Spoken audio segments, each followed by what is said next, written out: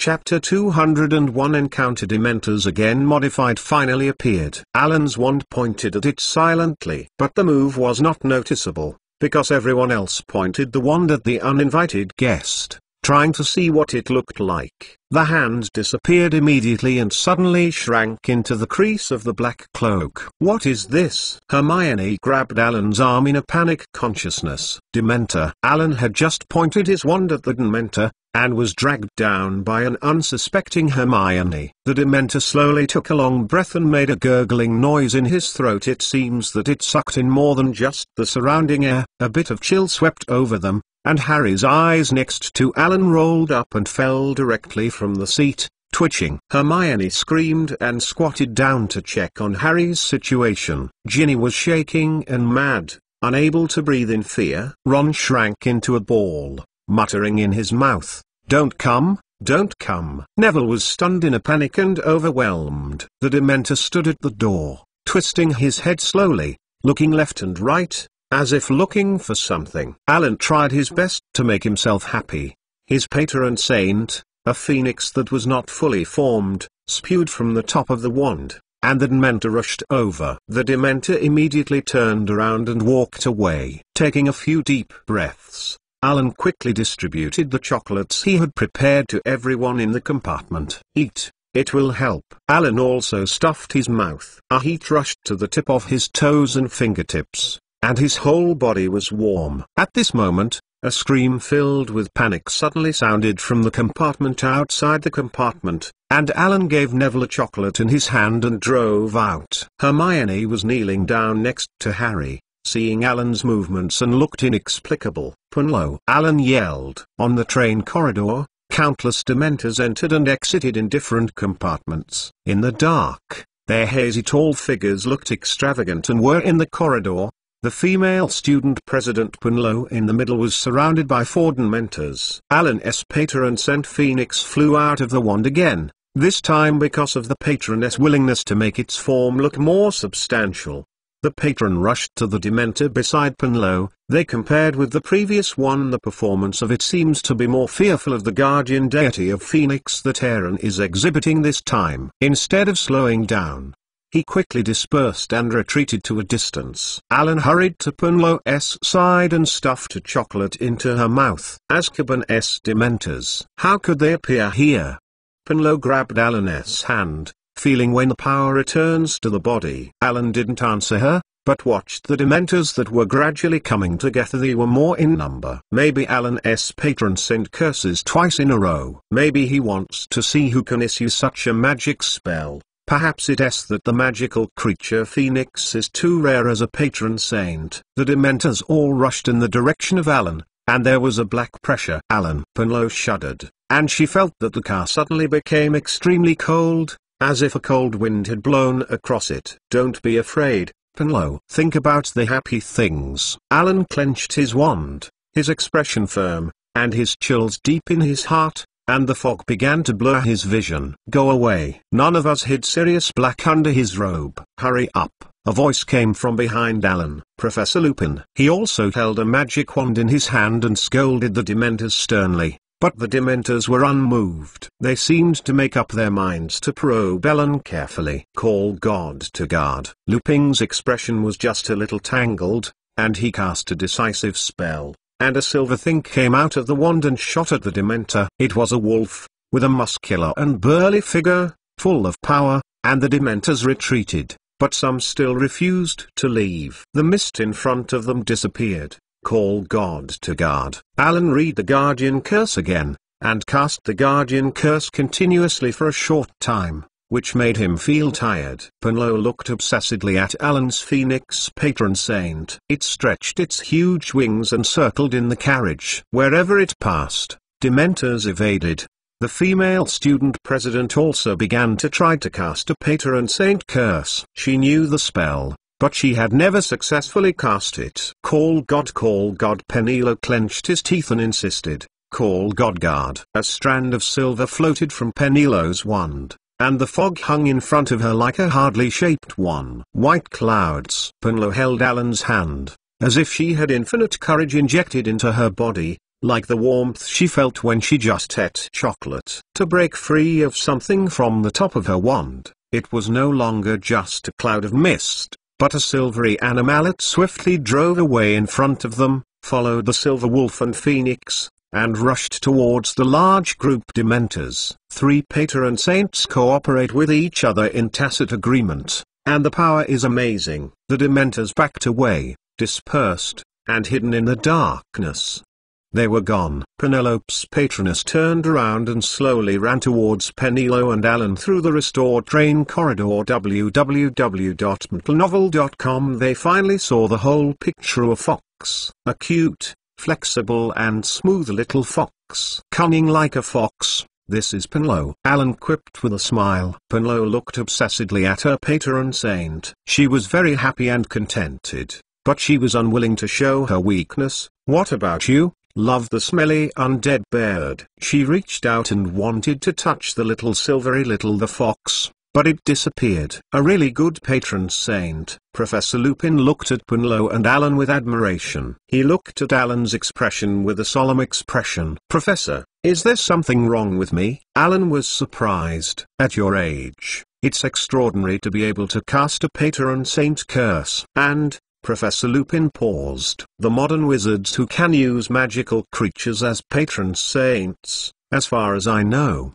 there is only Dumbledore, and like you, it is also a phoenix. Perhaps you will do great things in the future. Dumbledore is the greatest white wizard in history. Lupin looked at Alan carefully and came to the conclusion. Penelo nodded on the side, showing an admiring expression and a little pride. She never doubted Alan's future, and there is no doubt that Alan is Hogwarts' best student ever. Alan's expression was subtle. This is not the first time Alan has heard this. When buying the magic wand, Ollivander also said something similar. Although Ollivander and Professor Lupin had different starting points, Alan once suspected that the other party, as the owner of the wand store, would say so to every customer. Thank you, Professor. I will use your encouragement as my motivation. Alan smiled gently at Lupin. Chapter 202. Luna Lovegood modified. Hogwarts quickly made a long beep. The train started again, and the lights turned on again. Alan, thank you. Saved me again. Penelo looked at Alan gratefully. Ah, nothing. Your patron saint is really great. Alan waved his hands repeatedly. No, without you, I won't successfully issue a patron saint curse. Penelo said sincerely. Obviously that was what he thought. Alan stopped talking, and he felt that Penelo's words meant something, not just that he rushed out in time. Professor, Alan, I'm going to patrol the train again to appease the frightened little wizard and take a step first. Penelo flicked his beautiful curly hair and walked away firmly. It's very responsible and a good girl, Professor Lupin exclaimed. Of course. This is number one among the girls, the chairman of the Female Student Union. Alan was proud of Penelo from the heart. Back in the bright compartment again, Harry was awake and sat back in his seat. It was just the cold sweat that continued to flow from his forehead, indicating that his condition was not optimistic. Ginny curled up in the corner,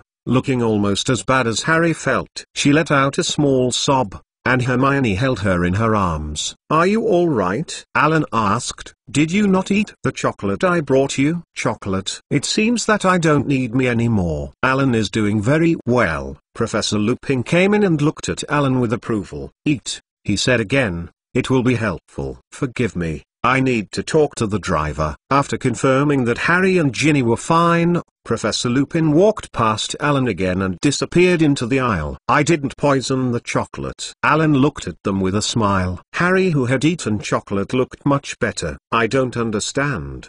What happened just now? Harry asked, wiping the cold sweat from his face. It's Dementors, Harry. Hermione looked at Harry worriedly. Are you really okay? Everyone looked at Harry. The Dementors had the biggest impact on Harry, only he fainted. Harry shook his head, and Ron told him what he had just done. It's terrible, Neville said, his voice higher than usual. Did you feel how cold it came in? I feel weird, Ron said, moving his shoulder anxiously, as if I could no longer be happy. But none of you fell off the seat? Harry said awkwardly. You are not fragile, Harry. Alan saw through Harry's mind at a glance.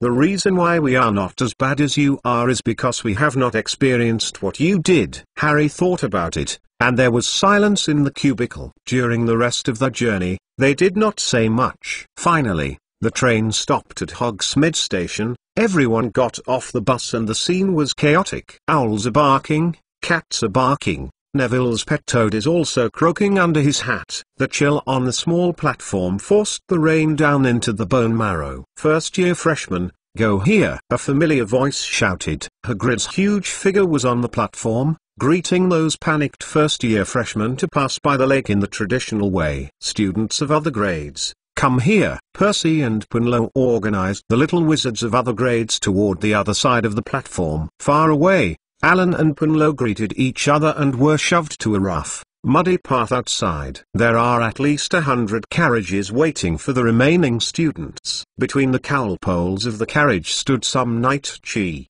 They had no flesh at all, and the black fur was tightly attached to the skeleton, and each bone was clearly visible. Their heads are very similar to the heads of fire dragons, their pupilless eyes are white, and they stare intently. Wings grew between the shoulder bone sludge. Black, tough wings that seemed to belong to giant bats. These night chimes stood motionless, standing quietly in the storm, looking weird and unlucky. Harry, Ron, Hermione and Neville climbed into a carriage. Ginny and Alan got on another one. Sorry, is there a place here? When Alan got into the dark carriage, a dazed voice said behind him. A wet girl came in and probed outside the carriage. She had unkempt, dirty, golden hair up to the waist, her eyebrows were very light, and her eyes protruded outward, which always made her look surprised. There was a madness in the girl. This may be because she actually put her wand behind her left ear for safety reasons,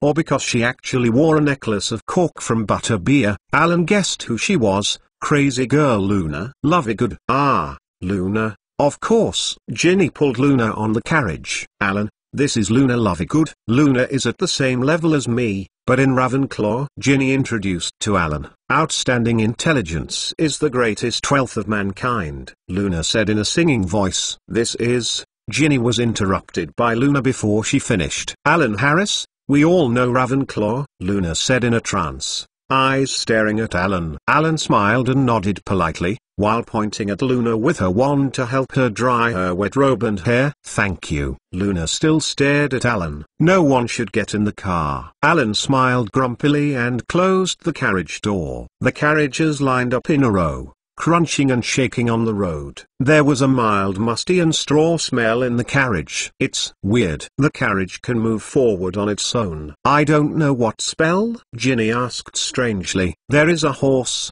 Can't you see it? Luna said lightly. Alan looked at Luna, and her big silver white eyes reflected the night chicks with bat wings. Really? www.mentalnovel.com. Alan? Ginny asked Alan in disbelief. Seeing Alan nodded, Ginny asked in terror, why can't I see? You are not crazy, your mind is as clear as mine. Luna stared at Ginny and said lightly. But Ginny's expression was more complicated, and her mind was as clear as the crazy girl Luna, which was not good at all. It was Yichi who was pulling the carriage, and only those who directly witnessed death could see it. Alan looked at Ginny's unexplained, changing expression funny. At the same time, he was secretly surprised by Luna's keen insight. Chapter 203. Check modified. Alan's carriage was very bumpy, and soon, Ginny could not take care of Yichi. She grabbed the armrest of the carriage and tried her best to keep her balance so as not to hit Alan's body and make her ugly in front of Alan. Luna sat steadily across from Ginny and Alan, glaring big eyes, sometimes looking at Alan and sometimes Ginny. The carriage drove towards two extraordinary wrought iron gates, with stone pillars on both sides of the gate, and on top of the pillars were wild boars with wings. Two hooded, spooky dementors, one standing at the door on each side. Suddenly, another uncomfortable feeling came to them. Ginny quickly retracted into the uneven seat, leaned back against Alan secretly, closed her eyes, and walked through the middle of the gate. The carriage accelerated along the long uphill lane leading to the castle. Alan leaned out of the small car window, watching the many turrets and towers getting closer and closer to them. Finally, The carriage stopped unsteadily. Alan jumped off the carriage first, followed by Ginny and Luna. There was a noise in front. It sounded like Harry had a dispute with Malfoy, and Ginny ran quickly. She trusts you very much, but she admires Harry Potter more. Luna's erratic voice rang in Ellen's ear. Alan couldn't help laughing. Ginny was more than an admirer of Harry, more likes and loves. Are you fainted, Weasley? That terrifying old Dementor also scared you, Weasley? From afar, Malfoy's smug voice came. Alan did not step forward to intervene, because he saw Professor Lupin carrying a tattered box off the carriage. Professor Lupin is here, and Harry will not suffer at all. Let's go to the auditorium. Alan's tone was extremely gentle. The two followed the crowd up the stone steps, through the majestic oak door, and into the spacious and deep foyer. There was a burning torch, and a magnificent marble staircase led upstairs. On the right, the door of the auditorium was open, and Alan saw the enchanted ceiling at a glance. Tonight was a dark sky. Ravenclaw little wizards could not believe their eyes when they saw Alan and the crazy girl Luna coming in together. Is a genius boy who is praised by everyone, and a crazy girl with strange behavior. How to think, neither will be the same person. Alan, come here. Professor Flitwick's recognizable voice sounded. Alan turned his head in surprise, and found him standing on a high step, with Professor McGonagall standing behind him. Alan quickly turned around and walked to Professor Flitwick. The little wizards of Ravenclaw who saw this scene made way for Alan to pass more quickly. Alan, I heard that you exhibited a very good patron saint, and I am proud of you. Professor Flitwick patted Alan's arm with relief. I'm going to pick up the first-year students now, and you follow Professor McGonagall. Professor Flitwick looked very anxious and left in a hurry. Professor McGonagall with a serious expression, her hair curled into a tight bun, and she wore a pair of square glasses on her sharp eyes. Professor McGonagall ignored Alan, but glanced through the crowd, looking for something. She suddenly shouted into the crowd, Potter, Granger, I want to see you too. Hermione and Harry were obviously very surprised, crowded the crowd, and came over. The little wizards of Gryffindor apparently never thought of giving way to them. Professor McGonagall's lips straightened. Seeing this, Harry and Hermione were very upset and didn't know what they did wrong. There is no need to be so nervous, I just want to talk to you in the office, Professor McGonagall told them. Professor McGonagall's office is small, but it is full of warmth. As soon as they walked in, Professor McGonagall motioned to the three of them to sit down, and she was sitting behind the desk herself. Then she said abruptly, Professor Lupin sent an hour ahead of time and said you were uncomfortable on the train, Potter. Harry felt blushed. He fainted on the train, or something else. It was bad enough. Now he sees everyone making such fuss. He feels even more embarrassed. Before Harry could answer, he heard a soft knock on the door, and then the school doctor Mrs. Pomfrey hurried in. And you, Alan, did not expect you to be able to confront Dementors head, or even drive them away. Professor McGonagall looked at Alan in surprise. Hearing this, Madame Pomfrey also bet on Alan. Bobby, Professor Lupin told me that Alan cast a patron saint curse 3 times in a short period of time, and confronted a large number of Dementors. You help him to see if it has been hurt, Professor McGonagall said. It's embarrassing turn of Alan.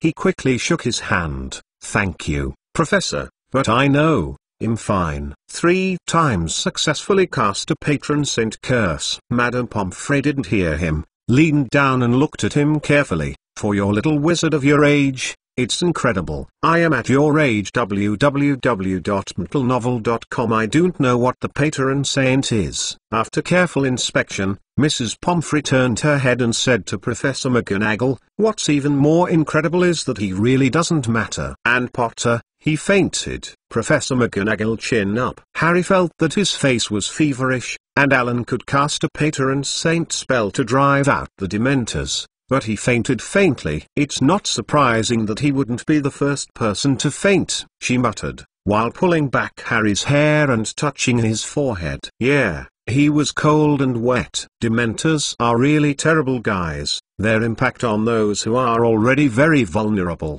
I'm not vulnerable," Harry said angrily. "Of course you are not vulnerable," Miss Pomfrey said absently, and began to touch his pulse again. "What does he need?" Professor McGonagall simply asked. "Rest in bed. Maybe he should stay in the school hospital for one night." "Well, at least, he should eat some chocolate," Miss Pomfrey said, and now she was watching Harry's eyes again. "I already ate some," Harry said. "Alan gave me some. He gave us all the chocolate." "Is it?" Miss Pomfrey said approvingly. "No wonder you can resist Dementors. You know them well." "Are you really feeling okay, Potter?" Professor McGonagall asked sternly. "Yeah," Harry said. "Very good. You and Alan can go downstairs for the banquet first. I will tell Miss Granger about her schedule." Professor McGonagall made a guest order. Chapter 204 New Teacher Modified. Professor McGonagall left Hermione. Alan knew that Hermione would get a time converter. This represents Dumbledore's absolute trust in Hermione. Time converter is not an ordinary magic appliance. It can let users go back to the past. Think about it. If you go back to Voldemort's birth and give him a pile of family planning supplies to prevent his birth,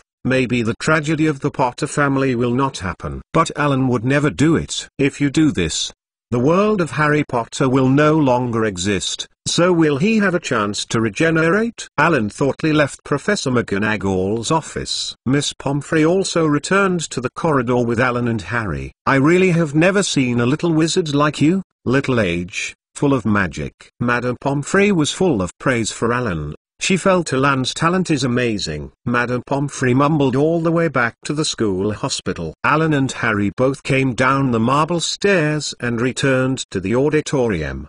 The auditorium is a sea of pointed black hats. Each long college table is filled with students. Their faces are gleamed by thousands of candles floating on the table. Professor Flitwick walked out of the auditorium with an antique branch hat and a three-legged stool. "Oh," Harry said regretfully, "we didn't catch the branch ceremony." The two of them crept as far as possible towards the table of their respective colleges. But when they walked behind the auditorium, people turned their faces to see them, and several people still pointed at them. Alan and Harry glanced at each other, and it seemed that they had spread the story about Dementors on the train. So Alan stopped covering up and simply strode back to Ravenclaw's position. Facing the admiring eyes of the little wizards of Ravenclaw, Elaine sat in his fixed position freely. Ravenclaws automatically avoided his position. Even the newly added little wizard was arranged by Punlo to other positions. Then the headmaster stood up and spoke, and Dumbledore looked at the little wizards under the stage with a smile, the candlelight shining on his white beard. "He looks amiable and always easily gains the trust and respect of the little wizards. This may have something to do with his being the greatest white wizard in history. But more often, people always involuntarily trust him." After his welcome speech, Dumbledore looked serious. He cleared his throat. "Obviously, the next words are very important. Our school is currently welcoming some Dementors of Azkaban. They are sent by the Ministry of Magic to perform official duties. Presumably you already know that because they searched the Hogwarts Express. What makes me proud is that the little wizards in our school can successfully resist or even expel them." The little wizards in the auditorium probed their brains in their seats and looked at Alan. The little wizards on Ravenclaw's table and Wrong sat straight. From afar, Alan and Professor Dumbledore's eyes met each other. Alan could feel the admiration and the look in his eyes. "But this does not mean that all of our little wizards can provoke them," Professor Dumbledore emphasized the voice and emphasized. "No one is allowed to leave the school without permission. Any tricks, and disguise can't deceive the Dementors in invisible clothes," he added lightly. Alan blinked, which was obviously meant for Harry. "I just don't know. Can the Dementors see through his wonderful wizard robe?" "The Dementors' nature will not understand excuses and beg for mercy. So I remind everyone here that they have no reason to hurt you. I hope that the class leader and our newly elected male and female student council chairman will ensure that no student is deceived by Dementors. There is a conflict." Alan looked at Punlo. The beautiful and bright girl looked dignified, and apparently heard Dumbledore's words in her heart. Punlo, who confronted the Dementors directly, was too aware of the terrible place of Dementors. She is determined to perform her duties seriously, not to give the little wizards the opportunity to be hurt by the Dementors. Percy at the Gryffindor table, he raised his chest again, looking alive. He likes the feeling that he is valued by professors and prefers his name to appear alongside Penlow. Dumbledore stopped again, looking very seriously around the auditorium. No one moved or made a sound. Even when the new professor of black magic defense, Lupin, was introduced to everyone, the auditorium only sparsely applauded. Jidero Lockhart proved the truth. Even if it is a professor, it may be a bad guy who doesn't learn and has no skills. The other teachers wore their best robes, and Professor Lupin was sitting next to them, even more ragged. This made the little wizards doubt his strength. Alan couldn't help but looked at Professor Snape. Professor Snape's pale yellow face twitched, twisted, and very scary. The expression was not only angry, but hatred. But Alan was not surprised. Everyone will remember those who bullied themselves when they are studying. Alan is himself. When he was young in his previous life, he was once blackmailed by the same table for 10 yuan, and he dared not tell his parents that his mouth was bubbly. Even after he grew up working, he still resented the thought of the domineering classmate. Not to mention James Potter, Sirius, Lupin, they are really too much. For Alan, www.uukanzu.com, he would rather be scalded and wounded by Shenfeng Wu Ying instead of hanging upside down in the air, showing most of his body. The former at least looks like a tragic hero, while the latter is undoubtedly more like a useless insult. The damage caused by the two seems to be more serious for the former, but in fact the latter's damage cannot be rectified. The scars on can be treated, but the mental trauma can no longer be eliminated. Heart knot is difficult to solve. Therefore, Alan particularly understands Professor Snape's mood at this time. Next, Ruba Hager was appointed as the teacher of the class of protection of magical animals, while continuing to assume the responsibilities of the game guard. Hagrid's face flushed red, his eyes down on his big hands, a big smile hidden behind the tangled black beard. As Dumbledore continued his speech, Hagrid thought to cover his eyes with a tablecloth covertly. Alan was happy for Hagrid and slaps hard. However, he still wanted to find a suitable opportunity to remind Hagrid not to choose too dangerous magical creatures. Although Alan himself really wanted to see eagles and winged beasts. Well, there are so many important things, Dumbledore said. Let's have a party. Full of food and drinks suddenly appeared in the gold plate and tall wine glasses in front of them. The little wizards suddenly had a big appetite, and the auditorium was filled with laughter and laughter, echoing the collision of knives and forks. This is really a delicious feast. The panic caused by the Dementors was successfully left behind by the little wizards. Chapter 205. Alan's suggestion modified. When the last few pumpkin pies on the large golden plate disappeared, Dumbledore announced that everyone could go to bed. Alan, surrounded by the Ravenclaws, walked towards the Ravenclaw Tower together.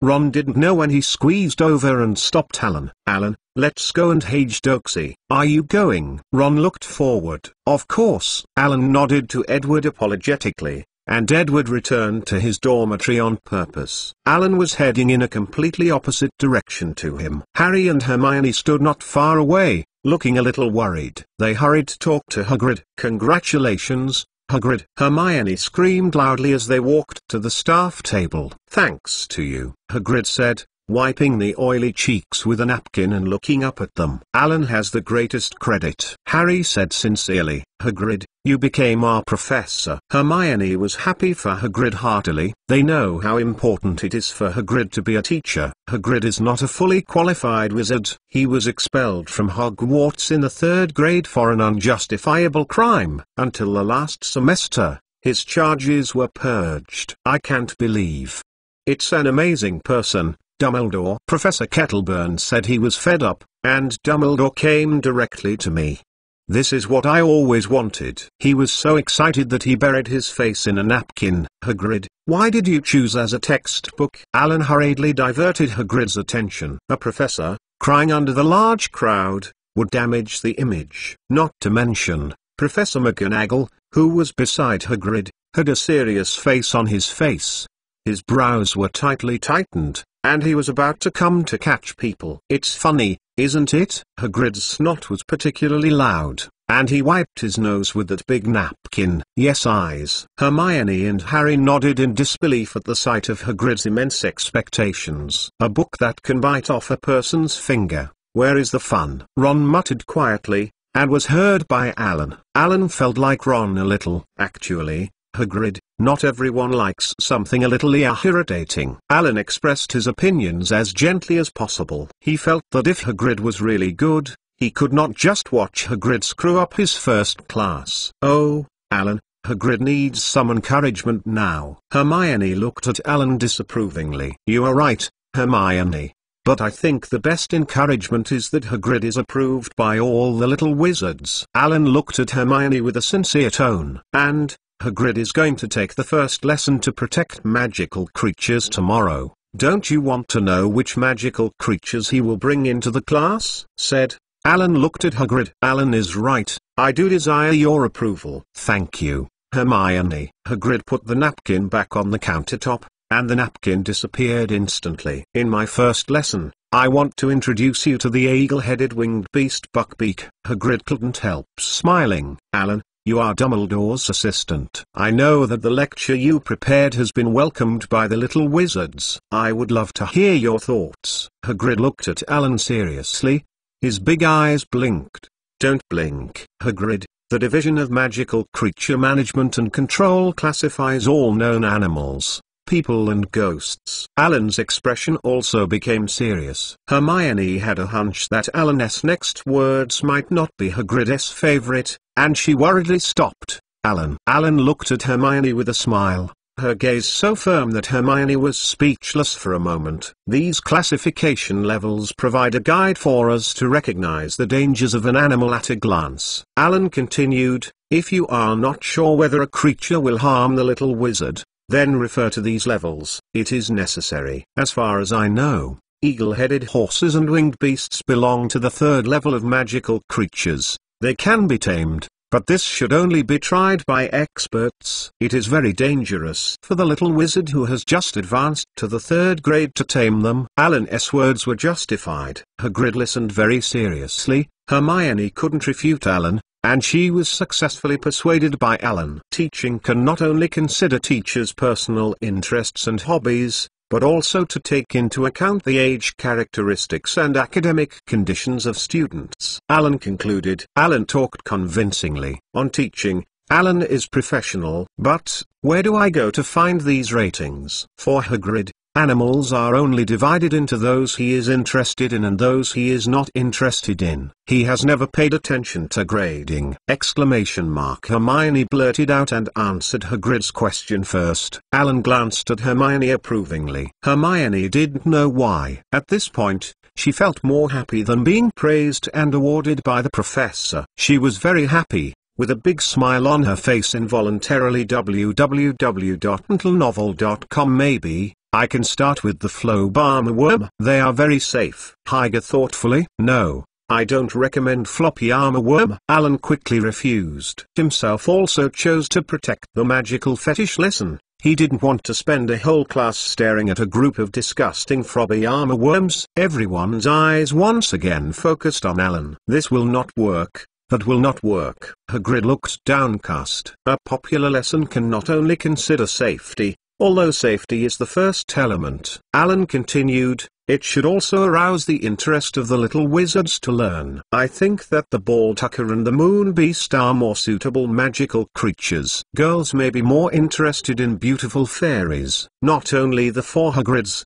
but also Professor McGonagall listened with interest. Alan, you know so much. Ron was completely convinced by Alan's knowledge and manners. Harry nodded desperately. Don't know what came to mind. Hermione blushed inexplicably. Thank you, Alan. I think I can go to the Forbidden Forest to see if there are any of these magical creatures you said. Hagrid patted Alan's shoulder with his big slap. Alan pretended to be unable to bear and fell to the side table. Everyone laughed. Oh, Alan, you will always surprise me. If you want, maybe when you graduate, Hogwarts welcomes you. Seeing Hagrid cheer up again, Professor McGonagall, who was always serious, made a rare joke. Chapter 206 Conflict modified. The next day, when Alan came back from morning exercises and walked into the auditorium for breakfast, he was surprised to find that he looked at him with not only the little wizard of Ravenclaw, but also the wizards of several other colleges. They all stopped to dine,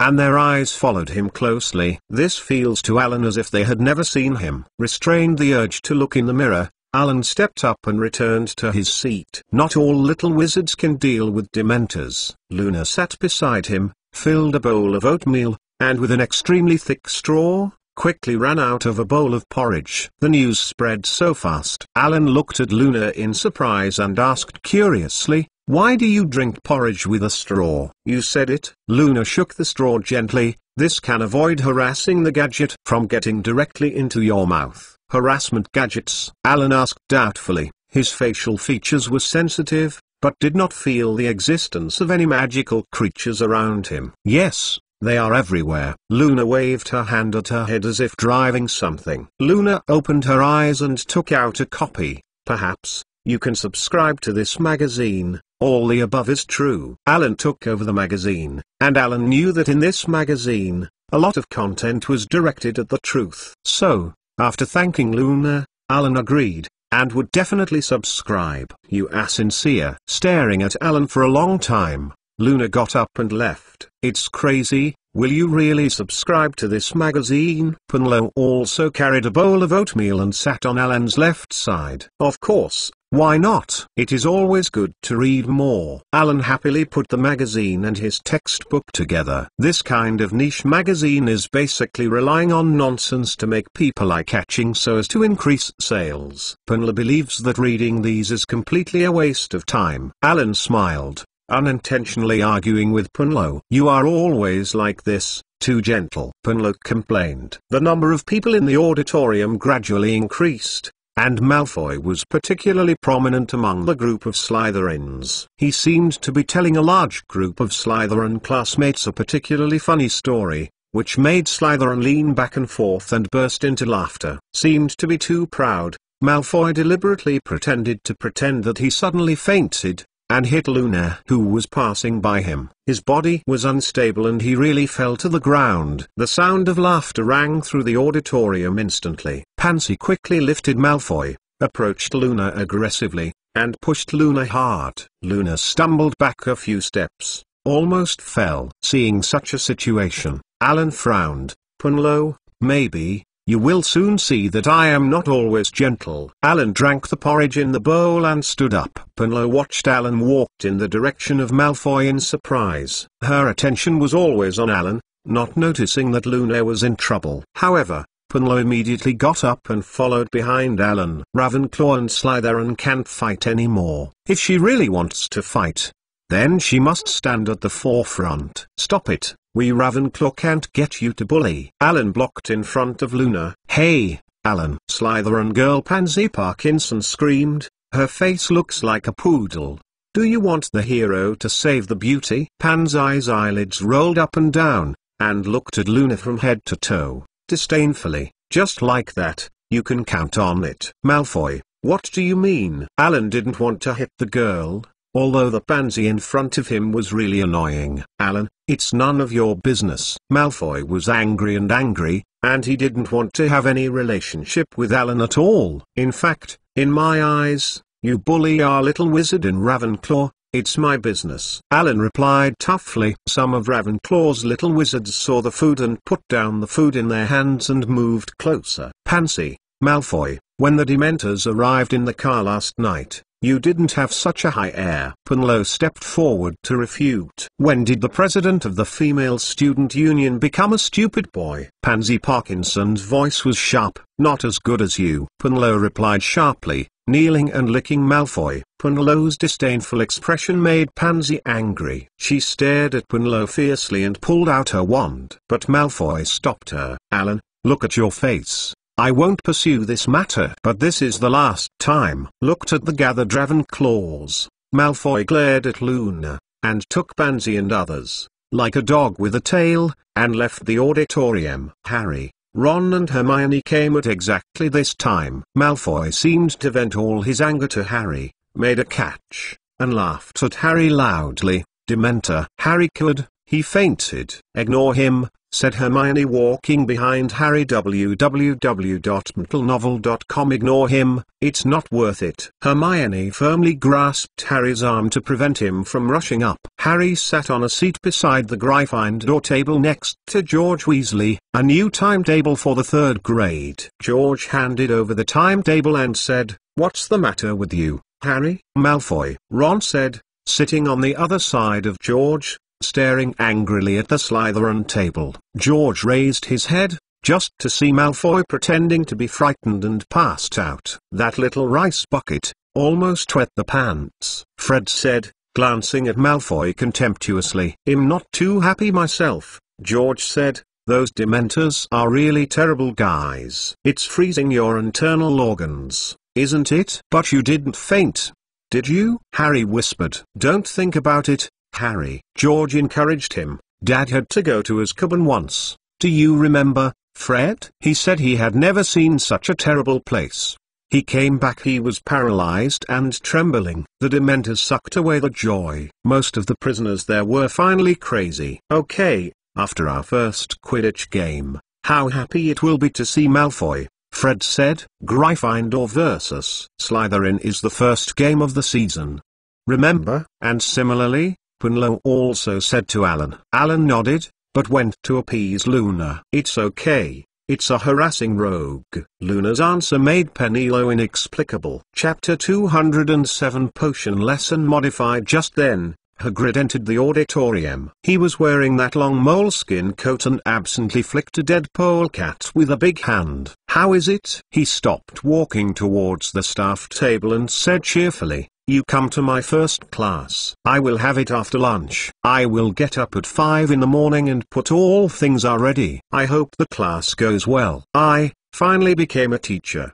"Really?" He smiled happily at Harry and then nodded at Alan, and continued to walk towards the staff table, still flinging the dead polecat. "I don't know what he is preparing for," Ron said, with a hint of worry in his voice. With Alan's suggestion, it should not be too outrageous. Harry swallowed the last bite of the sandwich in a hurry. "The students are rushing to their first class, and the number of people in the auditorium is gradually decreasing." "What was your first class?" Penlo asked Alan curiously. Luna stared at him with wide eyes. "Oh, potion lesson." Alan didn't understand why they looked at her like this. "My first lesson is transfiguration. We are different." Penlo looked at his class with regret. "By the way, Professor Snape's complexion is very bad, you have to be more careful." Penlo looked at Professor Snape on the teacher's bench and gently told Alan. Alan followed her gaze, and Professor Snape was staring at Professor Lupin with a bad look,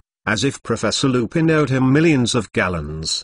Despite his bad mood, Professor Snape was keenly aware of Alan's eyes. He looked like a knife and looked at it instantly. And Professor Snape's eyes met. Alan twitched, but an extremely gentle and polite smile smiled on the face. Seeing that it was Alan, Professor Snape nodded slightly, stopped looking at Alan, and began to enjoy his own breakfast. Alan gasped without a trace. "He will not embarrass you," Luna said in a trance. "I will not give him a chance to embarrass." Alan laughed. "Who wants to embarrass you? Then the last one must be himself." Penlo blinked slyly. "The potions classroom is underground, cold and gloomy. There are glass jars along the wall, and the animal specimens soaked in it are creepy. The cold water pours out of the pool from the mouth of the sculpted human face stone in the corner." When everyone put the crucible racks well, Professor Snape walked into the classroom with great vigor. "To make a new magic potion, shrinkage potion today. Does anyone know what materials it needs? What effect?" Professor Snape glanced over the little wizards. Everyone is silent, and dare not touch his eyes. Alan except Ravenclaw. Thinking of Alan and his gaze in the morning, Professor Snape ordered Alan's name. "To make a slimming agent, you need to chop the roots of the daisies, peel the shrunken figs, slice the caterpillars into thin slices, and add a drop of mouse bile and a little leech juice. Zoom out." Alan answered calmly, looking directly at Professor Snape. Professor Snape stared at Alan somberly, and the little wizards of Ravenclaw looked at Alan worriedly. Very good, Ravenclaw, plus 5 points. To everyone's surprise, Professor Snape actually gave Ravenclaw extra points. And the careful classmates found that his brows were not as tight as before. Everyone looked at each other. Did Alan cast a confusion spell on the professor? What are you waiting for? Get your notes quickly. Professor Snape knocked on the podium dissatisfiedly. The wizards lowered their heads in unison, picked up the pen, and recorded it. Next, under the dangerous eyes of Professor Snape, the little wizards carefully cut the roots of the small daisies and carefully peeled the figs. Everyone realizes that although Professor Snape looks at Alan differently, it does not mean that he can relax his vigilance in class. Alan cut the roots of the small daisies into small and even pieces neatly, and the Ravenclaws beside him were already surprised. Wait for Alan to put all the materials into the crucible, and other students are still fighting against the caterpillar. Soft caterpillars, sticky after cutting, look very disgusting. Hufflepuff's Hannah Abbott, constantly rubbing the green juice in her hand, looks like she is crying. Seeing that Professor Snape had been visiting the crucible on Ravenclaw's side, Ernie Macmillan secretly transformed herself and Hannah's caterpillars into frozen caterpillars. It's much easier to cut like this,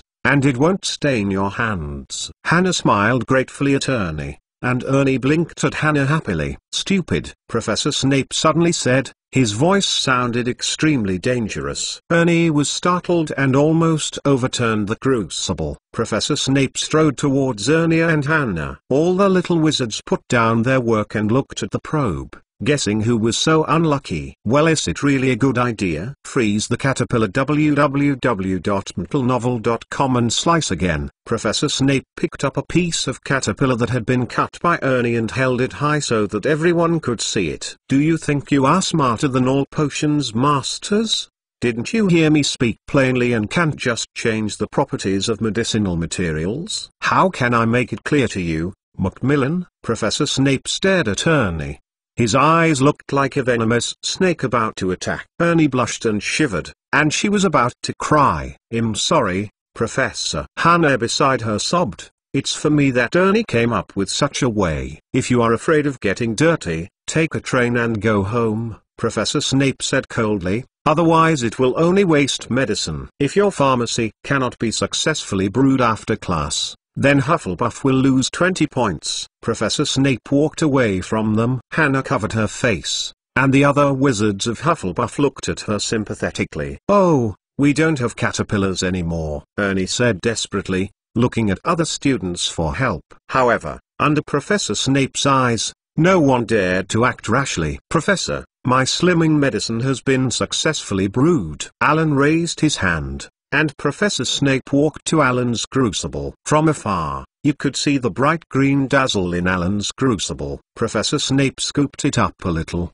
and slowly poured it back into the crucible, with a smile on his face, which surprised the little wizard who was paying attention to his chin. Chapter 208 Malfoy injured modified. Very good, Harris. Professor Snape nodded, but did not add points to Ravenclaw. Alan packed the potion into the bottle and put it on the podium. Professor should give you extra points. Edward murmured quietly. It doesn't matter. My purpose has been achieved. Alan smiled carelessly. Ernie on Hufflepuff had already started cutting caterpillars. Hannah dared not dismiss the caterpillar juice anymore and carefully handled the herbs. Professor Snape glanced at Alan suspiciously, and Alan looked at him innocently. When he attracted the attention of Professor Snape and saw the gesture made by Alan behind, Michael Kona next to Ernie immediately acted and distributed his caterpillar to Ernie and Hannah. Alan, can you lend me your copper balance? Edward was anxious as the get out of class was about to end. Of course. Alan handed the balance over and entrained the roots of some small daisies. Edward and Alan exchanged a knowing look, bowed their heads and continued to fight their own potions. Minutes before get out of class,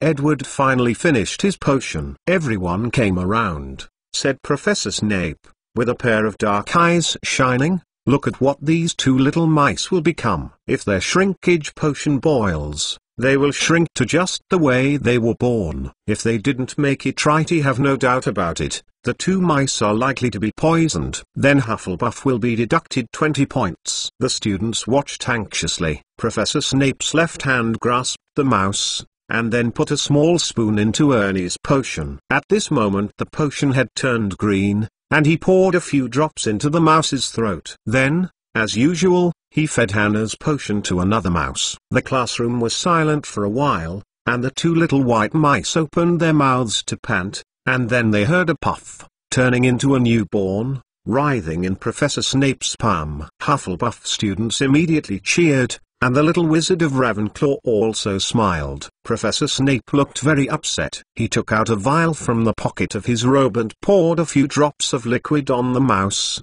and the mouse returned to its original shape all at once. Hufflepuff gets 5 points, Snape said, and the smile on everyone's face disappeared. Because you dirty the floor. After class. On the ground below Hannah and Ernie's crucible, a lot of green potions spilled out, and they were very conspicuous on the black floor. Alan and Edward went upstairs to the hall, and Ernie and Hannah followed them gaspingly. Thank you, Alan, if it weren't you. I didn't do anything. Alan put his finger on his lips, so Ernie didn't say anything. Have you cleaned the floor? Those 5 points shouldn't be deducted, it's just a matter of spells. Edward was sideways. It's just a 5-point deduction, no 20-point deduction. We are already very happy. Hannah looked at Alan gratefully. He was better than she knew. Since the potion class took a lot of time, the 4 little wizards accelerated their pace and went to the second greenhouse. Until I saw the dean of my college,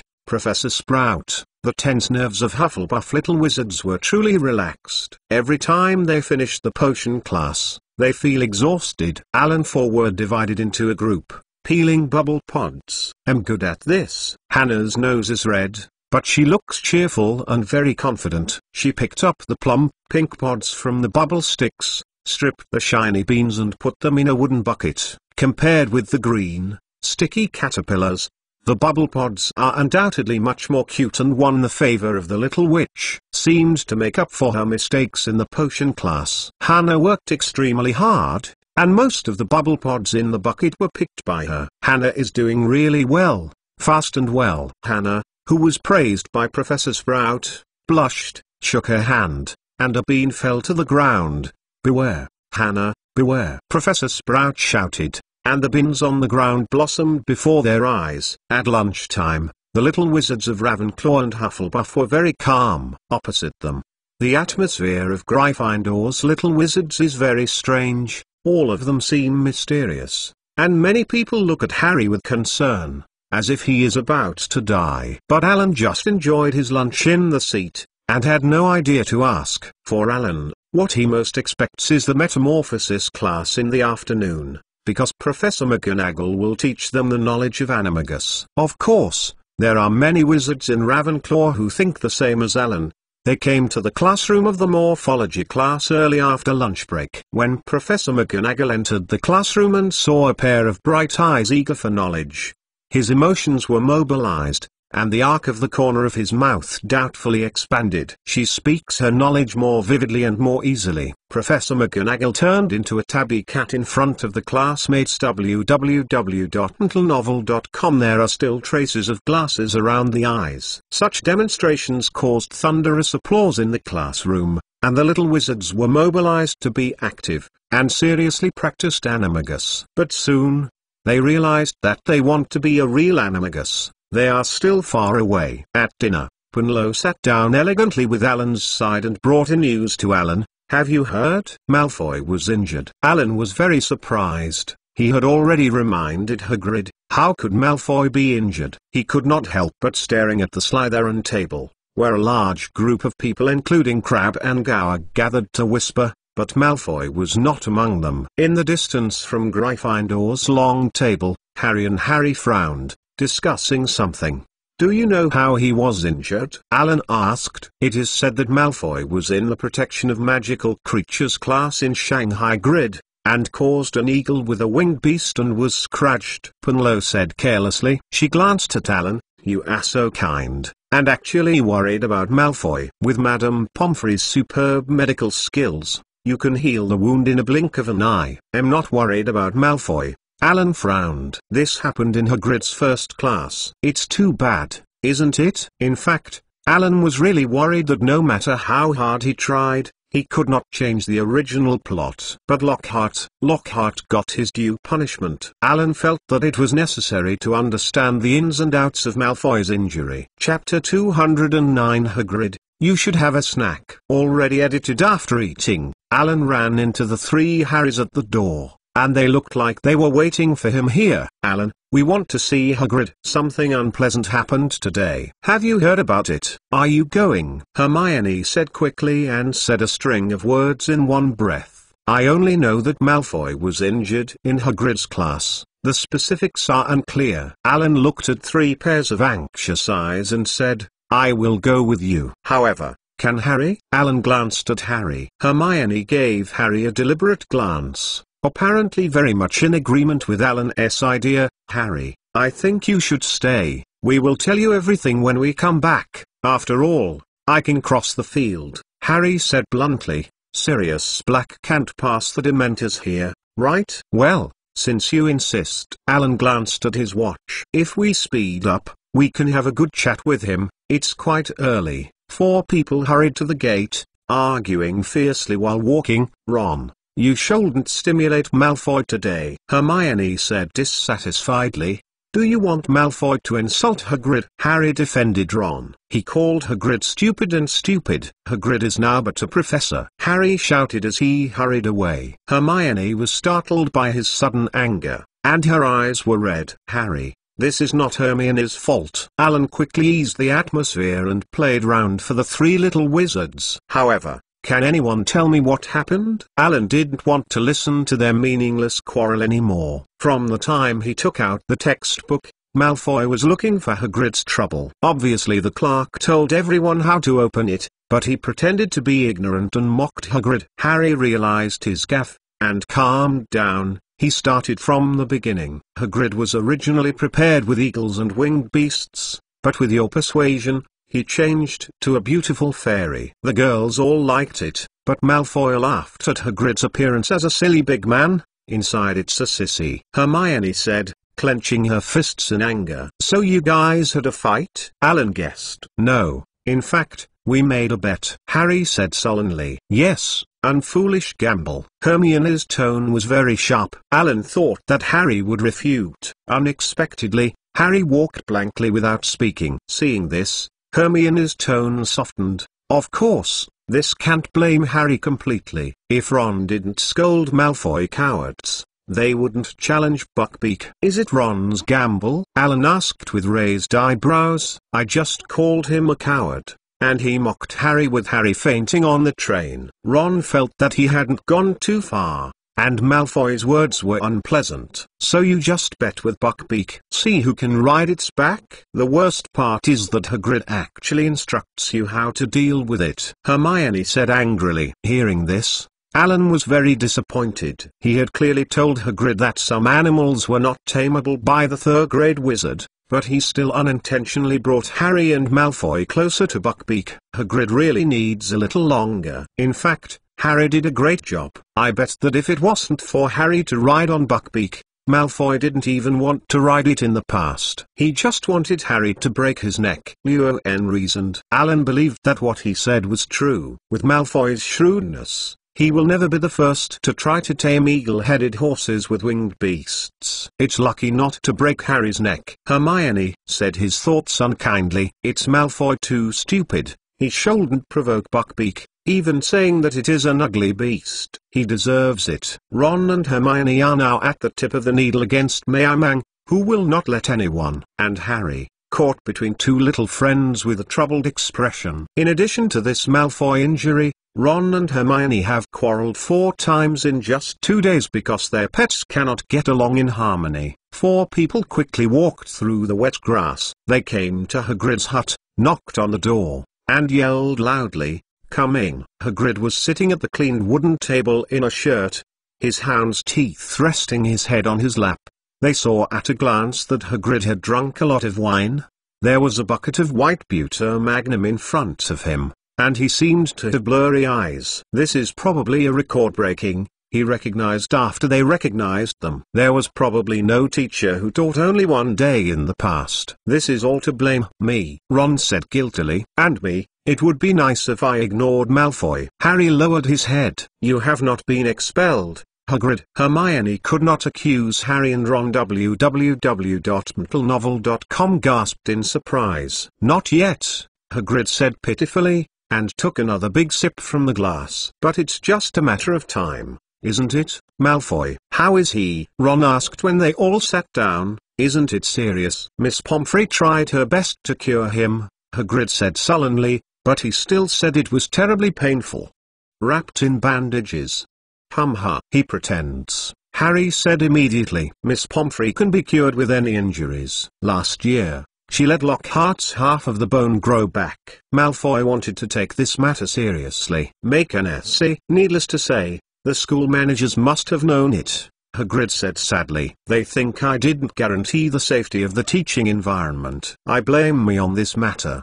If I can think of Alan then, be more careful. This will not happen. Malfoy deserves it all, Hagrid. Hermione said sincerely. We are all witnesses, Harry said. You said that if you offend the eagle and the winged beast, it will attack. Who asked Malfoy not to listen carefully? We want to tell Dumbledore about the situation. Yeah, don't worry, Hagrid, we will all support you, Ron said. Cheer up, Hagrid. We are all looking forward to your magical creature protection class tomorrow. Alan felt that the best way to cheer up a frustrated person was to find something for him to do. Tears flowed out of Hagrid Escrow's feet with black eyes. Oh, Alan. This happened. You are still looking forward to my class. Woo. Chapter 210 Boggart Modified. Of course, I am very interested in magical creatures. In fact, I am also very interested in Buckbeak. Alan smiled and patted Hagrid's arm. However, Hagrid, you can't drink anymore. I think you need to make some preparations,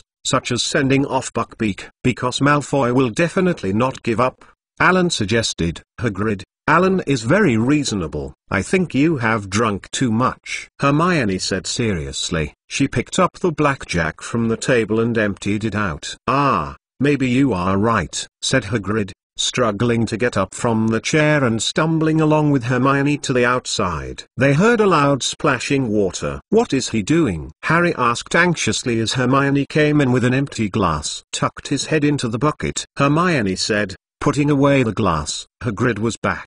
His long hair and beard were soaking wet, and he wiped the water from his eyes. Alan saw this and immediately pulled Hermione back a few steps. Facts have proved that his actions are extremely wise. This is much better, Hagrid said, shaking his head like a dog and splashing water on both Harry and Ron. I said, it's so good to see me. I really am. Hagrid stopped suddenly, staring blankly at Harry, as if he had just realized he was here. What are you doing, eh? He suddenly yelled and jumped them in shock. Can't run around everywhere, Harry. And the three of you. Let him do this. Hagrid strode in front of Harry, grabbed his arm, and pulled him to the door. Quick, Hagrid said angrily, I will send you back to school. Don't let me see me here after dark. I don't deserve it. Returned to the castle and looked at Hagrid's back from the door. Harry felt guilty. We are haunting Hagrid, but he is still thinking about me. If you really feel guilty, it's better to look for the relevant regulations of magical creatures hurting people. I guess it will be used in the near future. Alan said goodbye to Harry without any loss and went to Ravenclaw in the direction of Lowtower. Alan seems to be a little unhappy. Ron put his arms around his chest and supported his chin with one hand. Everyone with a brain will think you have done a stupid thing. Hermione glared at Ron, shook her tousled curly hair, and walked away. Only Ron and Harry looked at each other. Is Hermione a bit excessive? Ron turned his head and asked Harry. Because we are so impulsive. Harry replied muffledly. The next day, Alan was very happy to see that Hagrid regained his anger and greeted the little wizards of Ravenclaw and Hufflepuff with a thick voice. Ah, great. Hagrid took everyone to an open space outside the Forbidden Forest. Now, what we need to do is open the textbook. Every little wizard opened his mouth obediently, letting the little wizards read it. It's great. You all have mastered the correct way to open this book. I think it is very interesting. Such a smooth start obviously gave Hager confidence. In fact, everyone focused their eyes on the eagles and winged beasts in the distant paddock. Malfoy's injuries spread throughout the campus overnight. Hagrid cleared his throat and said aloud, "Today we are going to introduce you fairy." A little fairy with a body, head and limbs of less than 5 inches tall crawled out of Hagrid's pocket and flew over his shoulder. It has a delicate face and 2 large, colorful wings that resemble the wings of insects. It sat on Hagrid's shoulders, wings fluttering gently behind his back, looking cute. Hagrid is very happy because of the smooth progress. He waved at the little wizard and exclaimed enthusiastically, "How beautiful, isn't it? You can make a tree house for yourself, and then find the fairy hidden in the forest." This little thing naturally loves vanity. As long as they are used as decorations, they will be very obedient. Hagrid pointed not far forest. The girl's gaze was quickly attracted by these exquisite and cute little creatures, and he happily went to make his own tree house. Although boys are more interested in eagles and winged beasts in the distance, with Malfoy's lessons, no one dares to challenge and tame this fierce magical creature. Alan finished the tree house very quickly. He actually built a castle with branches and leaves. Has to say that his superb deforming technique has played a big role in it. When he walked into the forest to find a fairy, his sensitive ears made him easily discover the traces of the fairies. These little creatures are very lively when they gather together. They will make a harsh buzzing noise because they are naturally quarrelsome. Alan walked by, and the fairies with wings of various colors were quiet for a moment, and then the buzzing turned upside down. They saw the delicate castle in Alan's hands. Although their intelligence is not high, www.mtlnovel.com, but successfully grasped Alan's intention. The castle needs their settlement. After some controversy, the 3 most beautiful fairies plunged into Alan's castle. Alan, who completed the task as quickly as possible, got the eyes of envy and jealousy. Fairy is cute, but the demand is too high. The treehouse made by the little wizards is really rough, and can't attract these fairies at all. Alan approached Hagrid and showed Hagrid his treehouse. "Awesome, Alan. You are the quickest to complete the task." Hagrid scratched his head and his eyes lit up. "I want to reward Ravenclaw with 10 points. Professor, can I get another reward?" In the class, Alan respectfully called Hagrid as a professor, which made Hagrid's heart bloom. Even Harry habitually called him Hagrid. Alan was the first to call him a professor. "What do you want?" Looking at Hagrid, even if Alan wanted the stars, he would pick them. "Professor, I want to get close to Buckbeak." Alan was very curious about this eagle-headed winged beast. This one Hagrid was a little embarrassed. "I only take a closer look," Alan assured. "Okay, but you must stay away from it." Alan's eager look made it difficult for Hagrid to refuse. Alan nodded and agreed, and led by Hagrid, went to the paddock. Secretly followed the dynamic little wizards here, who gave up looking for fairies and followed them. Chapter 211. Buckbeak modified. How beautiful, isn't it? Different from the praise of the fairy before, Hagrid obviously really likes this eagle-headed horse with winged beasts, and feels beautiful from the heart. This is just Hagrid's idea. For the little wizards around, the first time they see such a weird animal, and then think of its record, they still have the most fear. It has a horse's body, hind legs and tail, but its front legs, wings and head are like eagles. Its ruthless beak is the color of steel, and a pair of bright big eyes are orange. The hawk's claws on its front legs are half a foot long and look daunting. A thick leather collar was wrapped around his neck, tied by a long chain, and the chain was tied to the fence. Although it looks majestic, but in the huge paddock, only it stays here alone, which looks very worrying. Hagrid threw a big fresh fish in front of the fence. Buckbeak in the fence opened his mouth and caught it accurately, eating happily. "Originally there were many, but after I heard your suggestions, I sent them back to the Forbidden Forest." Only Buckbeak refused to leave. Hagrid thought he was unattended and wiped his eyes secretly with his big palm. "It's really beautiful," Alan exclaimed from the heart, and other little wizards also nodded in agreement with Alan. Indeed, Once you overcome the fear of seeing half-horse and half-bird monsters for the first time, you will start to admire the shiny fur of the eagle beast. Hagrid, can I take a closer look at it? Alan asked. He felt like he was starting to like Buckbeak. For boys, it is really easy to be attracted by such a beast. But, Alan, Hagrid was a little embarrassed. Hagrid, I will never act recklessly. I know that it is proud, easy to lose his temper, and must not humiliate it. Wait for it to act first, and be polite to it. Alan said what he knew. You have to believe me, Hagrid.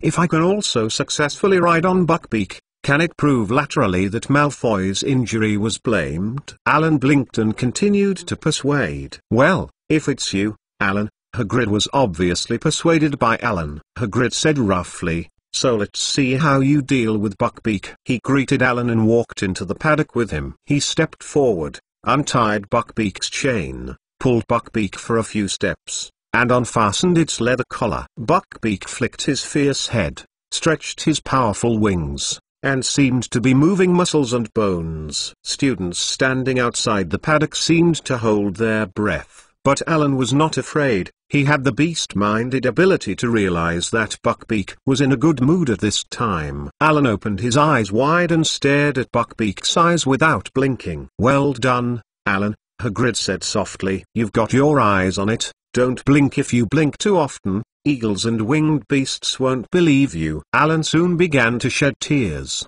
but he didn't close his eyes. Buckbeak turned his pointed head and stared at Alan with a fierce orange eye. Right, Hagrid said. Right, Alan. Now, bow. Alan felt Buckbeak looking at himself. It doesn't feel bad about itself, and it has no intention of hurting itself. So Alan obeyed Hagrid's instructions. He bent down deeply, bowed at Buckbeak, and straightened up after a while. Buckbeak waved his wings a few times and raised its claws. The little wizards outside the fence couldn't help but take a breath. Some soft-hearted witches covered their faces and dared not watch the tragedy that followed. The little wizards didn't dare to take a breath, fearing that the eagle-headed horse and winged beast would be disturbed. Buckbeak looked at Alan for a long time, and when Hagrid tried to persuade Alan to give up, it moved. To everyone's surprise, the eagle-headed winged beast suddenly bent down its scaly front knee and made an undoubted bow position. Good job, Alan, Hagrid said ecstatically. Well, you can touch it. Pat its mouth, go. Alan also had a sense of accomplishment in his heart. As he realized Buckbeak's mood,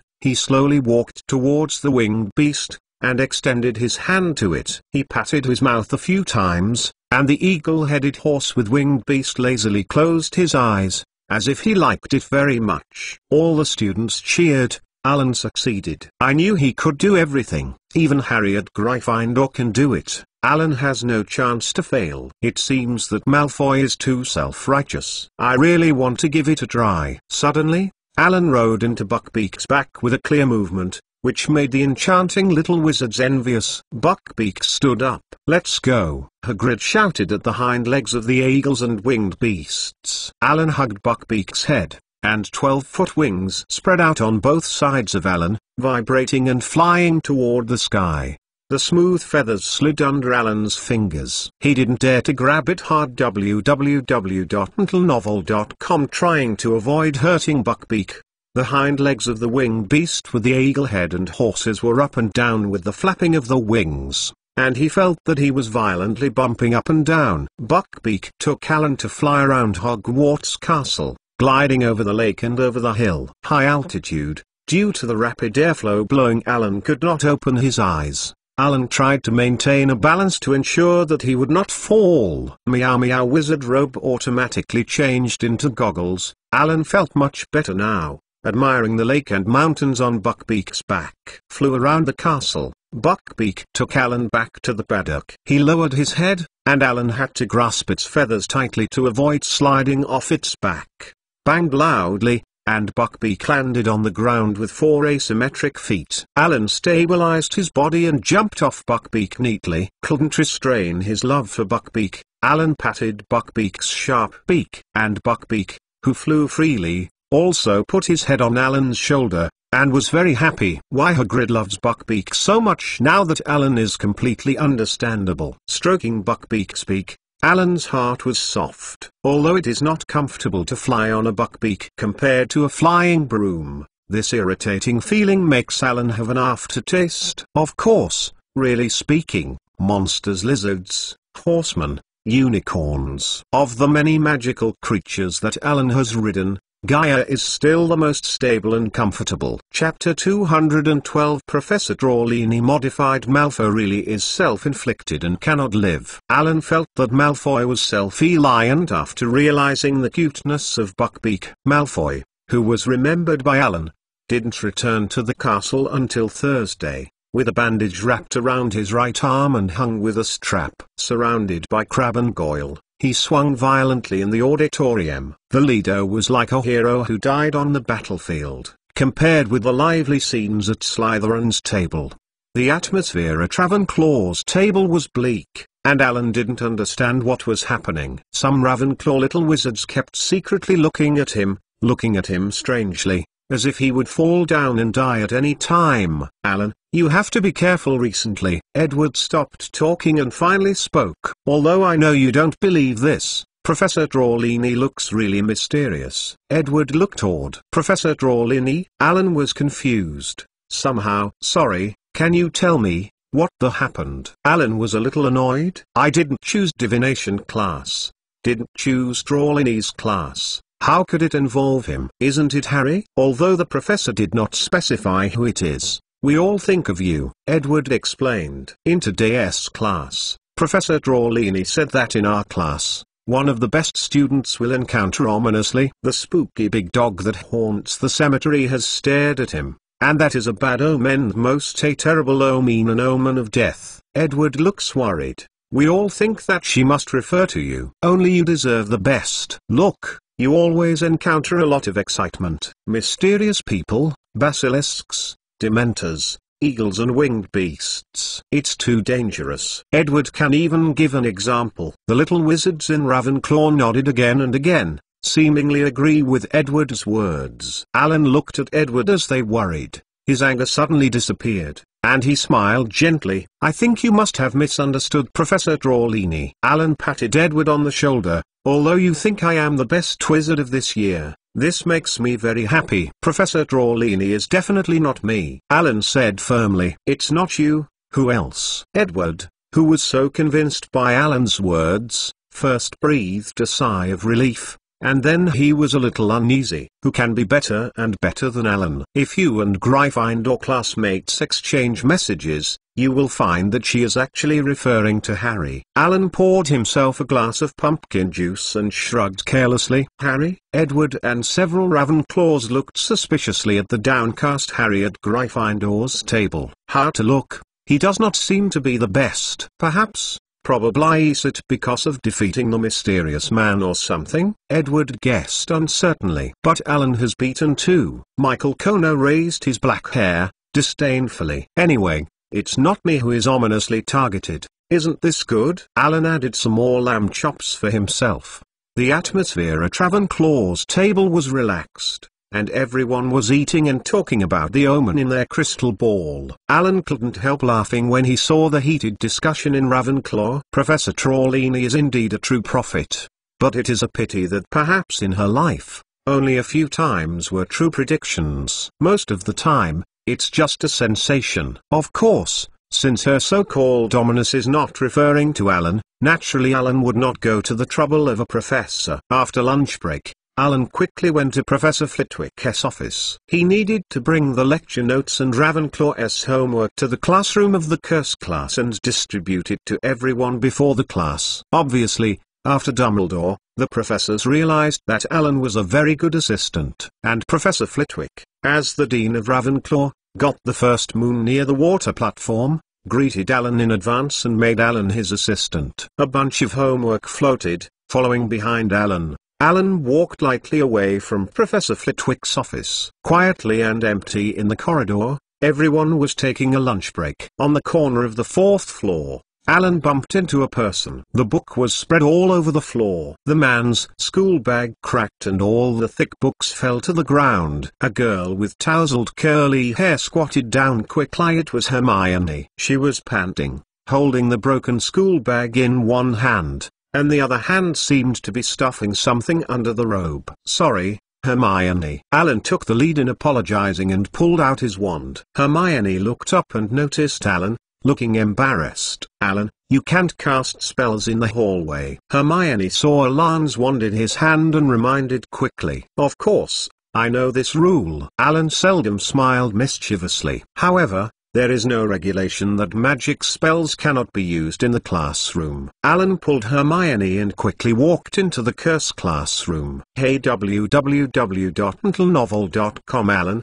my book," Hermione hurriedly said. "Look." Alan had just stepped into the classroom and pointed his wand at the scattered books in the corridor. "The magic book is flying." A large part of the book obediently flew into the curse classroom, neatly stacked on the podium. Alan looked at Hermione's backpack and reached for it, restoring as usual, strengthening. The long, cracked gap in the backpack disappeared, restoring the original appearance. "Thank you, Alan." Hermione blushed suspiciously. "It's nothing, a trifle." Alan smiled gently. "However, Hermione, your schoolwork burden is really too heavy. Every professor will assign a lot of homework, which will make your body unable to eat." Alan persuaded. Hermione twisted her fingers in embarrassment without saying a word. "In fact, there are some courses that you really don't need to choose. For example, mole research." Alan's tone is sincere. He really doesn't think it is a wise decision to choose all subjects. However, it would be fascinating to study moles from the perspective of a wizard. Hermione looked eager. "So, what do you think of removing divination classes?" Alan changed his proposal. "Perhaps, you are right, I will consider it." Hermione was obviously moved. "Professor Drawlini said that my aura is very small. There is no perception of the future." It seemed that Hermione was sore about Professor Drawlini's words. She always cares so much about the evaluation of professors. Such a little stubborn Hermione made Alan tolerate. Chapter 213 Ravenclaw's Training Revised. Speaking of Professor Drawlini, do you know what her ominous refers to? Seeing Hermione's embarrassed expression due to Alan's laughter, Alan quickly changed the subject. "Do you also know her prediction?" Hermione was diverted. "Of course, at lunch today, all the little wizards of Ravenclaw were talking." Alan spread his hands and said that it would be difficult to know whether or not to know. "She's talking about Harry. She thinks Harry will die." Hermione's tone was bad. "It is too unreliable to predict the future from the pile of tea leaves and the vague and fuzzy figures in the crystal ball." Hermione's hands clasped her chest, expressing disdain. Paused. Hermione looked at Alan suspiciously. "You wouldn't believe her?" "Of course not." Alan hurriedly expressed his position. "In a noisy environment like the classroom, even the most outstanding prophecy master, it is difficult to predict accurately." "You are right." Hermione smiled happily, revealing two slightly larger front teeth, and she quickly covered her mouth. Alan pretended not to care. Probably Professor Drawlini really has real talent, or Professor Dumbledore will not hire her. "But I don't think she predicted Harry's death in class. It is true. Prophecy. Professor Dumbledore is not necessarily right, he may be deceived." "Think of Lockhart." Alan was surprised that Hermione, who has always been a good learner and devoted herself to the professor's words, would question Dumbledore. "No wonder you will be assigned to Gryffindor," Alan exclaimed. "Hermione, you are so eager to learn. With the ability to think independently and question the authority, you will achieve great results." Hermione's eyes are shiny, and she is very happy to get such a high evaluation from Alan. Ravenclaw's little wizard had already entered the enchantment classroom, and when she saw Hermione and Alan in the classroom alone, they showed strange eyes. Hermione embarrassedly said goodbye to Alan and left the curse classroom. In the eyes of the little wizards, Elaine spontaneously directed the lecture notes to each little wizard's table. In the enchantment class, It was no surprise that Alan got 10 points for Ravenclaw again. It's not too much to give you 100 points. No little wizard can cast a Patron Saint curse in the 3rd grade. Edward is envious of Alan's talent in curses. You can, as long as you practice hard. Alan encouraged Alan. Edward suddenly looked straight. I know that maybe my request is a little rude, and it will delay your precious study time, but I still want to try it. What do you want to say? Alan wondered. You see, the Dementors are now on campus. They both tried to attack you and Punlo on the train. We can't really tell if it will be launched against innocent people like us. Attack. Edward's words attracted many little wizards who were still stranded in the classroom of the curse class. They put down their books, gathered around them, and listened carefully. I think it is necessary for us to learn to cast a Patron Saint curse. And you, the best teacher, Alan, can you teach us? Edward looked at Alan eagerly, his eyes full of pleading. Yeah. Edward made sense. Alan, you are the leader of our Ravenclaw. Alan, teach us. The clever Ravenclaws seized this rare opportunity and pleaded. Looked around at the fiery little wizards around him, and Alan nodded without hesitation. Edward's words really make sense. It is always beneficial to learn a little more. Furthermore, Alan is too good, so good that other little wizards can hardly look at it, and while looking up and admiring, communication is not so close. For Alan, this is also a good opportunity to increase feelings with the little wizard of his college. Since you all want to practice the Patron Saint mantra, then I went to apply for a classroom with Professor Flitwick to practice the mantra. Alan's words caused the little wizards to cheer, and the roof of the classroom seemed to be overturned by cheers. Today's events are over, and Alan immediately went to Professor Flitwick's office. After listening to Alan's advice, Professor Flitwick was extremely supportive. He is himself a teacher who teaches magic spells, and he is surprised and delighted by the progress of the little wizards. He'll go to Dumbledore to apply for the training. The evening magic classroom will be open to you at 10 o'clock. Professor Flitwick felt that he could still take charge of his classroom. I heard that Professor Lupin got a boggart, which is good for practicing the Patron Saint. Maybe you can borrow it. Professor Flitwick reminded. Great, thank you for your professor. Alan paused. Professor, if the time is right, I hope you can come to guide. Of course, I am happy. Professor Flitwick looked at his favorite student admiringly and smiled sympathetically. At dinner, Alan sat in his fiery gaze at the Ravenclaw little wizards. How about, Alan? Edward can't wait to ask Alan. The entire long table in Ravenclaw was extremely quiet, and all the little wizards at you were reading www.uukanzu.com looked forward to Alan's answer. The news that Alan wants to teach the Patron Saint is missing. Not only the 3rd grade little wizard, but other grades of Ravenclaw also want to join. Alan nodded and smiled. In an instant, cheers rang through the auditorium. Little wizards from other colleges probed their brains and asked what happened to Ravenclaw. Across countless little wizards, Alan saw that in the teacher's seat, Professor Flitwick was sitting beside Professor Dumbledore, reporting something. Professor Dumbledore smiled amiably and nodded non-stop. After finding Alan's gaze, he raised his glass and paid tribute to Alan. Alan quickly picked up the juice in front of him in return. Perhaps I can serve as your assistant. Punlo sat next to Alan with a glass of juice. Ask for nothing. Alan picked up the juice on his table and toasted with Punlo. Punlo once successfully summoned the Patron Saint, coupled with her prestige in Ravenclaw, as a training manager is really too suitable. Alan told Professor Piniello's suggestion to Punlo. Maybe when Professor Lupin no longer needs boggart, we can borrow it from him. Punlo looked at Professor Lupin and thought he should be a good teacher. Or you can mobilize house elves, they may see boggart when they are doing cleaning. Alan knew that Professor Lupin needed that boggart to teach Harry, so he had to think of other ways. Chapter 214 Lesson Pippi Ghost Modified. Maybe Hagrid has a way.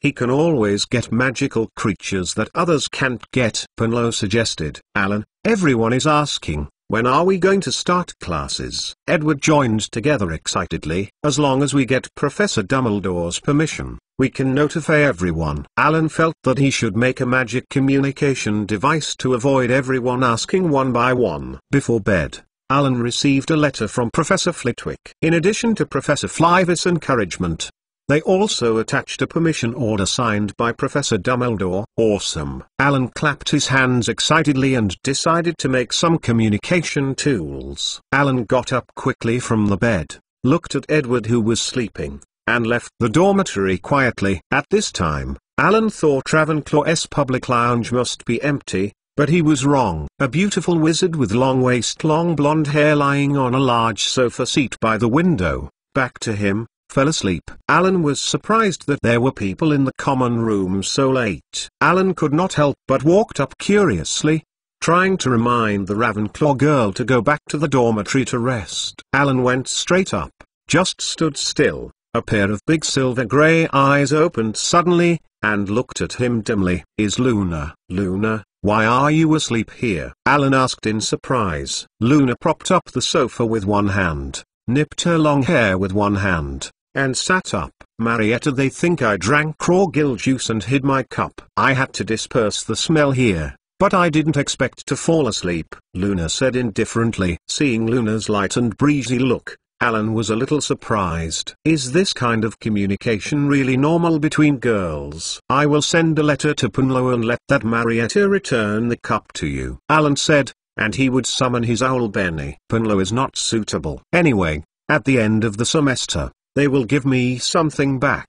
Luna stared at Alan with her raised eyes, looking very serious. Alan didn't understand that the chairman of the Female Students' Union regulated disputes justified. Why is it not suitable? Then let me talk to them tomorrow? Alan made another suggestion. Luna suddenly laughed, and Alan found out that the facial features of the lunatic girl Luna were actually very good, temperamental, and the simple smile was very refreshing. A word fairy. "Alan, you go. I'm afraid I won't even be able to enter the common room tomorrow." Luna shook her head and rejected Alan's proposal. Has always been smooth, and Alan, who has nothing to do with it, feels a little helpless. "Jealousy makes people ugly." Luna suddenly said such a sentence without thinking. Who is jealous? Who is jealous? Thinking carefully, Alan understood a little bit why Luna was called a crazy girl. This girl has a bit of meaning. If someone laughs at me because I'm too mad, I laugh at others for not seeing through. If it is said that the girl sees things too clearly, but she can be rarely confused. If she is said to be a crazy person, she is sensitive enough to grasp the essence of the problem. In a word, she seems to be in a trance, as if she appears everywhere by accident, and it obviously emits a strange temperament. But there is a charm that can make people trust and talk.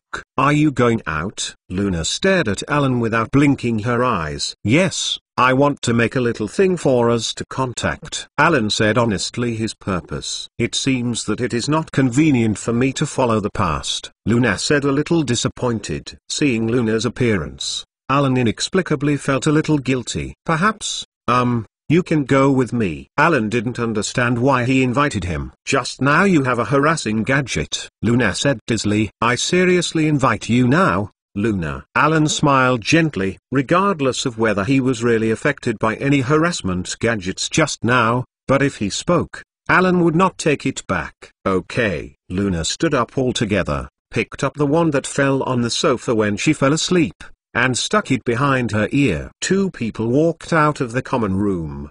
There was no one in the castle. Quietly, Alan led Luna through the corridor quickly. Fortunately, did not encounter Filch. In the past, Alan would be invisible when traveling alone at night, so he hadn't felt this stimulation for a long time. Suddenly, Pippi Ghost floated out from behind a pair of armor. He was as excited as he discovered the secret of the earth shattering. He twisted his toes and bent his feet, shouting, come on, no one of you can think of it. Alan and Mad Girl are dating. Silent and interest-free. Pippi Ghost's mouth fits one by one, but no sound comes out. It stared at Alan fiercely, without careful speculation. Alan knew that it must be cursing itself. Alan looked back at Luna and found that the girl was calmer than him. Seeing Alan's eyes, Luna praised, "Great. This is a magic spell that will only be learned in the 5th grade. www.mentalnovel.com." Yes. Alan looked at Luna unexpectedly and could understand the magic of grade.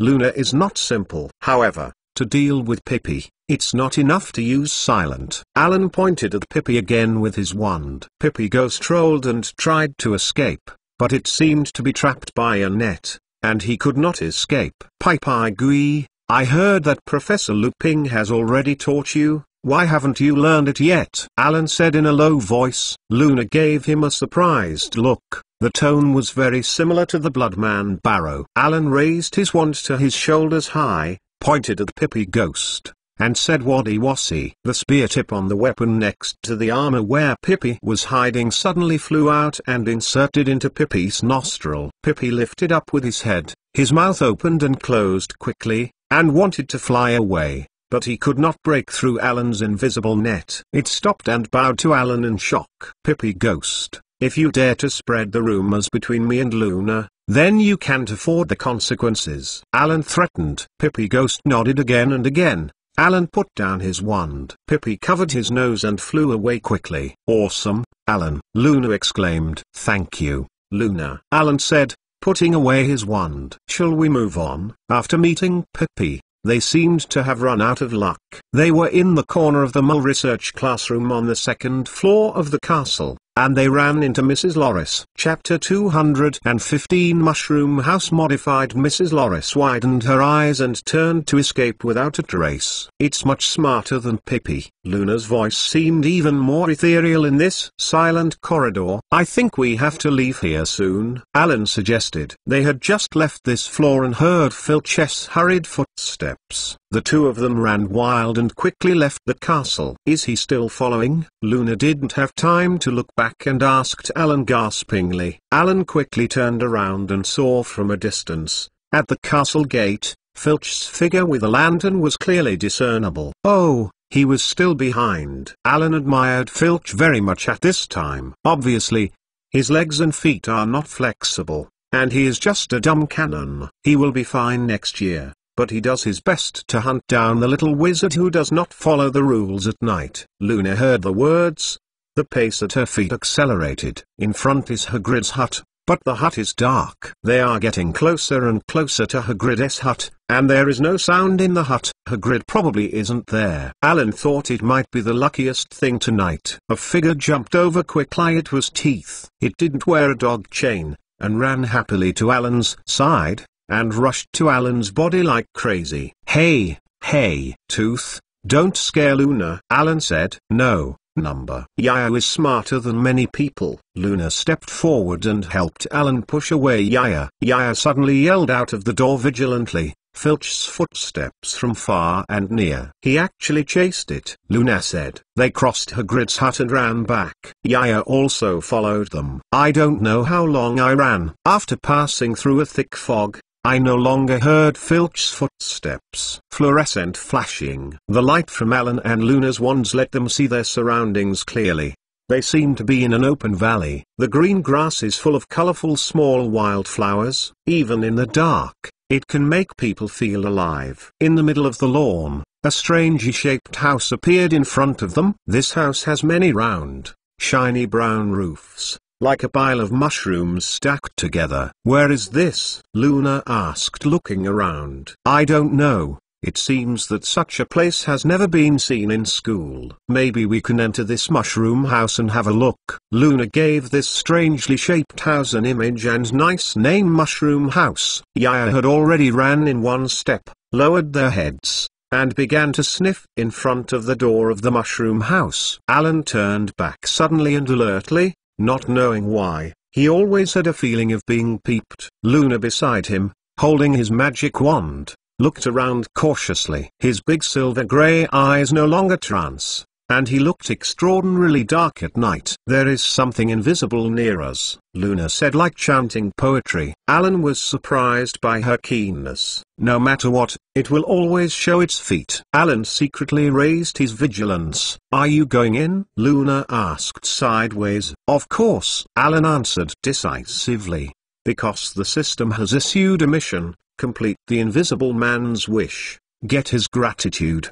The mission is completed. Reward the chance to draw wands. In any case, Alan must go to explore. Luna tried to push the door, but the door didn't move. Araho hole is open. Surprisingly, The magic that Alan entered into the wand actually turned into a silver thread, squirting from the top of the wand. The silver thread converged on the door and turned into a row of text. Please open me with a magic spell related to food. Food-related spells? Alan was stunned. He always liked to study attack and defense spells. The fire is raging, flying around, cleaning up.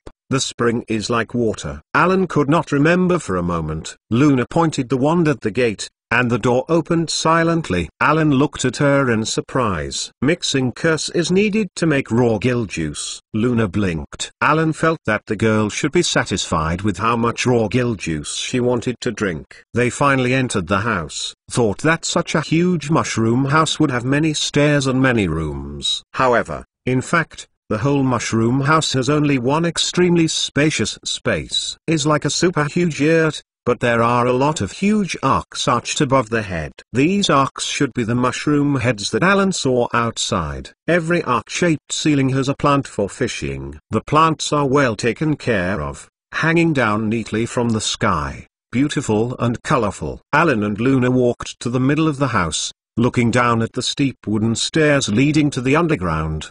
Did you see? There is light below, Luna said. Alan nodded and walked down the stairs.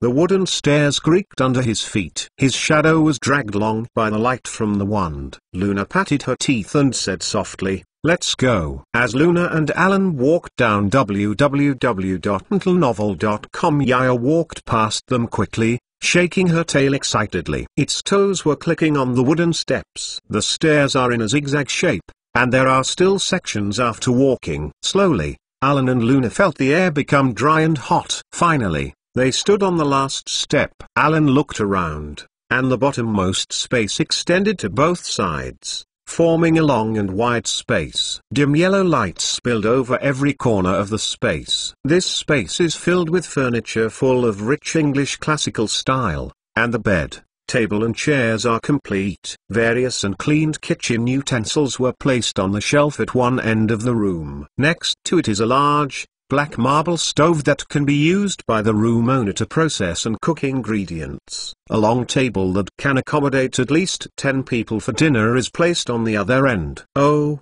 there is a smell of earth," Luna said. She walked past Alan, walked a few steps in the room, raised her head, took a deep breath. "I like this taste." Alan looked up, and the roof was filled with mud reinforced by curses. The heavy rain hit the roof like a drum. The clattering voice echoed in the room, and Alan seemed to be in a waterfall. "I thought we were underground," Luna said in a trance. "It's a transfer spell. It transfers the sound and moisture needed by the plants to the dirt above our heads. We are indeed underground." Alan carefully probed and reached a conclusion. Chapter 216 Darkroom Mirror modified. Alan and Luna walked in this wide underground space, exploring the things inside again. Yaya was sniffing hard along the wall. In addition to the dim light, this basement looks very habitable. Household life supplies are complete. But who will live here? Alan murmured under his heart. Hufflepuff's dormitory is underground, Luna said suddenly. Hufflepuff, underground, magic about food, reminiscent of the statue of Royna Ravenclaw, Slytherin's Chamber of Secrets. An idea flooded Alan's heart. Helga Hufflepuff. Alan blurted out. "What?" Luna asked suspiciously. "It is very likely that we accidentally entered the secret realm of Helga Hufflepuff." The excitement in Alan's tone could hardly be concealed. Luna's big silver grey eyes fixed on Alan for a while, which made Alan find his reason again. "Hey! What are you doing?" Luna asked suddenly. Alan followed her gaze and looked forward, only to see that her tail was swinging behind a pile of tall dishes, and she could hear what it was holding hard. "Yeah, careful!" Alan shouted. Instead of ignoring Alan, he grasped more vigorously. "Yaya, what are you catching?" "Maybe you are catching a mouse," Luna reminded. "Teeth?" Alan yelled, bypassing the large dining table, passing through the scrubbed, neatly arranged dishes, and soon saw teeth scratching the floor. "Hey, Luna!" Alan waved to Luna again and again. "Yaya found a secret door." "Wonderful!" Luna's tone was rare, and her eyes were excited and curious. Teeth. Alan squatted down and hugged the dog away from the door. Let's see what you found. As soon as Alan hugged Yea lost her interest in the door completely. It ran aside and began to smell in another corner. Yea's attention is easily distracted, and Alan thinks this may be one of the differences between dogs and people.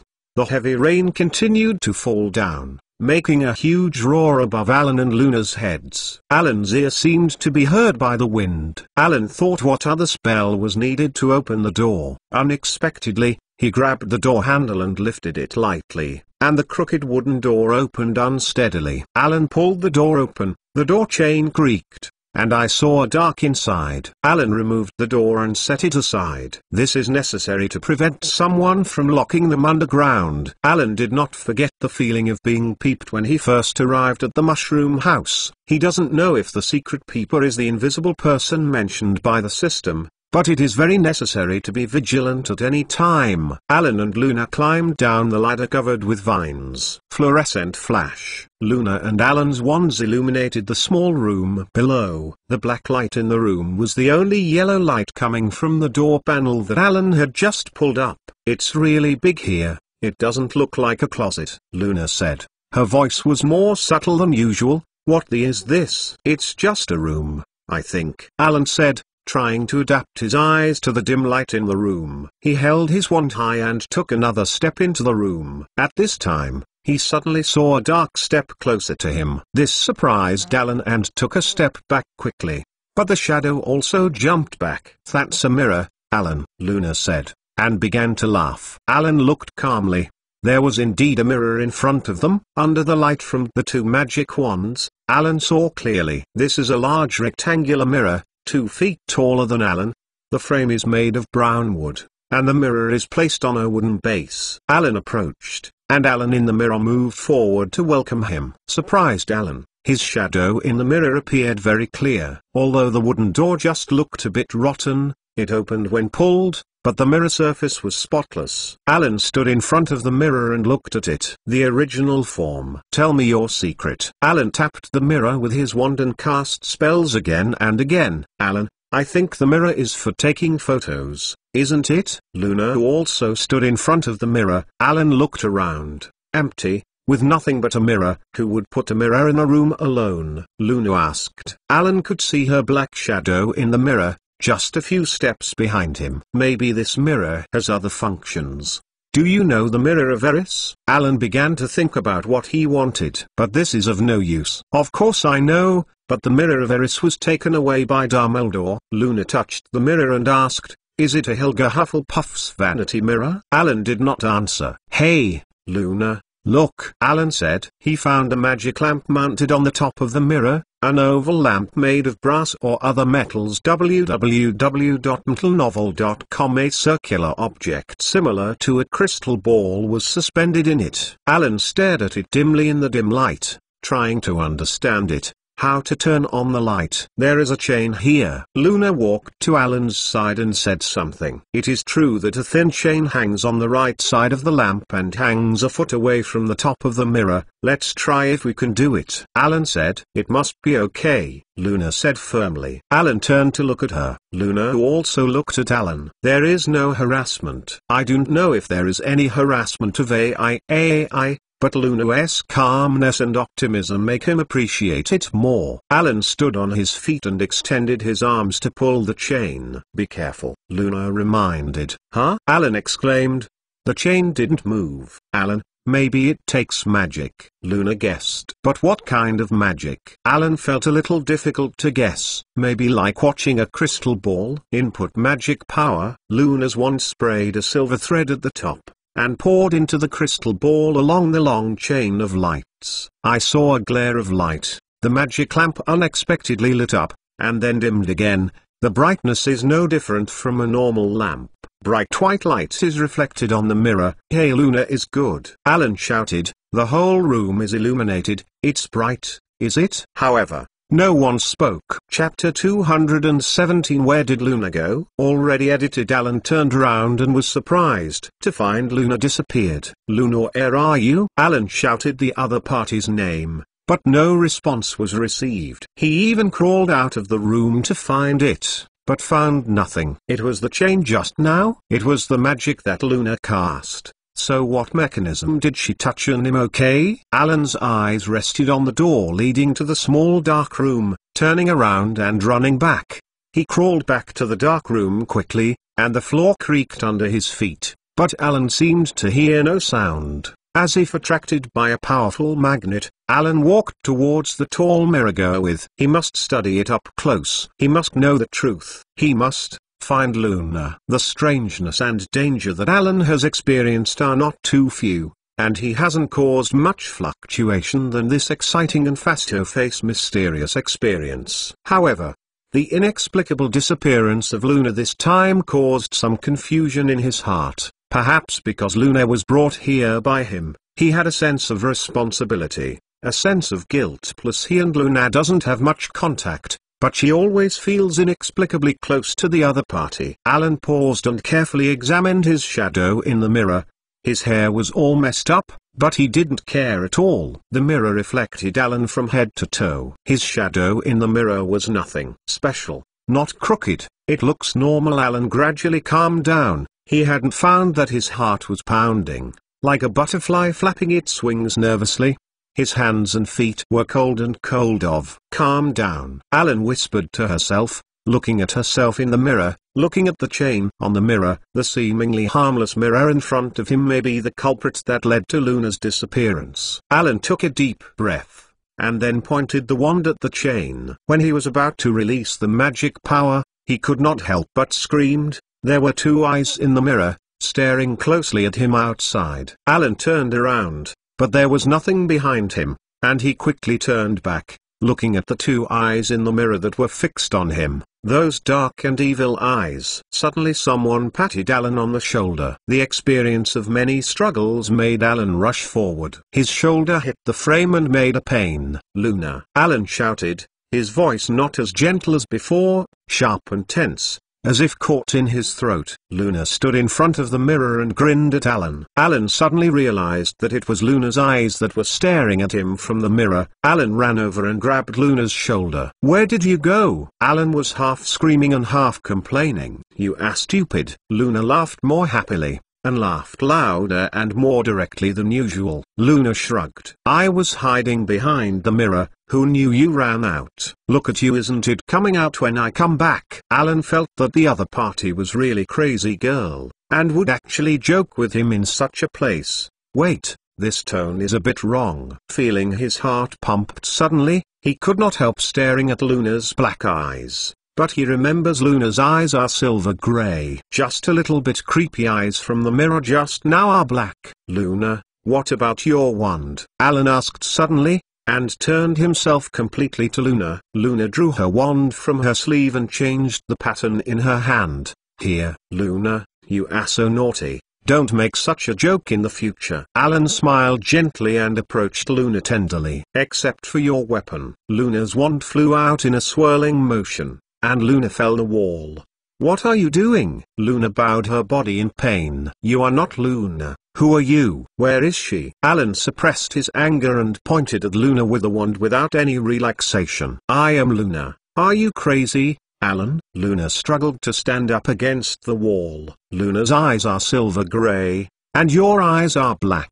Alan nodded his eyes with his hand. Luna raised her head, and there was a pitiful meaning in her silver gray eyes. "Look, it's silver gray," Luna said, and even tears burst out of her eyes. Alan sneered in his heart. Luna never made such a look. If it was replaced by a general girl, maybe Alan would think he was scornful, but the opposite temperament just made him even more affirmed his own judgment. Luna's trance but perceptive temperament is not something ordinary people can imitate. Luna never put her wand in the sleeve of her robe. "You also don't know where she was." After all, Alan scolded. "Where is Luna? Who are you?" The original form. Alan's wand sprayed a strong light and hit Luna, but Luna remained in place. "Look, Alan, I'm really Luna." Luna's big crystal eyes blinked and looked extremely innocent. A few times when he met real Luna, Alan noticed that the other party just liked to stare at him without blinking, and there would never be such an expression. Alan firmly believes in his judgment, but since the curse itself has no effect, the person in front of him may really be Luna, at least her body may be Luna. www.mentalnovel.com. So something is wrong. Alan flew forward suddenly. Luna staggered back 2 steps, but was still caught by Alan. Merlin's gem appeared in Alan's hands. Alan snapped Luna's eyebrows and screamed from Luna's mouth. A black smoke burst out of Luna's body and disappeared instantly. Luna slumped softly in Alan's arms, and there was no sign to wake up. After a little inspection, Alan found that her soul was not in her body. Alan was very worried and greeted the house elf Maggie and asked her to take Luna out of this room to guard the other person's body if they are in danger or feel the master's call to her. The house elf can use them. The race's teleportation ability takes Luna anywhere. Then, Alan's magical power spewed out of his wand, leaping like a crystal ball along the chain of lights. The glare in the room was great. Alan blocked the dazzling light with his hand. When he opened his eyes again, he appeared in a space with mirrors on all sides. Alan was everywhere. Alan raised his wand, and countless Alan in the mirror raised his wand. Alan took a step forward, and the Alan in the mirror took a step forward at the same time. Then, Alan heard a soft voice. Alan, just like the wind blowing through the woods. The sound of the leaves shaking is not the voice of people, nor the whisper of whispering, just something like whispering. Alan almost suspected that his ears were hallucinating. The voice was so weak, soft, and erratic, but so close to him again. He looked around in this mirrored space, and the Alan in the mirror also turned blankly. Chapter 218. Alan's mirror avatar modified. Alan held his breath and listened, but no sound was heard. He took a deep breath, then exhaled slowly and said to himself, I was too nervous to imagine. Alan. The voice came again. This time, the sound was louder. It sounds sad, almost begging. It came from a very distant place. Alan. In the surrounding mirrors, Alan found that the expression on his face was extremely serious and looked very nervous, but he finally heard the direction of the sound, which came from behind the mirror. Luna, are you? Alan tried to shout into the mirror. Alan. You finally heard it. Luna's voice became clearer and clearer. Alan, go straight ahead, defeat yourself, and you will be able to come. Luna's voice was suddenly amplified many times, and then it was silent. No matter how Alan called, Luna's voice didn't appear again. Defeat yourself? Where are you going? Alan didn't understand what Luna was saying at all. Alan said every word she understood, but when put together, Alan was completely confused, so he simply chose a direction and walked forward, and the scene in front of him changed greatly. The wide mirrored space seemed to be extended indefinitely and stretched out into the distance. This mirrored space seemed extremely cold, except for Alan and his mirror avatar. The surroundings were empty and silent. Alan stopped. There is no end to it. There is no end to this way, said a familiar voice. Alan squeezed his wand and stared closely at the coming person. If he was facing an enemy, Alan was not alone here. Alan was surprised to find that his mirror, the figure in the mirror, was gone. These mirror images converge in one place, from transparent to greater black, solidifying and growing. Alan's mirror passed the cold mirror quietly and quickly approached Alan. He smiled at Alan, a weird, familiar smile. Hello, Alan. He stopped a few steps away from Alan. Alan frowned and stared at this strange thing, and finally found that he was staring at himself. Eyes. It was Alan himself, and the other party had become the appearance of Alan. The opposite Alan was smiling at Alan. The smile was as cold as the glass mirror that surrounded them and could no longer reflect the human form. Don't be afraid, he said. I'm your mirror avatar. Alan was not scared. In fact, he was a bit pleased that he understood Luna's words. As long as he defeated his mirror avatar, wouldn't he defeat himself? As long as he defeated the mirror avatar in front of him, he should be able to see Luna. The mirror's avatar's eyes, Alan's eyes, stared greedily at Alan, like a dog staring at a fleshy bone. Alan looked serious, but the mirror avatar smiled happily. You want to stay here, said the mirror avatar. His voice echoed in this silence, like icicles piercing the glass. It is me who is going to leave, and I will replace you and gain your glory, affection, and friendship. Alan clenched his wand in his hand and stared at his mirror image. Why didn't he look scared at all? Is he so determined to win? Why are you so nervous? The mirror image showed a wicked smile. He stared at Alan closely. Are you so afraid of the other side of yourself, Alan? I am like this, you know.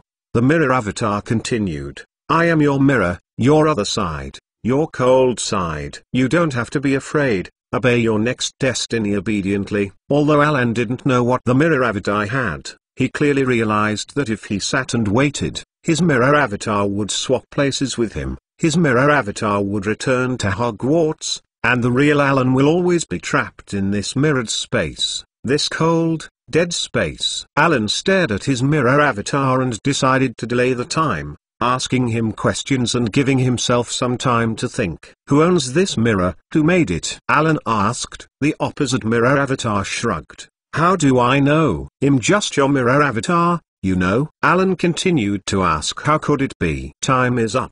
The mirror avatar interrupted him anxiously. Don't want to delay the time with stupid questions. We should switch. It's up to you to be my mirror avatar. The mirror avatar suddenly divided into 6, and like a gust of wind, screamed and rushed to Alan. After launching a few spells and finding it invalid, he quickly ran himself up. Mirror. Alan ran forward rhythmically. The two arms were shaking. It was very clear and bright here. Alan could not tell whether he was running. When he ran, he made no sound and no air was blowing his face. However, you were reading www.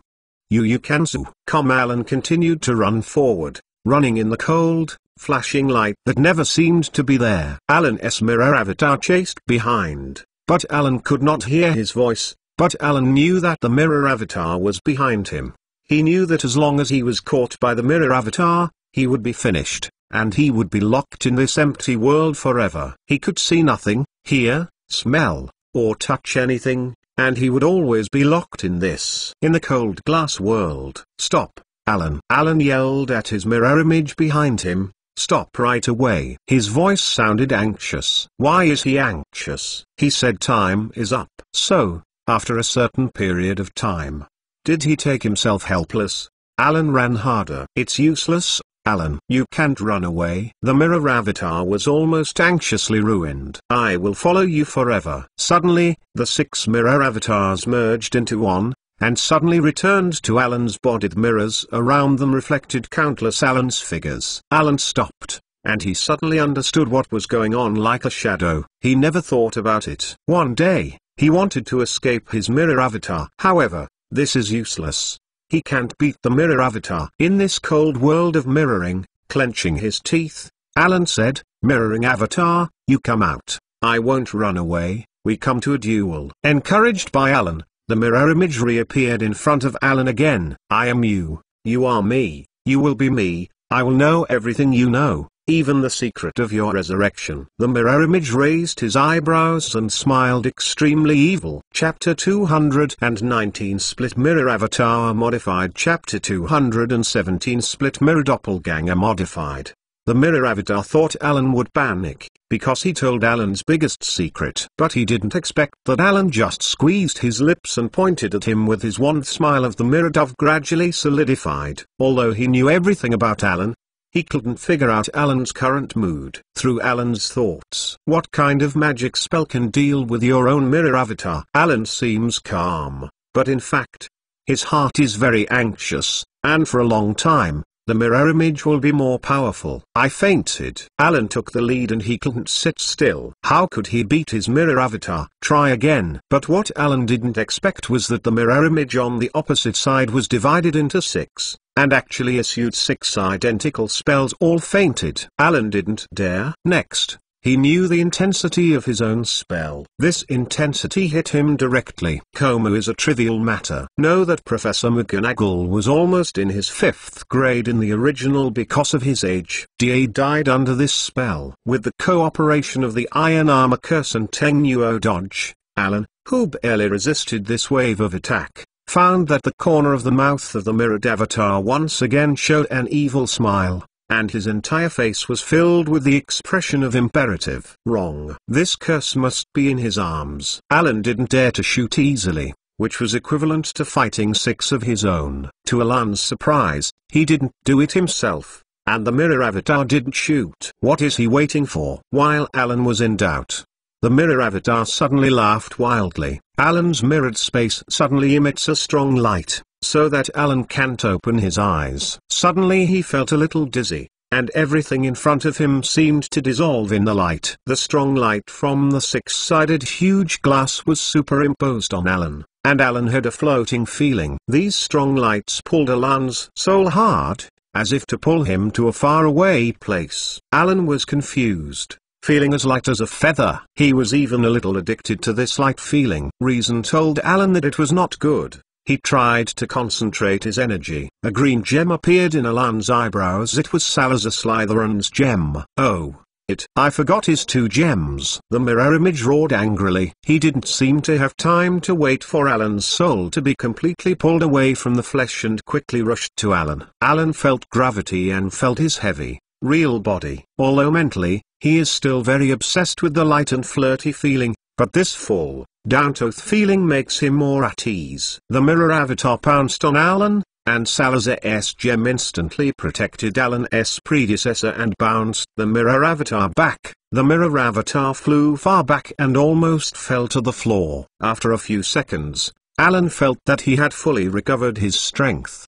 His limbs and torso became stronger again, and he walked a few steps before his body gradually returned to calm. Blessed to the soul. Alan suddenly thought, only one is a mirror image. So what if there is no one? Alan activated the illusion spell of his wizard robe and disappeared instantly. No! The mirror image roared angrily, panic-stricken. The 6 mirror avatars rushed to Alan at the same time, wanting to reapply the old tricks, and become one with Alan. But before he rushed to the position where Alan was, it was like hitting an invisible wall and rebounding out. The 6 huge mirrors could not reach Alan, and the existence of the mirror avatar was threatened. The color of its body gradually faded, and the body no longer solidified, becoming nothing. The crackling sound of the click and the sound of explosion followed. The face of the mirror avatar was full of despair. Alan used a quarter and 5 cracks on each mirror and added an explosion spell to those fragments. In addition to letting yourself disappear, there is another way to solve the problem,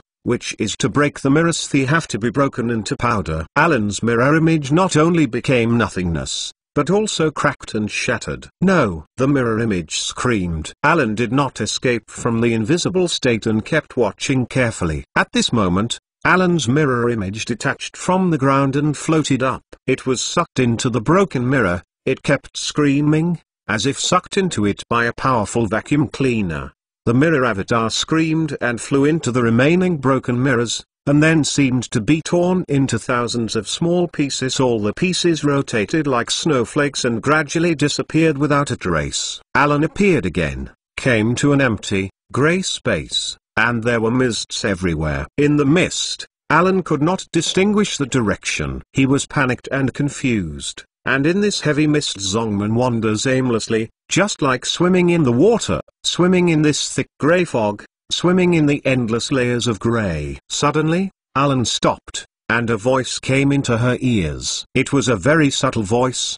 There was a girl singing, and her singing was sharp and subtle. Who is singing? Is Luna? Where are you? Alan exclaimed. He listened attentively to her song, which was a sad and gentle song, and then Alan shouted to her, I can't see you. Don't stop singing. Alan stared at the direction of the sound, followed the sound, and groped forward. When the song stopped, Alan also stopped, waiting patiently. Although the song was sad, it was in Alan's ear. In the middle, it sounds like a natural sound. In this way, the song didn't know how many times it was repeated, and the sound reaching Alan's ears became louder and louder, which made Alan particularly excited. The grey mist is getting thinner and thinner. www.mentalnovel.com. In the hazy. Finally, Alan saw a familiar figure in the distance. Luna. Alan was very pleasantly surprised, and ran out of the grey mist quickly and came to Luna. The song came to an abrupt halt, and Luna's large silver grey eyes were filled with joy. Hey, Alan. Luna happily jumped from a wooden platform. I knew that you must find me through the test. Luna's look was very serious. Fortunately, there is your singing, Alan said excitedly. Without Luna's singing, he did not know how long it would take to get out of the grey mist. Then you have to thank Sarah, Luna said to her side suddenly and happily. This surprised Alan inexplicably. Who is Luna talking to? Who is Sarah again? End of this chapter. Chapter 220. Sarah and Shadow modified Luna. Who is Sarah? Alan asked. Sarah, can you show it to Alan? Luna turned to the right, and Alan noticed that Luna had a lot of hair behind her head. In Alan's eyes, the scene in front of him looked a little weird. Luna is talking to the air, or Luna is talking to someone invisible to Alan. Thought of the evil invisible man outside the mirror, Alan quietly clenched his wand in his hand. Hi, Alan, you don't have to be so nervous. A sharp and thin voice sounded exactly the same as Alan had heard in the mist before. A beautiful girl appeared beside Luna. She has long, curly, light blonde hair, hanging down from both sides of her cheek. Her face is beautiful, delicate and pale, incredibly white. Alan, this is Sarah, Mirror Spirit. Luna introduced with a singing voice. Sarah not only guided you with her singing, she also saved me. It's nothing, Luna, your soul stayed here eventually. Sarah's voice was a little sad. The shadow must occupy your body. Once he goes out, I'm afraid there will be no peace in the magic world. Luna's body? Alan quickly summoned Luna's body from the system's pet space and laid it flat on the ground, leaving the grey mist. The system was ready for use again. Sarah looked at Alan with a look of interest, then pushed Luna towards her body, and Luna returned to her body. Luna lying on the floor opened her eyes, slowly stood up, and moved her hands and feet gently. Thank you, Alan. Luna turned back. Thank you, Sarah. Alan realized that he owed Sarah a thank you, and then said, thank you, Sarah. The smile on Sarah's face was even stronger. It's nice to meet you. I've been waiting for someone like you. I've waited a long time. In fact, if you can't break the mirror space and come to the misty space, I have no way. Sarah said softly, with a smile on her face, but there was a deep sadness in her eyes. Without you, my soul might be swallowed by the shadows. Luna stared at Sarah with big eyes, a serious expression on her face. Who is the shadow? How did Luna pass the mirror space? What is the shadow engulfing Luna's soul? Question after question came to Alan's mind. The shadow is my shadow, Sarah said sadly as though she had seen Alan's mind. Alan and Luna watched Sarah quietly. They know that at this time, being a quiet listener is the best reward for Sarah. I belong to the mirror spirit of Helga Hufflepuff. After Helga's death, in the long years, I was all alone. Sarah fell into memory. Although I am extremely eager to leave this space, even if I go to death, but I must survive before completing Helga's entrustment. Sarah said quietly. But I was so lonely, so I went to the mirror space to split my shadow. I thought I could get a companion, an eternal companion, but the shadow is completely different from me. Sarah paused, her expression inexplicable. Her voice is very sad. Shadow. She doesn't want to live in this empty, silent space. She doesn't want to fulfill Helga's last wish. She wants to go to the outside world. She even wants to occupy the entire magic world. Her ambition full. In the long years, we have experienced countless struggles. She occupies the mirror space, and I have guarded this last piece of pure land. The grey mist in the middle is the result of our continuous struggle. Sarah's complexion returned to calm. But you don't regret it, Luna said. Yes, if it weren't for the shadows, I might have been mad for a long, lonely time. Sarah had a complicated look, and she loved and hated the shadow. To some extent, maybe she would like to see such a situation. Let the shadow accompany her everyday struggle. Alan was keenly aware that Sarah had not fully told the truth. For example, why should Shadow keep entangled with her? The shadows have clearly broken out of Helga's mirror. I have what the shadow needs here. Without it, the shadow will never leave Helga's secret realm. Sarah glanced at Alan, as if she had seen Alan's thoughts. This made Alan secretly startled. Know that these years, his brain closure surgery is running all the time. which has almost become Alan's instinct. "So what is your wish?" Alan asked the question he wanted to know most. "My wish is to fulfill Helga's last wish, and then combine with the shadow to see the outside world." Sarah said her wish calmly. "Helga's last wish?" Alan asked in doubt. "Yes, if you can make the shadow and me become one, I would like to tell you Helga's last wish." www.mentalnovel.com. Sarah's blue eyes stared at Alan's eyes, blonde shining around the pale face. "Okay, you can leave. You will successfully bring the shadow back, right?" Sarah asked softly. "You don't need them to find me,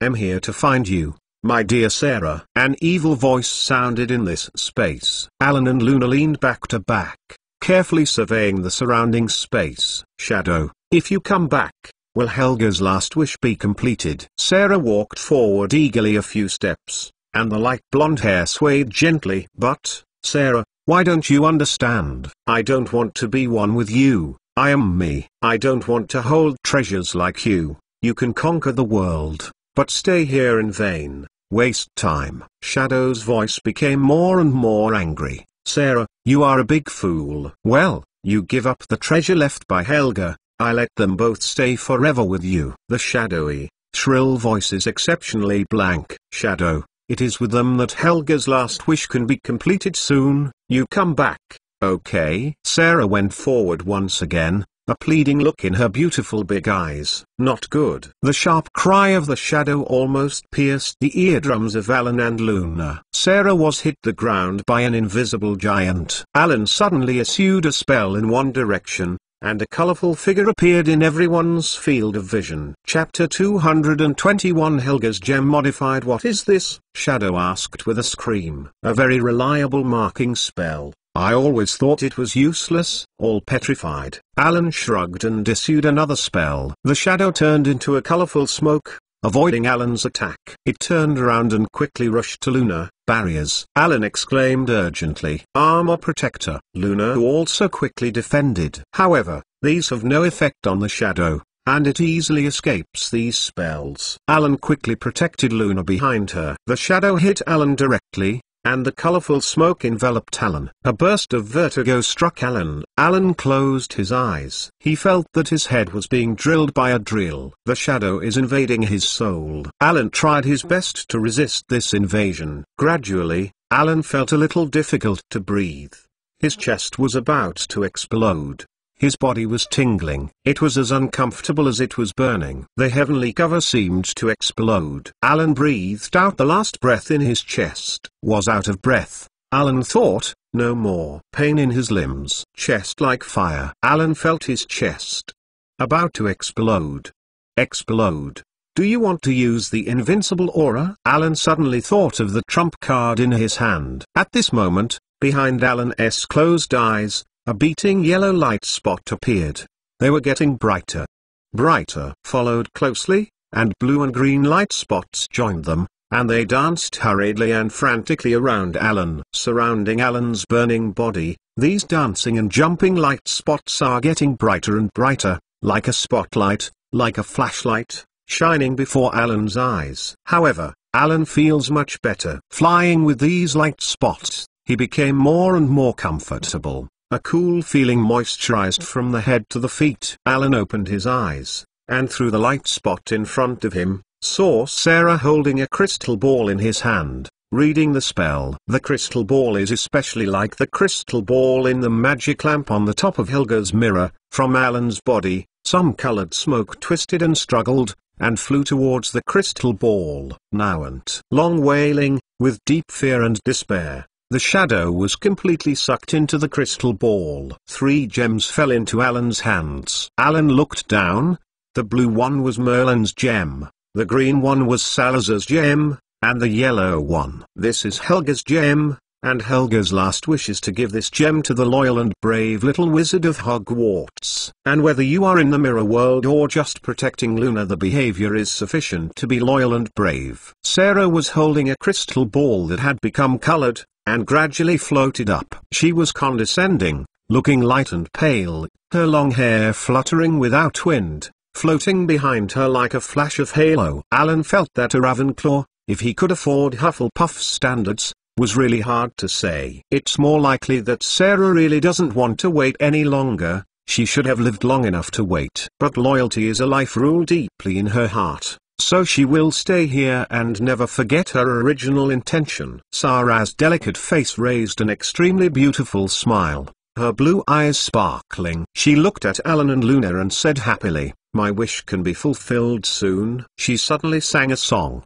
that Alan had heard in the grey mist before. Why did she sing the ballad so sad? What is she going to do? Alan and Luna were stunned, looking at the loyal mirror spirit with respect. Sarah sings strange and sad songs while gently stroking the colourful crystal ball. A ray of grey mist flew towards her, swaying as she whirled. In the grey mist, her hair sparkled with gold. Slowly, these grey mists turned into white snowflakes, falling from her side one after another. The colored crystal ball becomes a misty transparent crystal ball. Sarah finally stopped singing and smiled again at Alan and Luna. Snow fell on her blonde hair, hovering and lingering around her. "Goodbye, Luna and Alan. But don't be sad. I will always be with you in another way." Finished, she turned into white mist in the air and got into the crystal ball. The crystal ball floats in the air. The mist inside keeps spinning and spinning. Snapped.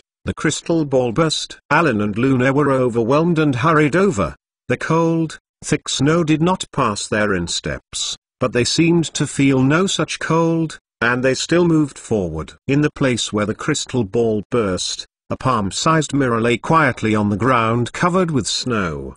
"Gift Alan." Luna gently read the words on the mirror. They consisted of white mist. After Luna read them, the mist dissipated and the mirror flew from the ground to Alan's hand. The dazzling white light enveloped Alan and Luna, and they suddenly felt the world turning. When they finally stabilized their bodies, and then opened their eyes, they had returned to the world outside the mirror, the real world in a forbidden forest. Behind Hagrid's hut. www.mentalnovel.com. Back to the world. There are teeth. Yaya's nose is sniffing against the ground, and her tail hangs straight behind. Suddenly changed the environment. It was a little startled. "Teeth," Alan called. Stunned, raised his head, and rushed to Alan cheerfully. Finally calmed down this timid big dog, Alan turned around and found that Luna was holding a big brown book in a daze. "What is this?" Alan loosened his teeth and stepped forward. "Helga's Curse Collection." Luna flipped through the big book. "It's quite interesting." Alan looked at it curiously. "Fresh curse?" Alan was very surprised. "Yes, this is the collection of food curses that Sarah gave me about Helga's invention. It will be very useful. Maybe a special issue can be published." Luna happily put her wand back behind her ears, closed the book, and held it in her arms. "Oh, Luna, what's wrong with your hair?" Alan asked on the way back to Ravenclaw. "In the mirrored space, my shadow said she knew everything about me. So I cut off some hair with my wand and held it in my hand. If she knew how many hairs in my hand, I would not resist and let her act. If she didn't know, she had to disappear immediately." Luna carelessly gathered her scattered hair behind her back. "Obviously, she lost." Alan laughed happily. Luna is the real Ravenclaw. Chapter 222. Adapt to Necklace and Magic Silver Shield Modified. Get the task that the invisible person is grateful to complete. Reward the chance to draw a lot. Do you want to draw now? When Alan returned to the soft bed, the system gave a reminder of the completion of the task. "Draw," Alan said decisively. The familiar big wheel appeared again in front of him, and Alan's heart was fiery. The pointer turned wildly with Alan's expectation, and finally stopped on the purple grid. Purple. Alan closed his eyes in disbelief and opened it again, and it turned out to be purple. Alan is ecstatic, and his head is adored. A silver box jumped out. The workmanship of the box is exquisite, and there are layers of realistic roses on it. Although Alan was a boy, he was still attracted by the gorgeous silver box. "Can't wait." Alan opened the silver box. Unexpectedly, compared with the complicated, gorgeous box, there is no extravagant treasure in it, only a very simple necklace that is about the size of a small thumb.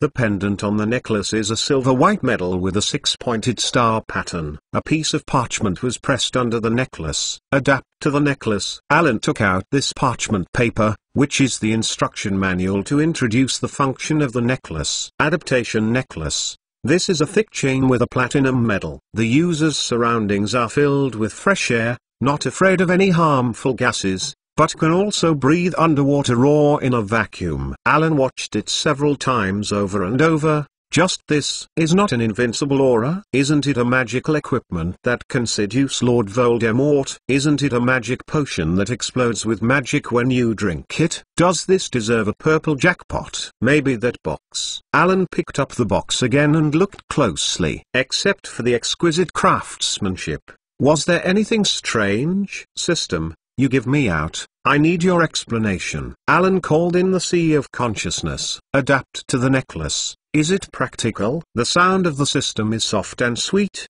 but Alan still can't accept it. Host, please take a closer look at this box. It has another mystery. The system finally gave clues and successfully calmed Alan. Alan heard the words and picked up the silver box again. He took out the adaptation necklace and set it aside, and observed the silver box again. He groped a little bit from the inside out. Suddenly, Alan's eyes lit up. He found the clue. Among the roses stacked on top of the box, the two roses on the top are active. Alan looked closely at the two roses and found that their thorns could even merge into one when approaching. This discovery inspired Alan, who used magic to control the two flowers. Close snapped. As if it was suction, the two roses merged into one and stood upright, wrapping Alan's hand. Then, the entire box was transformed into a silver white shield with roses on the shield. A piece of parchment slipped lightly onto the bed. Alan picked it up with another free,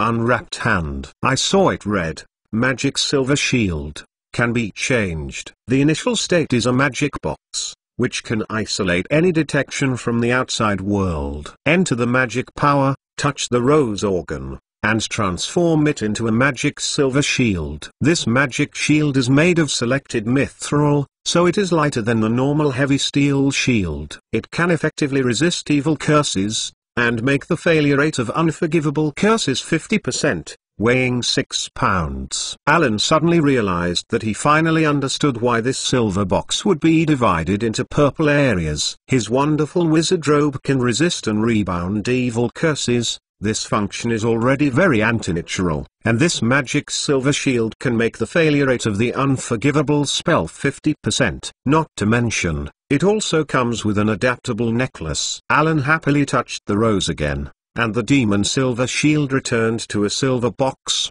and fell on the bed. Happily picked up the adaptation necklace, and Alan put both into the storage grid of the system. Alan buried himself in the soft bed and gradually entered his sleep. The next day, Alan, who was refreshing and refreshed, made a lot of thin gold pieces with magic stones with help, and refined them into communication tools. Alan naughtily refines them into the shape of a smartphone, which can display a lot of text at once. With magic cards like a poker card, Alan went to the auditorium with satisfaction. Just walked into the auditorium, Alan saw Malfoy of Slytherin at a glance. They were around Luna and a few wizards of Ravenclaw. I don't know what to say. They laughed at Luna. Alan frowned and hurried forward. Ha ha, dog-gnawing hair and crazy girl. These two nicknames really match you. But, which one do you prefer? Pansy Parkinson stared at Luna disgustingly. Malfoy, Gower, Crabbe held their arms and sneered aside. Ravenclaw's Stuart Akendo Larkwick held Luna, and Michael Kona blocked Luna. They glared at the arrogant Malfoy. Michael, are you going to fight Malfoy for this crazy guy? Malfoy raised his chin proudly, with a sense of superiority. Malfoy, I remember your father is no longer a school manager. Alan pushed away Gore and Crabbe and confronted Malfoy. Alan www.mentalnovel.com I warned you not to be against me again. Malfoy stared at Alan's eyes with a dangerous look. That look was as good as Professor Snape's. Malfoy, I have warned you too. Don't provoke Ravenclaw. Alan showed no weakness, and was imposing. Malfoy, it's so useful to say so much. It's better to teach them. Pansy pulled out her wand and pointed to Alan. I fainted. Ignoring Malfoy's block, Pansy shot immediately. Alan was behind Luna, and he could not escape. A shield appeared in Alan's hand instantly, blocking Pansy's spell. Several spells flew out at the same time, and not only Alan, but Luna. In the chaos, Pansy didn't know who was hit by his spell and fell to the ground. Suddenly, all of her hair fell, leaving only a bare head, reflecting the lights of the auditorium. Pansy couldn't care about the pain,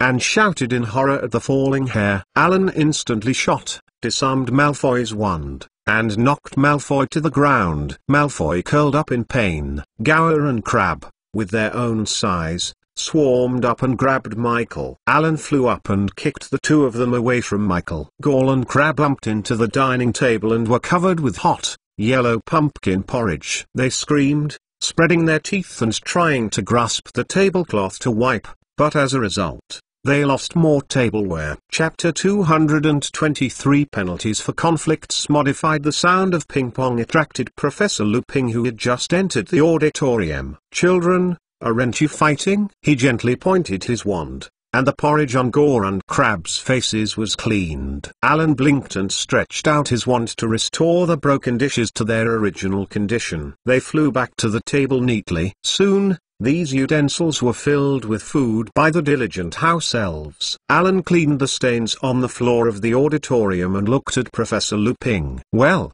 it's a good curse. Lupin looked at Alan admiringly. Professor, they attack us. Malfoy stood up and made a serious injury. Professor, in fact, Malfoy picked the matter first. They insulted Luna, and Pansy Parkinson started it first. Michael Kona defended. Well, let me think about it. Professor Lupin touched his chin. Since you are fighting in the restaurant, Slytherin and Ravenclaw each deduct 20. Unfair, Professor. Obviously we are more seriously injured. Malfoy yelled at Professor Lupin in anger. Professor Lupin just wanted to say something, but he was interrupted by a very cold voice. I remember, I was the Dean of Slytherin. My students made mistakes. Let me deal with them freely. Malfoy looked at Professor Lupin proudly and raised an eyebrow at Alan provocatively. So what are you going to do with it, Professor Snape? Professor Lupin asked with a temper tantrum. It doesn't need you to worry. Go back to your place to eat,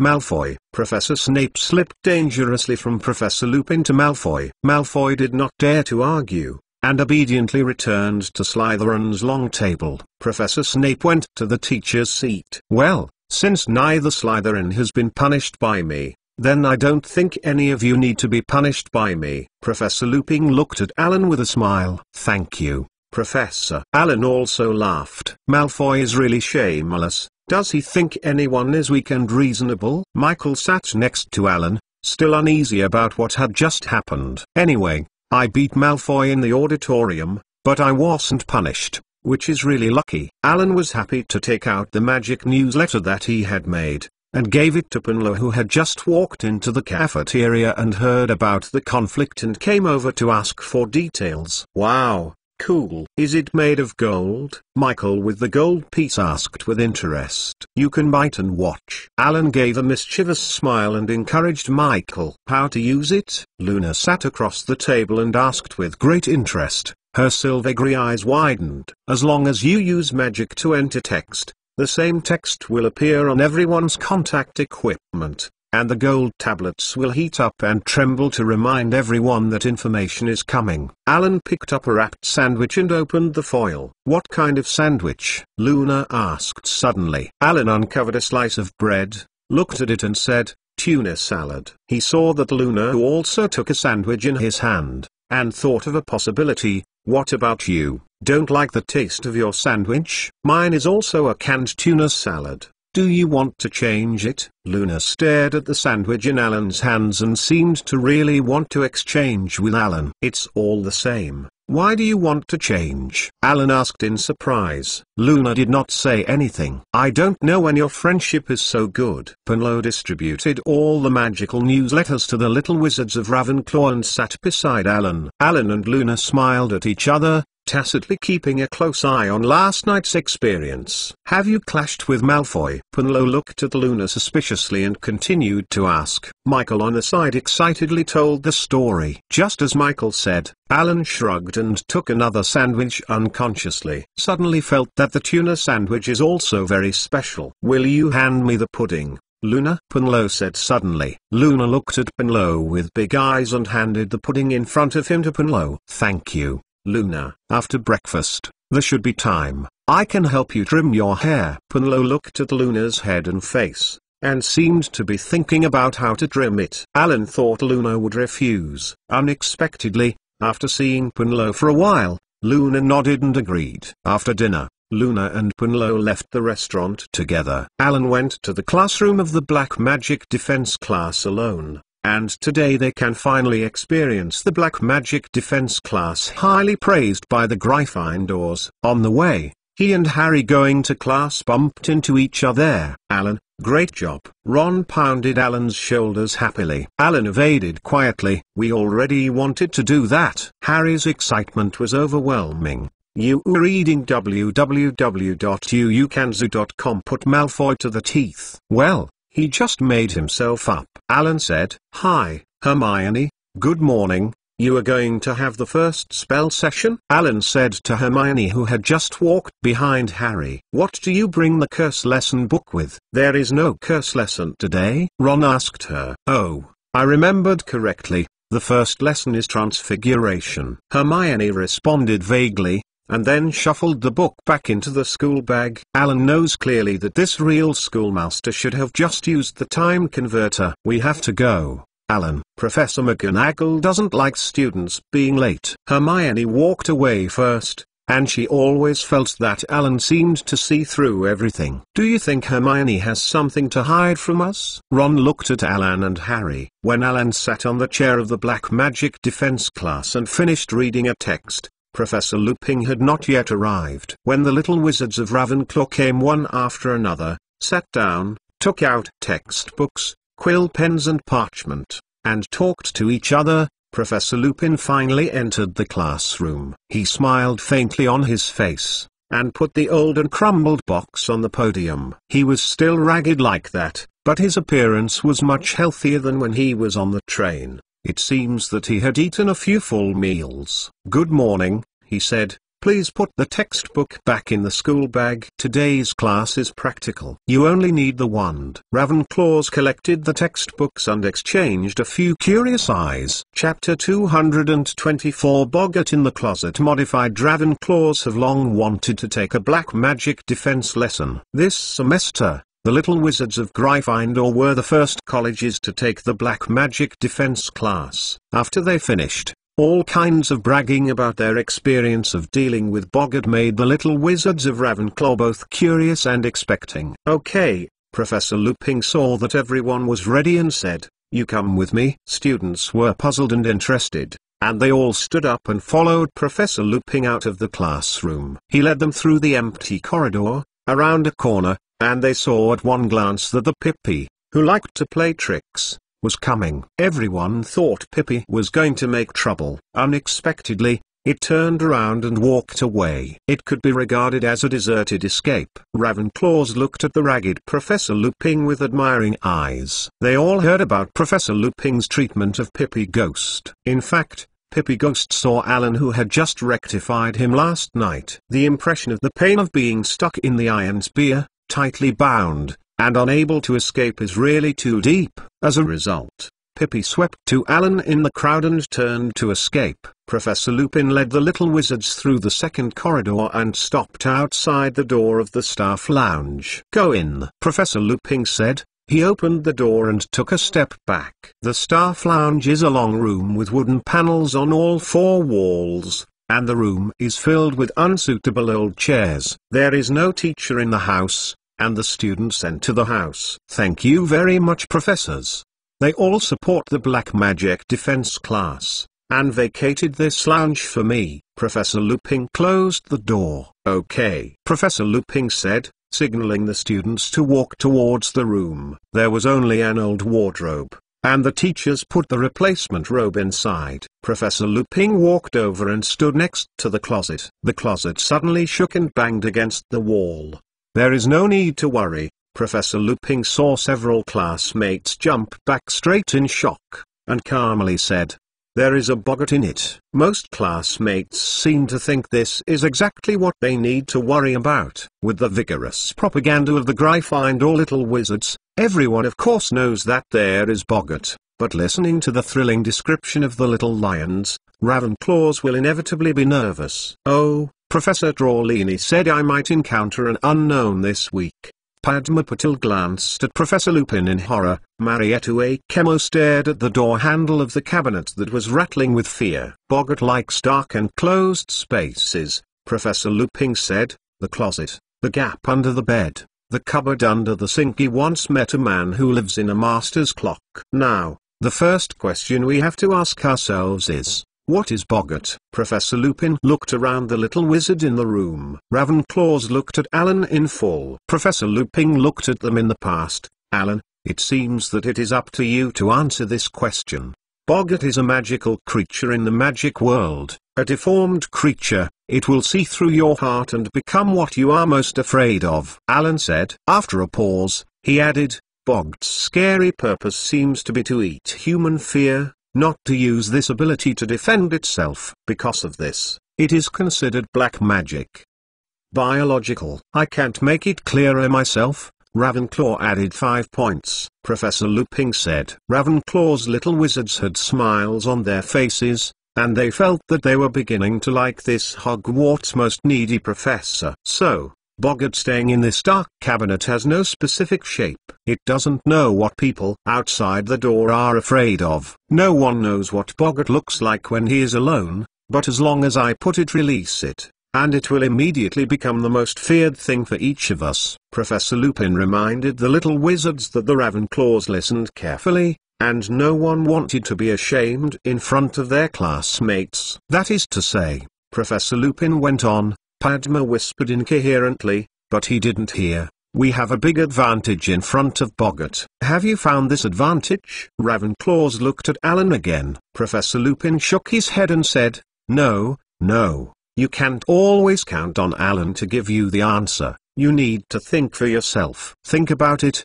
You are smart, Ravenclaw." Michael Kono raised his hand hesitantly. Professor Lupin pointed at him, looking at him with encouragement. "I think, because we have so many people, it doesn't know what shape it should become." Michael said his thoughts. "Very correct," Professor Lupin said, but did not give Michael points. "When dealing with boggart, it's best to go together. This confuses it. Is it a skull without a head, or a slug that eats meat? I saw a Borg once. I made this kind of mistake. It wanted to scare 2 people at the same time. www.mentalnovel.com and turned himself into a half slug. Not scary at all. Repelling boggart's spell is very simple, but it requires strong willpower. You know, what really makes boggart completely finished is laughter. What you need is to force it into an image that you think is very funny. Let's practice a spell without a wand first. Please follow me. "Funny, funny," said the whole class. "Very good,"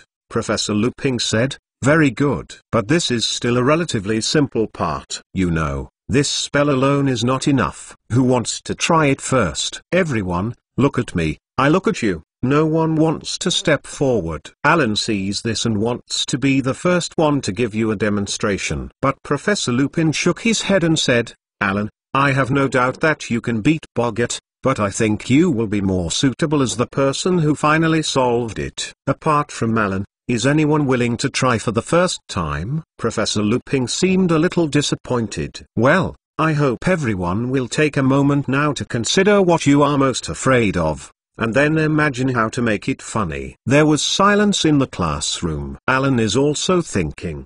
What is he most afraid of in this world? Is probably the secret of his own resurrection. So what kind of image will boggart produce? Is it what he used to look like? Or, what does it look like in a car accident? Alan can't imagine. Chapter 225. What is Alan afraid of? Already edited. Alan didn't think much anymore. He looked at other students instead. Many classmates closed their eyes tightly. Some people's fingers grabbed their robes, Some people shook their heads slightly, others opened their eyes alertly and stepped back quietly. Padma's mouth was murmured, and Alan was audible and heard her saying, "Don't come, go away." "Is everyone ready?" Professor Lupin asked. Alan didn't know if he was ready or not, but Professor Lupin said that he would be the last to solve Boggart, and he has confidence.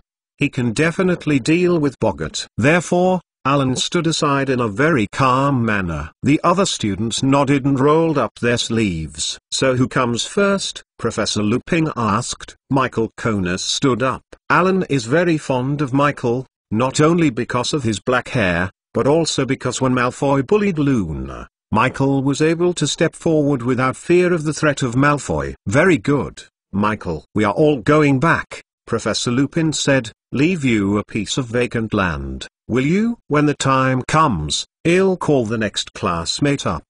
Well, everyone back out later, make room for Michael." Alan gave Professor Lupin a surprised look. If Professor Lupin could call his name, it was because he was on the train. So, now, he can call Michael's name accurately. It is absolutely no accident. Professor Lupin is indeed a good teacher. Alan made an evaluation in his heart. Perhaps because it is hard to come by, it is more cherished. The students retreated to the wall, leaving only Michael standing by the closet. His face was pale, but he didn't back away. Now, Michael has rolled up the sleeve of his robe and raised his wand to get ready. "I count to 3, Michael." Professor Lupin pointed at the door handle of the closet with his own wand and said, "Enet Wothristat." Professor Lupin shot a string of Mars from the tip of his wand and hit the spherical door handle. The door of the closet suddenly opened, and a mummy with bandages and red eyes came out aggressively, staring at Michael fiercely. He dragged his feet and walked slowly towards Michael.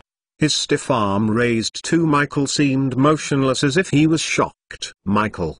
Padma screamed and reminded. Unexpectedly, Michael actually went back and pointed at the mummy palely and shouted, "Funny and funny." A bandage at the foot of the mummy spread out, the mummy was tripped, fell to the ground, and his head rolled to the side.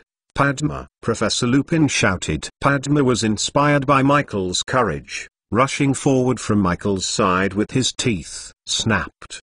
The mummy disappeared, and a skull appeared, with leather-like purple and green skin, and black eyes glowing like briquettes. The skeleton's dry black lips grin backwards, like an angry roar. "What kind of skeleton is this? Why is it not white?" Finally dealt with Michael Boggart, just recovered from the excitement, was shocked by the skull in front of Padma. "This is a jungle skeleton." Alan looked at Padma with great interest, a girl who had been whispering before and was terrified. The skull floated and flew towards Padma, like a big tennis ball. The skull flew so fast that it hit Padma's chest and bounced back from her head. Padma's elaborately princess-style hair was knocked down and slammed against Padma's head. Padma screamed funny. A net suddenly wrapped up the skull. The skull rammed inside and could not be broken through. Then, it actually laid an egg. There was a burst of laughter from the classmates. The skull was fixed in place, and it seemed to be confused. Professor Lupin shouted, "Lisa Dupin!" Lisa seemed to be rushing up. A female ghost in a white robe appeared, her black hair dragged to the ground, her eyes hollow. She opened her mouth wide. Suddenly, a weird and terrible voice echoed in the classroom. It was a kind of sharp long cry, and Alan heard that her hair stood up. Just how fierce it was, but now how fast it flinched. Lisa shouted sharply, "Slide slide funny." The white robe of the female ghost suddenly turned into a grass skirt, with a wreath of black hair, writhing in place. Next, Boggart turned into a rattlesnake, a python, a fire-breathing dragon, a huge red ant. A huge brown gorilla appeared in the classroom. It is at least 8 feet tall, with large black eyes and a purple chest, which is particularly conspicuous. The gorilla's paws are as big as a baseball glove, and he has a basketball on his head. "This is the ugliest thing I've ever seen," Padma yelled, covering his face with his hands. "Funny!" Anthony Goldstein roared. Just like drinking a medicine for shrinking, the gorilla instantly shrank. www.mentalnovel.com became a little monkey holding a bottle to drink milk, soft and cute. Finally, Professor Lupin cried, Alan, come forward and kill it. All Ravenclaw looked at Alan with great anticipation. They all wanted to know what Alan was scared of: looking perfect, omniscient and omnipotent. Alan stepped forward, and subconsciously, closed the brain. Slap, Boggart turned into a ticking clock with the pointer walking backwards.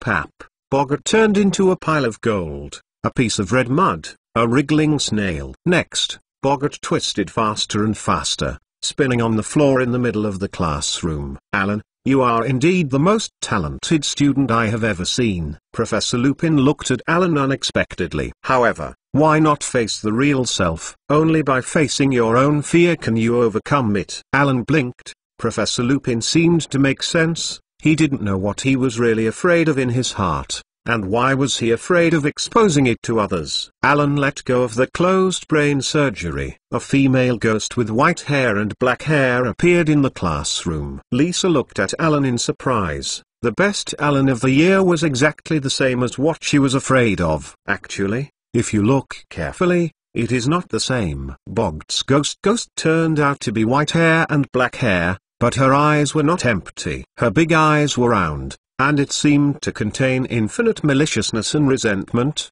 staring straight at Alan. Chapter 226G. Coconut modified. Many classmates screamed out loud, "This female ghost is really too evil," and when she looked at her, she felt cold and cold behind her. Alan was also surprised. He thought he had forgotten this childhood nightmare. To be precise, it was a nightmare of the previous life. He once secretly watched a movie called Curse Complaint, and the female ghost in it was super scary. Anyone who enters her house but does not come out alive will be killed by Gazi coconuts in various ways. The night after going back to the movie, Alan launched a high fever. After that, no matter who recommends ghost films to Alan, he is grateful. After this life, the ghosts of Hogwarts were not scary. Even Barrow, the scariest blood man, was not afraid of Alan. The other ghosts, either beautiful or cute, have been around for a long time, and Alan still feels very kind. Suddenly, I saw this scammer coconut. Alan's heart was fluffy. Although he is different from the past, he was stared by such a pair of eyes, and the feeling was really hard to say. Alan couldn't help but look down at his feet to see if a little boy was holding his pants. All settled down, Alan told himself that this was Boggart, this was the Staff Lounge, this was not the house of Gazi Coco. He was still a wizard. Funny, Alan called. The coconut palms became swollen, as if they were swollen. The chubby face was covered with meat, squeezing those big eyes into two slits. Her hair was also braided into braids. Without those diabolical eyes, the obese, villager-like Gaia-Yezi made Alan laugh. Boggart suddenly exploded, turned into countless tiny smoke, disappeared. Great, Professor Lupin said aloud, and the whole class applauded enthusiastically. They wished that Alan would quickly solve the female ghost, and even some students felt that they were afraid of the female ghost. Awesome, Alan. The classmates are doing well. Let me see.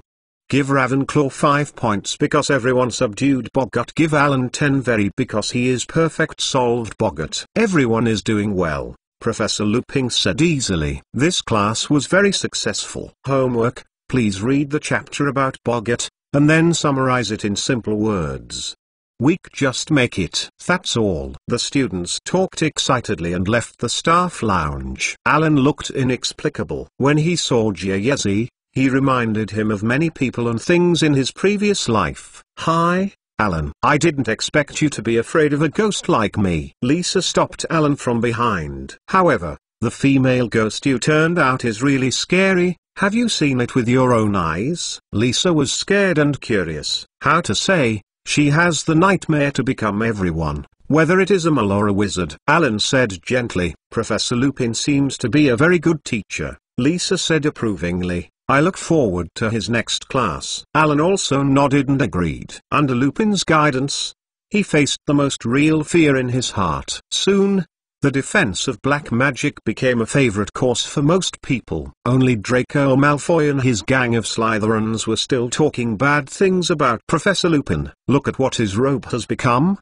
Malfoy said deliberately as others passed by. When Professor Lupin passed by, He dressed like a little elf in our family. Since the last conflict in the auditorium, Malfoy clearly realized that his strength was far from Alan. Therefore, after seeing Alan, he always gloomy and walked away quickly. But after Alan was afraid that the ghost girl would disappear, Malfoy and his classmates would make scary moves of the ghost every time they saw Alan, in order to laugh at and fight Alan. At first, Alan didn't care much, but after a long time, Malfoy's face was really annoying, and Alan was determined to teach him a lesson. In Alan's Encyclopedia of Curses, there is a relatively unpopular, but at this time a very useful spell called the Nightmare Curse. Although the spell is longer, it is more difficult to cast, and the success rate is low, but it can't be better for Yin. So, every day in the cafeteria, Alan would deliberately walk slowly past Slytherin's long table. Punlo is hard to understand.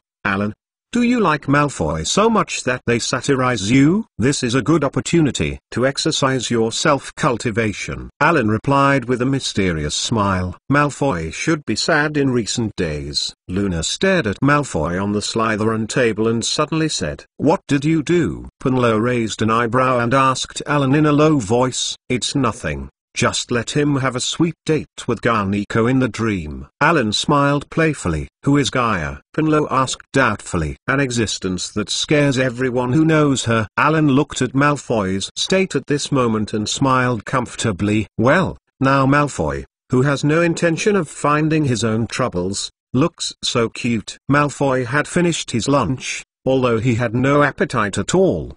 His platinum blonde hair was messy. Half of it twitched on his head. His eyes were bloodshot and covered with blood. At this time, he was shoving away from the auditorium with Gore and Crabbe. At the door, Malfoy, who was not at his feet, met Kujang. He suddenly screamed and pushed away Gore and Crabbe, running without a trace. Kujang was taken aback by Malfoy's sudden screams and inexplicably sat down on Ravenclaw's long table. "Am scary today?" she asked doubtfully. "Well, it's beautiful, Kujang. Your white robe matches your black straight hair." Alan chuckled and praised Kujang. Alan like this made Punlo look sideways. He has never praised the beauty of a girl so blatantly. Now www.mentalnovel.com. Malfoy was too busy to find other people's troubles, and no longer ridiculed Professor Lupin. No one cares about Professor Lupin's robes being patched. They have worn very badly.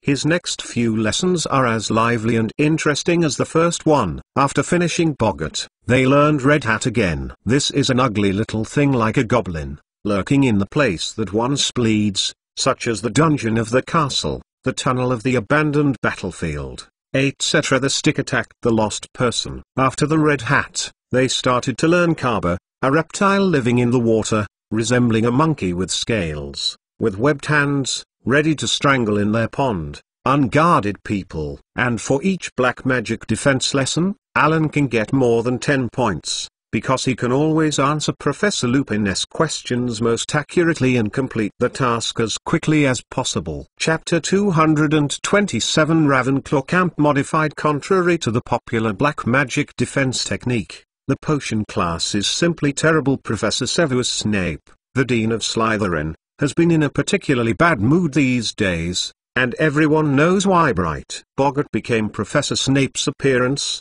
and Gryffindor's Neville put it on his grandma's clothes again, and the news spread like wildfire quickly in the school. Professor Snape seems to think this is not fun at all. From then on, as soon as he heard someone mention the name of Professor Lupin, his eyes glared fiercely. In Ravenclaw, only 2 little wizards were at least reprimanded. One was Alan. Although Snape had troubled him several times because of the previous conflict, he wasn't caught by the opponent, and his performance in the potion class finally made the professor seem to give up such thoughts. The other is Michael. Coney has always been talented in potions. After an incident of protecting Luna and fighting Malfoy, Michael quickly fought with Alan. Alan thinks that although this guy with black hair is a bit exaggerated, and likes to brag about himself, he is also a bit more daring. It has been said that he has changed his girlfriend a few times. but on the whole, he is still very affectionate and brave. Friends people, Ravenclaw's training can finally be officially launched. Under the auspices of Alan's house elf, Maggie, the entire Hogwarts house elf helped Alan pay attention to the creature like Boggart. A house elf turned over to a Boggart in an old attic cabinet. Boggart turned into Dumbledore and handed it a dress. Finder is terrified, Maggie said after handing Boggart to Alan. But it thought to complete the task. It dragged Boggart back. Maggie, you have done a great job and worked hard. Alan never doubted the execution abilities of house elves. They would do everything possible to fulfill their master's orders. Alan, led by Maggie, came to the kitchen and thanked the elves. When Alan distributed the pastries prepared by Mrs. Harris to the elves said excitedly that Ravenclaw's little after training, the wizards can get enough pastries and drinks for supper. Everything is in place, and after consulting with Punlo, Alan released the evening training notice. At dinner, the Ravenclaw little wizards happily talked about the evening training, and everyone was looking forward to it. At 8 o'clock in the evening, almost all Ravenclaws gathered in the Curse classroom. The Curse classroom was set up as a training ground. At the back of the classroom was a quaint old wooden cabinet. The Boggart inside heard the sound of the outside and knocked the cabinet boom. Penelope Cravat took the momentum of the chairman of the Female Student Union and took long legs to the rostrum. Hello everyone, I am Penlot, and I am glad to see the Ravenclaws get together. Everyone knows that Dementors are now stationed around the school. No one of us can guarantee that when they will rush into the campus, causing harm to us. She paused and continued, so, after getting with the agreement of Professor Dumbledore and Professor Flitwick, we decided to conduct a training session every Sunday night to learn the patron saint. The following applause made a peace, and Alan saw that even Luna, who usually seemed to care little about anything, was slapping her, obviously very interested. Punlo pressed his hands down, and the auditorium was quiet. Alan Harris, on the Hogwarts Express, successfully defended against hundreds of Dementors. He will be our trainer, agree? Alan is the main trainer. Edward immediately echoed the president of the student union. Yes, but I think we should formally elect, Punlo said calmly. This can formally authorize him. Soho thinks Alan should be our trainer. All raise their hands. Even the 7th grade Ravenclaws are no exception. Thank you for your trust in me. Alan bowed graciously and thankfully. The English gentleman's manner he displayed deliberately won the warm applause of the little wizards. When the applause stopped, Punlo said, I will act as Alan's assistant, responsible for some communications, sign-in, and organization. If I can't practice because of special circumstances, I must ask for leave. 3 students who did not come deemed to give up participation. Punlo has a serious look, and he has a spirit of not being angry. Due to limited time, we only have one Boggart, so every student needs to cherish his practice opportunities. Also, we do not accept registrations from other colleges. Alan's heart jumped, and he felt Punlo's eyes turn around himself. Let them envy. We have Alan. In a low applause and laughter, Punlo handed the podium to Alan. Thank you Punlo, Alan said after she sat down. Before we practice, I think we need to know something about Dementors and Guardian Charms. Who can tell everyone about Dementors? Alan looked down on the students under the podium and found the feeling of an open class in the past. The students around found out that the crazy girl Luna had raised her hand first, and Alan nodded in her direction. Where the Dementors pass, www.mentalnovel.com will be sucked into joy, reminding you of the most terrible things. And the mouth under its hood will people's souls. They guard Azkaban. Only the patron saint can be expelled. Luna said a large paragraph like a poem, and the people who knew her looked at her in surprise, and the crazy girl would also say so much. Very well said, thank you, Luna, Ravenclaw. Alan found himself talking smoothly. He smiled embarrassingly. Unfortunately I don't have the power to give you points. Actually, the Dementors have no features. And there is a hole in the place where they should have their mouths, which can people's happy memories. Only by smelling, can people's happiness be ingested with smells. The Dementor's deadliest weapon known as the Dementor kiss. It is equivalent to killing. Punlo suddenly stood up, and the voice of the surrounding discussion suddenly fell. She continued to add, as long as the brain and heart are still working, even if there is no soul you can live, but you no longer have self-awareness, no memory, no more anything, and there is no hope of recovery. You are just alive. An empty body. Your soul is lost, it's gone forever. Even the senior Ravenclaws who knew this knowledge listened very carefully, and everyone knew the necessity of learning the Patron Saint. Thank you, Punlo. Very clearly. Alan smiled and thanked the other for his cooperation. Then, one piece of lecture notes flew precisely from the podium to the hands of the little wizards. It was the first time for the little wizards of other grades to see Alan distributing the lecture notes in this way, especially a few 7th grade students. And he handed precise magic control, side like an eye. The lecture notes are related to the Patron Saint. Please read them carefully. Alan said gently. Chapter 228 Guardian Charm Modified. The lecture notes are related knowledge of the Patron Saint curse. Please read it carefully first. Alan said gently.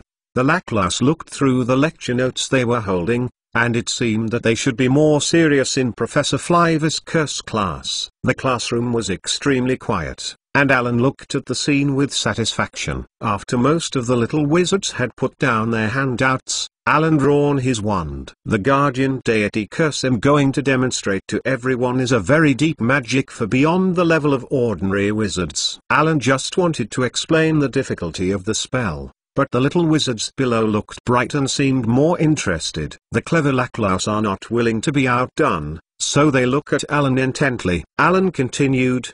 The Patron Saint is a positive force, an external manifestation of those things that the Dementors depend on for their livelihood, hope, happiness, and the desire to survive, but is not like a real person feeling hopeless, so Dementors can't help it. This spell may be too advanced for everyone, and many clever wizards are not able to master it. Therefore, if everyone fails to master it, don't be discouraged. Alan added, everyone can think about the happiest thing for yourself. Because of this spell, you must gather all your thoughts at a particularly pleasant moment before this spell will take effect. The little wizards are racking their brains and thinking about a happy moment. This is very easy for Alan. Every time he completes a task and gets a reward, his excitement and joy can't be expressed. The mantra is Alan cleared his throat. Come on, guard. Have you gathered your thoughts in those pleasant memories? Alan asked. Call God to bless. No, guard. Ah, wrong. Call God guard. Call God guard. Suddenly, something sprang out of the wand tip of some little wizards, and it looked like a silvery white color gas. These little wizards look very excited. Very good, Alan said with a smile. So you ready to practice in Dementors? The prepared classmates can come to practice after a while. Everyone queues up and pay attention to order. Alan noticed that Luna clenched her wand tightly, and followed several senior students to the middle of the empty classroom. She's a bit overwhelmed. I don't like her. Isn't this the crazy girl? The whisper of whispering sounded in the classroom. Alan looked over and found that Luna's roommate, named Mariettu Akemo, was there too, gloating. Alan looked at her quietly, turning her head, and gave Luna an extremely warm smile. Alan took the lead in front of the cabinet. The wand pointed and the cabinet door opened quietly. The white-haired black coconut palm appeared in front of everyone. The horrifying eyes and expression made the wizards of the other grades I saw for the first time take a breath. Alan initiated the occlusion of the brain and tried his best to imagine the Dementor. Boggart was successfully fooled by Alan and snapped. He turned into a Dementor. Its hooded face turned to Alan, a cold, scabious hand clutching the cloak. The lights in the classroom flashed a few times and went out. The Dementors began to approach Alan quickly and quietly, and at the same time they let out a deep, purring breath. A chill penetrating the bone marrow enveloped the little wizard present. Alan let go and cast a mystery and confusion spell on Boggart, who turned into a Dementor. In this way, Boggart would think that the other little wizard was Alan, and the most feared thing was the Dementors. Perhaps Alan did more than that, because when the Dementors appeared, many little wizards could not remember what they were most afraid of. Of course, I can't remember the joy I once had. Several senior Laclas retired pale, and Punlo quickly distributed the pre-prepared chocolates to them. Finally, it's Luna's turn. Alan noticed that the female student named Marietta Akemo squeezed out with a sullen face. Not knowing what to see, Luna's trance expression gradually disappeared. Looking frightened, her forehead sweating the hand holding the wand trembling constantly. Her silver-grey big eyes stared closely at the Dementors. "Call God to guard," Luna shouted. "Call God to guard. Call God." The Dementor was rushing towards Luna quickly. Luna collapsed to the ground, and her long, unkempt gold hair blocked her face, making her unclear. Alan, who was the closest to Luna, stepped up and helped Luna. Marietta Akemo's funny expression with a stoic smile stiffened. The Dementors are getting closer and closer to Luna. When Alan wants to shoot, the top of Luna's wand changes a silvery white color. Gas comes out. It's a pity that the gas just got out of the wand and disappeared. Alan felt that Luna's robes were soaked in cold sweat. www.mentalnovel.com. Alan realized that she couldn't practice anymore. Suddenly, Alan felt his hand light, and Punlo held Luna and stuffed a large piece of chocolate into Luna's mouth. Alan blinked, and the Dementors in front of him suddenly turned into coconut palms, and quickly flew at Alan. Alan kicked a kick against the condition of shooting, and Gaia was kicked aside. A scream came and shocked the little wizards in the classroom. Everyone looked at the place where Bogart was, and the coconut pressed against Marietta Akemo, staring at each other effectively. "Ah, sorry, I didn't do it on purpose." Alan hurried over and pulled up the coconut palm. Seeing Punlo aside, his eyes flashed. Luna, who had eased away from the gods, also showed a smile on her lips. "Maybe we should stop here tonight. This spell is particularly deep. I shouldn't let you experience this now." Alan blamed himself. Dementors may not give us time to prepare,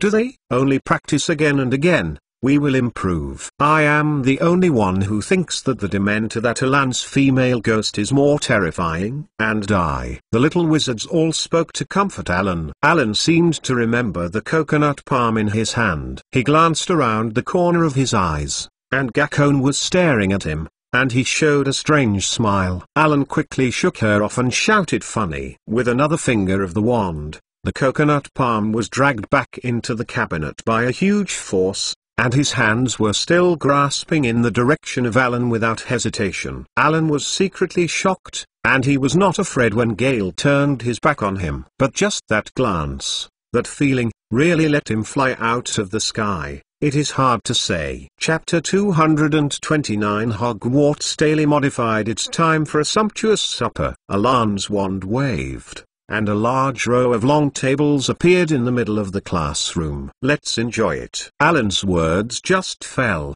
and the table was instantly filled with hill-like cakes, chocolate frogs, and even the best chocolate from the Duke of Honey. A pot of pumpkin juice and butterbeer exudes an attractive luster under the lights. The little wizards sat on the chair with cheers, and the fear just seemed to be thrown out of Juxion. Michael set off some fireworks, and many stars and sparks flashed in the air. I will never be absent from such training. Hopefully come next weekend. The little wizards are in high spirits and look forward to the next training session. When Alan returned to the dorm at their Ravenclaw tower, it was almost 1 in the morning. Alan fell into the sky blue silk quilt after pulling the tent of the 4-foot bed. He is also very happy tonight. The profession of teachers can still be considered. The feeling of standing on the podium will be fascinating. Really, Hagrid also enjoys the profession of teacher as Alan, although he was scorched by Malfoy's injury and was in a state of languishment for a while. His reputation was still good in several colleges except Slytherin. Therefore, he is particularly active in preparing each lesson for the protection of magical creatures, desperately hoping to be liked and recognized by the little wizards. At the suggestion of Alan, Hagrid will ensure the safety of the class environment before each class and ensure that dangerous forest creatures will not break into and disrupt the class. After that, the little wizards learned the Lunar Beast, Velvet, and the Little Devil. These magical creatures were welcomed by the little wizards. Alan would never tell anyone that Hagrid had considered taking care of floppy caterpillars and hocklappers teaching content. If Hagrid did that, the conservation of magical biology class would become Hogwarts' most uninteresting class. Hagrid is more and more confident, and his position in the minds of little wizards is also increasing. He was indeed magical, and there seemed to be no magical creatures that Hagrid couldn't do or could not. Even Slytherin did not find trouble in Hagrid's class. Malfoy was taking a tranquilizer recently, and Neville saw him come to Professor Snape when he was in the potion class. Harry said to Alan, "It seems that the power of the nightmare curse is quite amazing." But at this time, Alan was more concerned about why Harry would come to the library to find him. They have not contacted for a long time. The last time they got together, it was when they went to comfort Hagrid at the beginning of school. "Alan, are you Ravenclaws studying the Patron Saint collectively?" After a few words, Harry finally stepped into the topic. Alan suddenly realized that Harry wanted to learn the Patron Saint. "Yes, but due to limited resources, we have stipulated at the beginning that the training is only open to Ravenclaw students." Alan spoke of Penelow's rules without waiting for Harry's request. If Harry refused, he would be a bit embarrassed. It would be better to explain it earlier. "It's great, it would be nice if Gryffindor had such training too."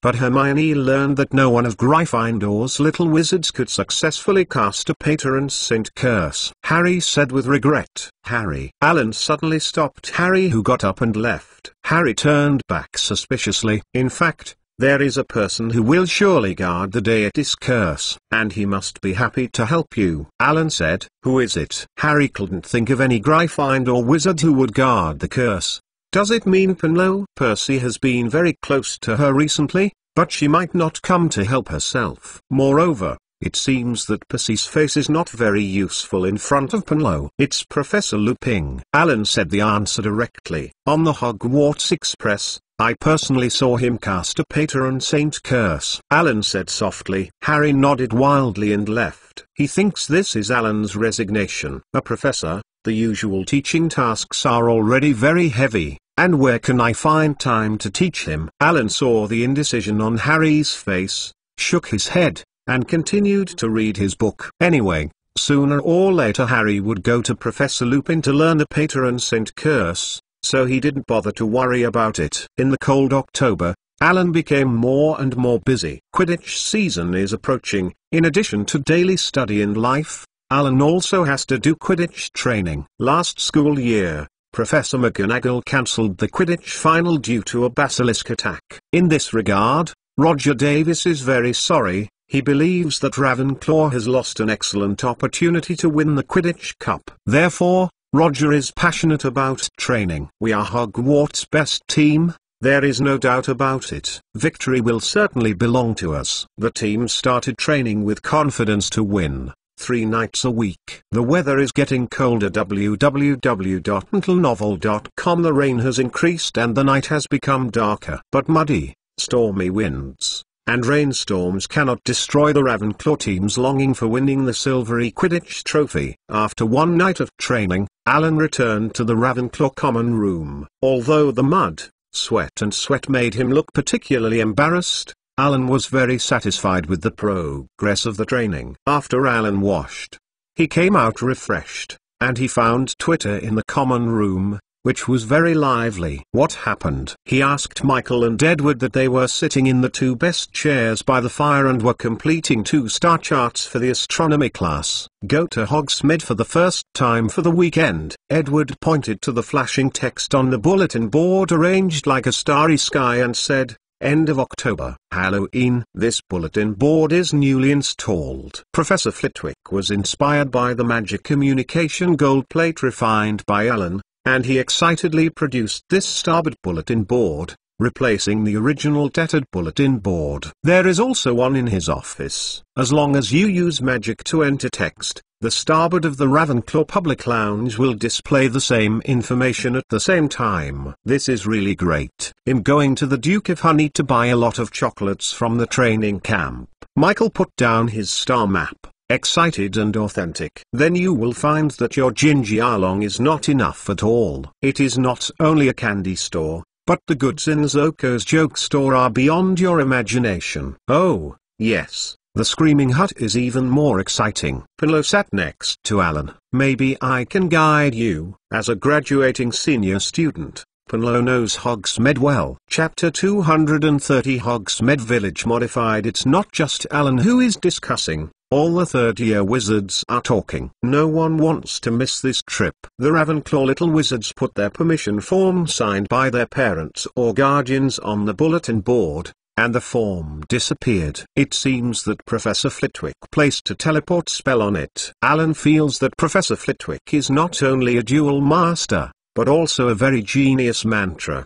The morning before Halloween, everyone got up earlier than usual. When Alan returned from the morning exercise in the request room, there were more wizards in the auditorium than in the past. Everyone wears clothes that are convenient for travel, and happily talks while eating. Even Edward, who loves to sleep the most, appeared on Ravenclaw's table. Far away, Alan saw Harry on Gryffindor's long table. He looked very frustrated, although he was trying his best to hide his expression and try to behave as usual. Ron and Hermione comforted him aside. Alan did not go over, but moved towards the direction of Ravenclaw's long table. Pinlo, Michael and Edward were having a good conversation, and when they saw him coming, they all smiled sincerely and warmly. Pinlo handed Alan a piece of jam and kindly advised Alan, I suggest not eating too much, otherwise you will regret it when you arrive at Hogsmeade. Edward and Michael nodded again, and they yearned for Hogsmeade more and more. After breakfast,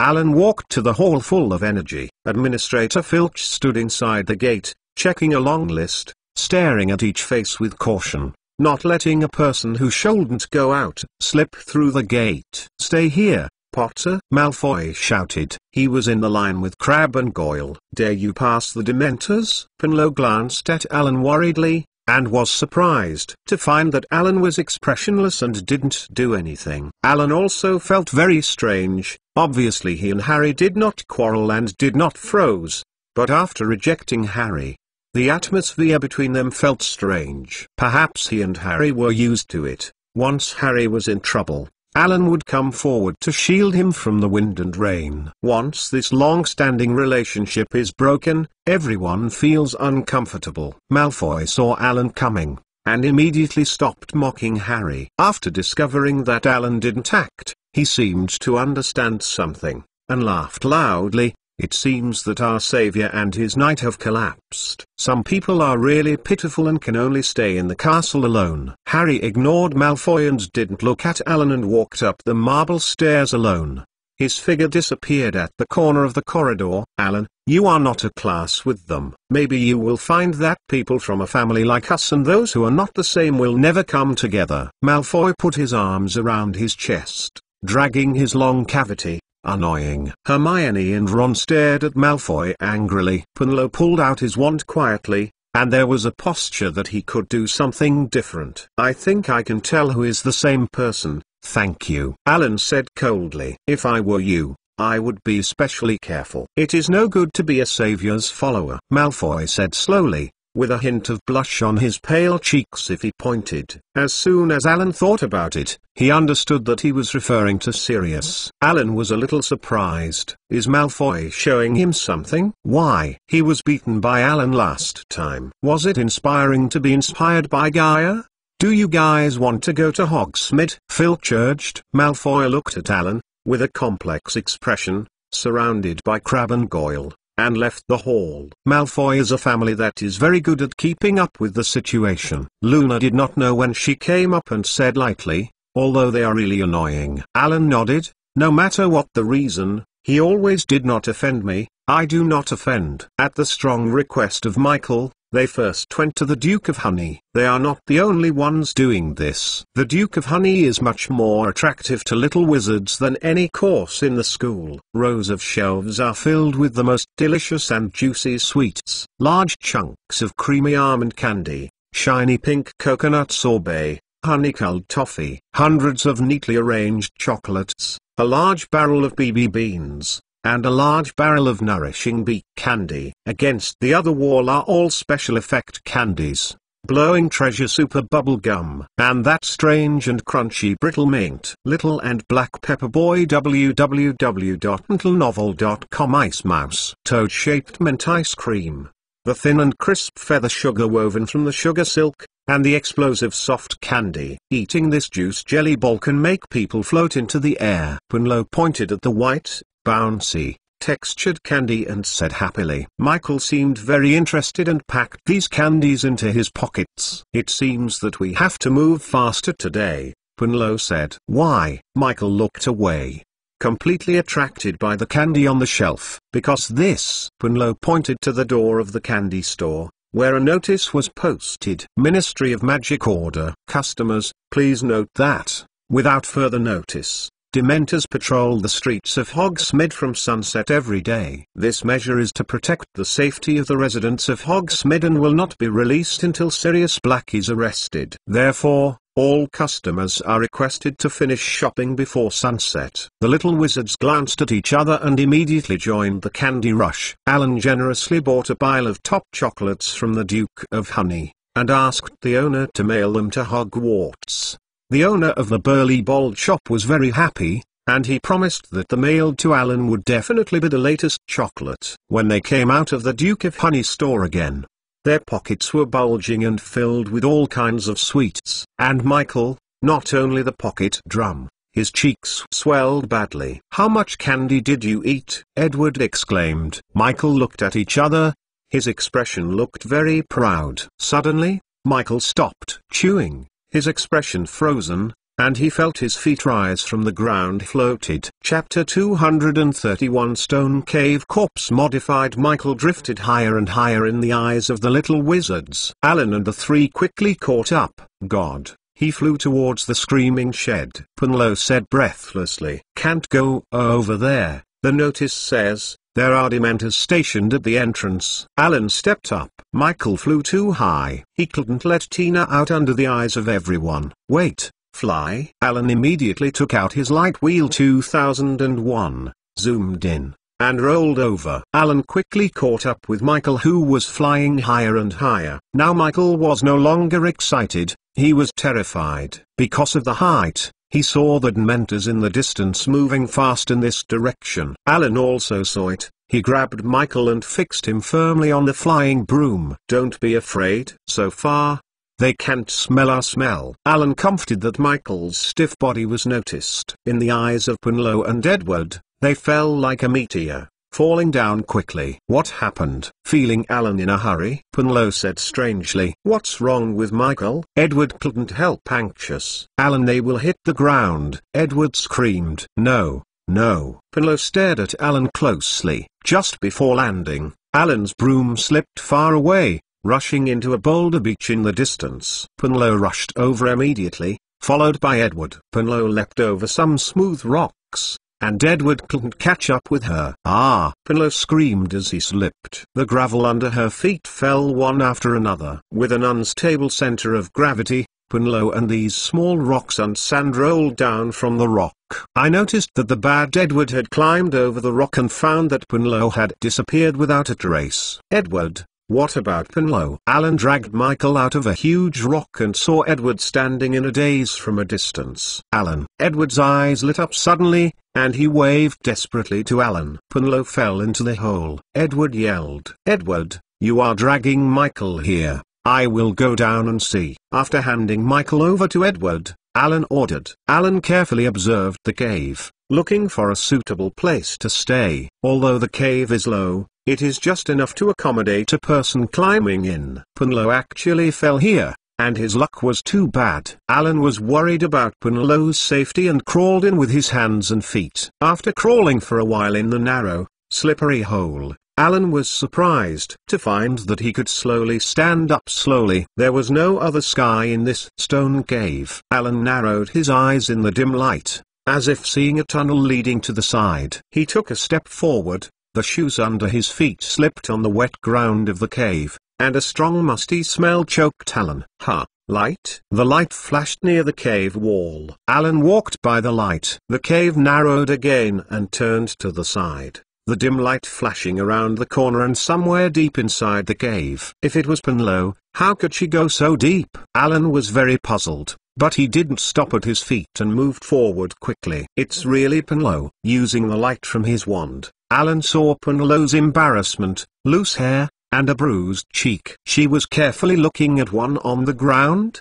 Skeleton? Penlow, it's great that you are fine. Alan stepped forward and issued a spell to restore Penlow's face. Alan, come soon, Penlow said, pointing to the bone in front of her. I found a skeleton. Alan and Penelope stood there silently, staring down at the skeleton. The skeleton was curled sideways, each bone was intact, and the empty eye sockets stared at them from the grey skeleton. Is it a human bone? Penlow asked intermittently in a low voice. No, unless people have 4 legs, my school sister, Alan replied. Penlow stared at it intently, his mouth opened in an O shape in surprise. So, what is it? It doesn't seem to match any magical creature I've learned. Some kind of big animal, Alan said to her. Maybe a deer. Alan leaned down and looked closely. No, not a deer. It has phalanges and no hooves. Alan looked at the skull, which was large and had sharp teeth. I guess it's a wolf,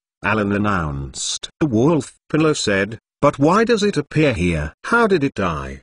Probably what animal killed it. You were reading book www.uukanzu.com. Penlow squatted down beside Alan, who wants to eat a wolf. The protein of wolf meat is very high, Alan quipped. Penlow pushed Alan hard. Alan, I'm telling you the right thing. What animals here will eat wolves? Lion, tiger, or human? Alan answered thoughtfully. If it was an animal, it would definitely chew some bones and make a mess, wouldn't it? Penlow asked.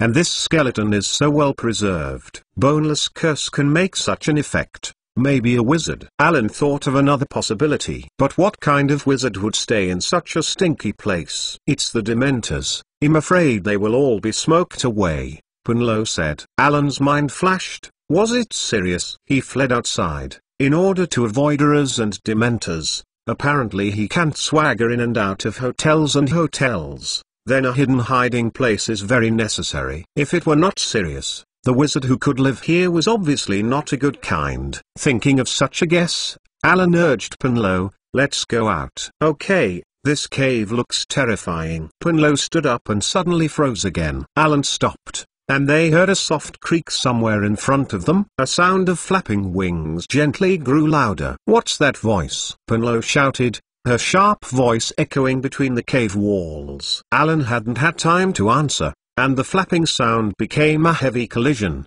which almost deafened their ears. No, Alan raised his eyes, and saw the dark cave crumble down, falling straight down on them. Chapter 232 Sirius Modified. No. Penlow screamed in his mouth and fell heavily on the damp cave floor. She conditionedly pulled Alan over and took advantage of her height to protect him in front of her eyes, waiting for the pain of the heartbreaking. She hadn't noticed that these things weren't actually falling rocks. But immediately, she felt a warm and powerful hand immediately hugged her back, and then, the panicked Penlow fell into a very secure embrace. It was Alan. Alan was dragged by the other party as soon as he found something wrong, and he was grateful for the intention of the other party, but apparently this was not the time to say this, so he immediately hugged Penlow to protect her in his arms and broke free from the right hand, while evacuating, used the magic wand to cast flames to burn those struck. With a scorched smell,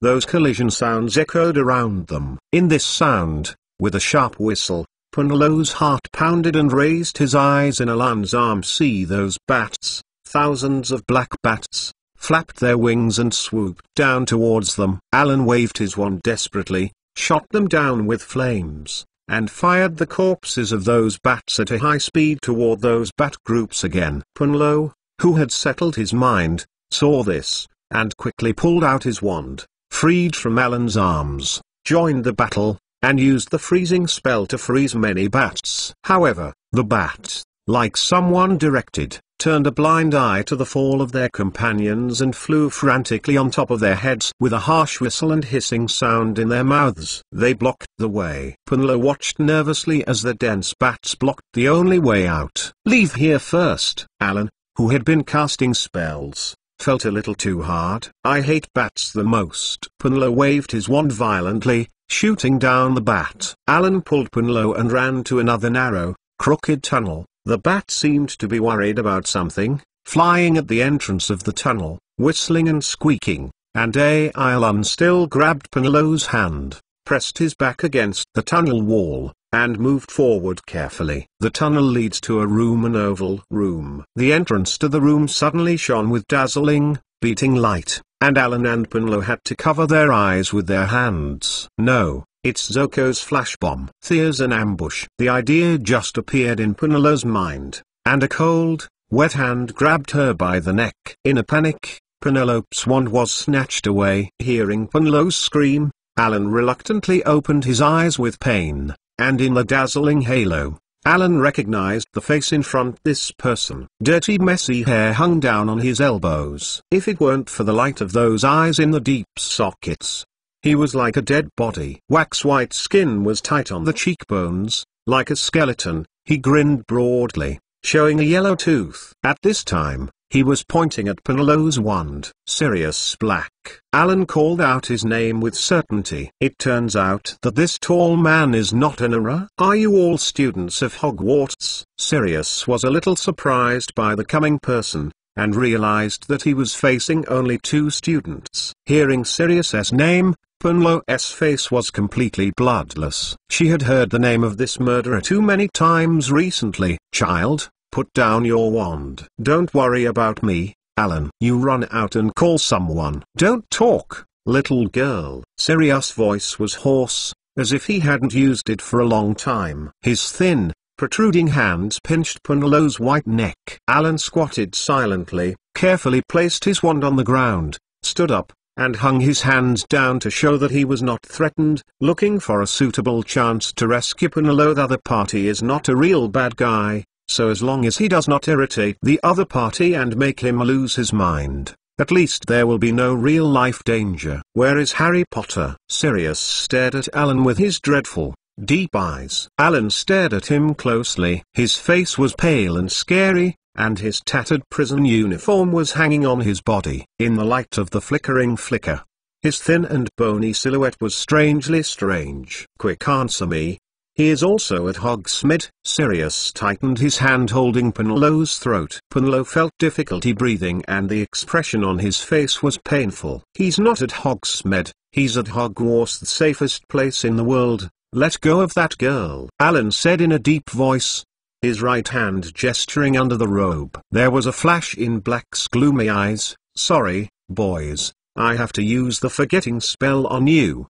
You have to forget me here. Soon, don't worry, there will be no after effects. Black began to point Penelope's wand towards Alan. Everything is forgotten. No, Penelope exclaimed, strugglingly, and apparently Black thought the winning ticket was in his hands and didn't care too much about the others' breakaway action. Armor protector. The tip of Alan's wand stick that was placed on the ground instantly built an invisible shield around him. Although this shield was much less effective than Alan's normal cast, it didn't bounce back the spell. Let it bounce aside. Alan can't directly use the attack magic in this way. Although he can cast it like this, he can't aim at all. Author's note: in the original book, Harry Potter was hit by a mentor before the 5th grade school, and his wand fell to the ground. But the air operation allowed the wand not far from the hand to cast the law normally. Then Alan didn't waste time picking up his wand. Instead, he stepped forward and caught Black's thin wrist with 2 hands to prevent him from casting a spell. Penelope took the opportunity to get himself out of Sirius' imprisonment. Black was a little surprised at the child in front of him,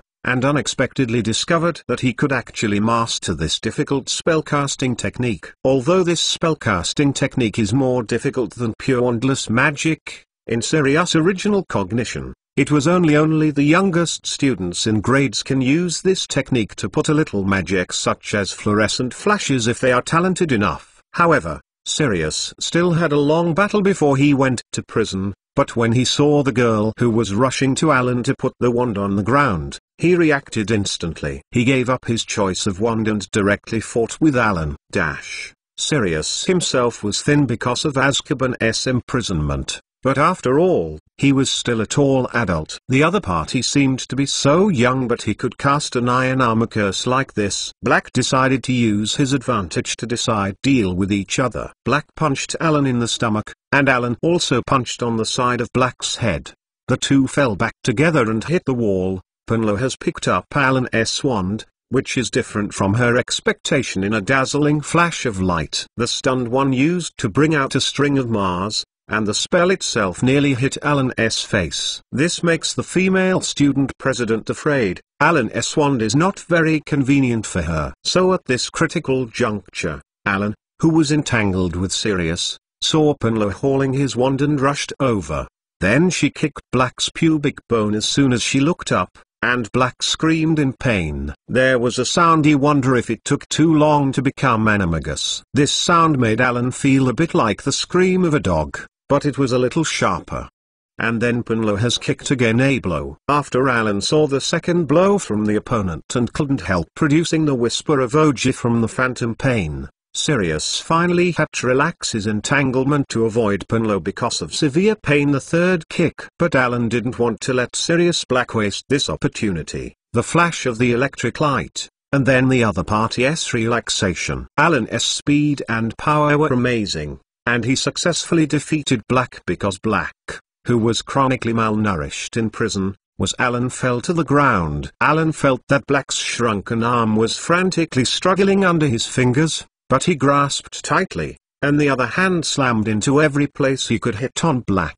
Seeing the situation temporarily controlled, Punlo he didn't physically strike him anymore, but quickly started to pick up the wand that was just dropped on the ground by Sirius. And Alan didn't like Sirius very much. Think about his nasty pranks on Professor Snape. Think about the tragedy caused by Harry and his mother Lily due to his and his good friend James's recklessness and blind confidence. www.mentalnovel.com. Just think, he just wanted to cast a forgetful spell on two innocent little wizards and for others. The key to these two innocent little wizards is himself and Punlo. Punlo had raised his wand again and aimed at Black.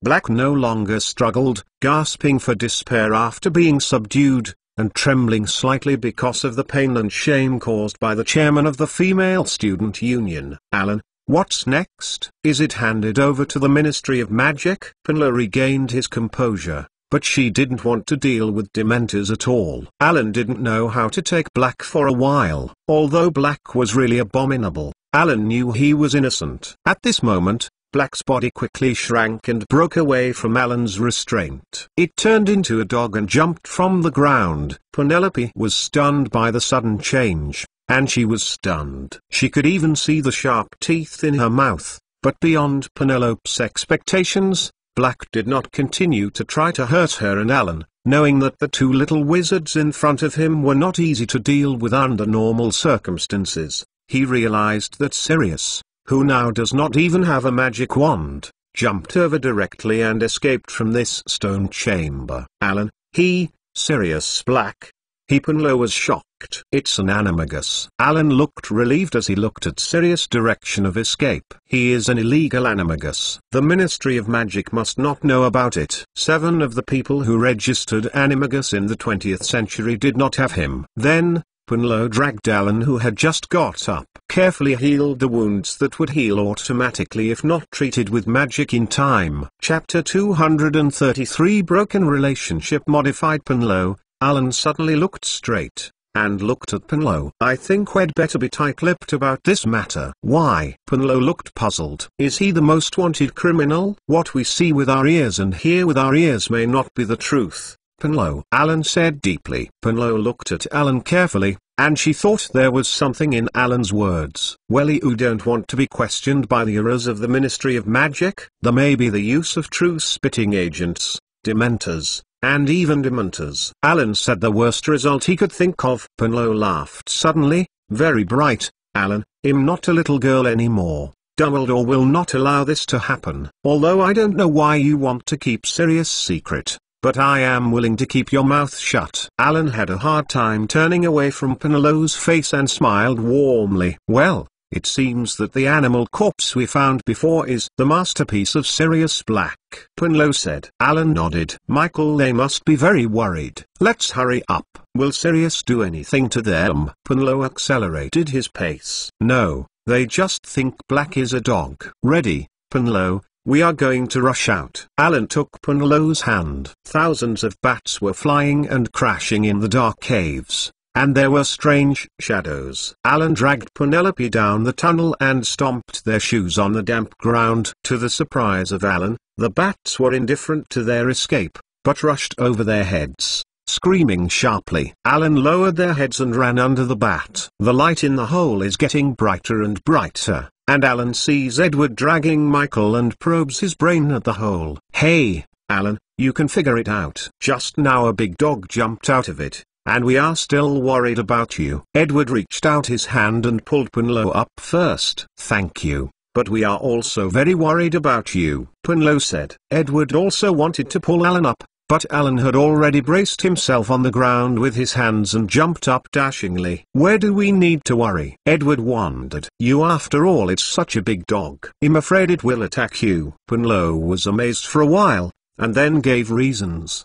Besides, who knows if you can hold Michael? Don't let both of them fly into the sky. On the way back to Hogsmeade Village, Michael was finally able to control himself and feel the down-to-earth beauty. Next, Alan, as if nothing had happened, shopped wildly in Zoko's Magic Joke Shop, and tasted cherry juice and soda with ice and umbrellas at the 3 Broom Bars. On the trail back to Hogwarts Castle along the lake, Michael has been complaining. If the professors were not in the 3 Broom Bars, maybe Miss Rosetta would provide them with butterbeer, which is said to have been tasted by many little wizards. But as long as we train on the weekend, we can drink it. In an instant, Michael smiled again. Have you seen her eyes? She has been watching me, and she smiles so charmingly. 13-year-old Michael felt that the charming bar owner must have liked herself. Alan smiled at Punlo and Edward. No one told Michael that his hair looked like a hovering bird's nest. I am a man who can fly to the sky. Michael,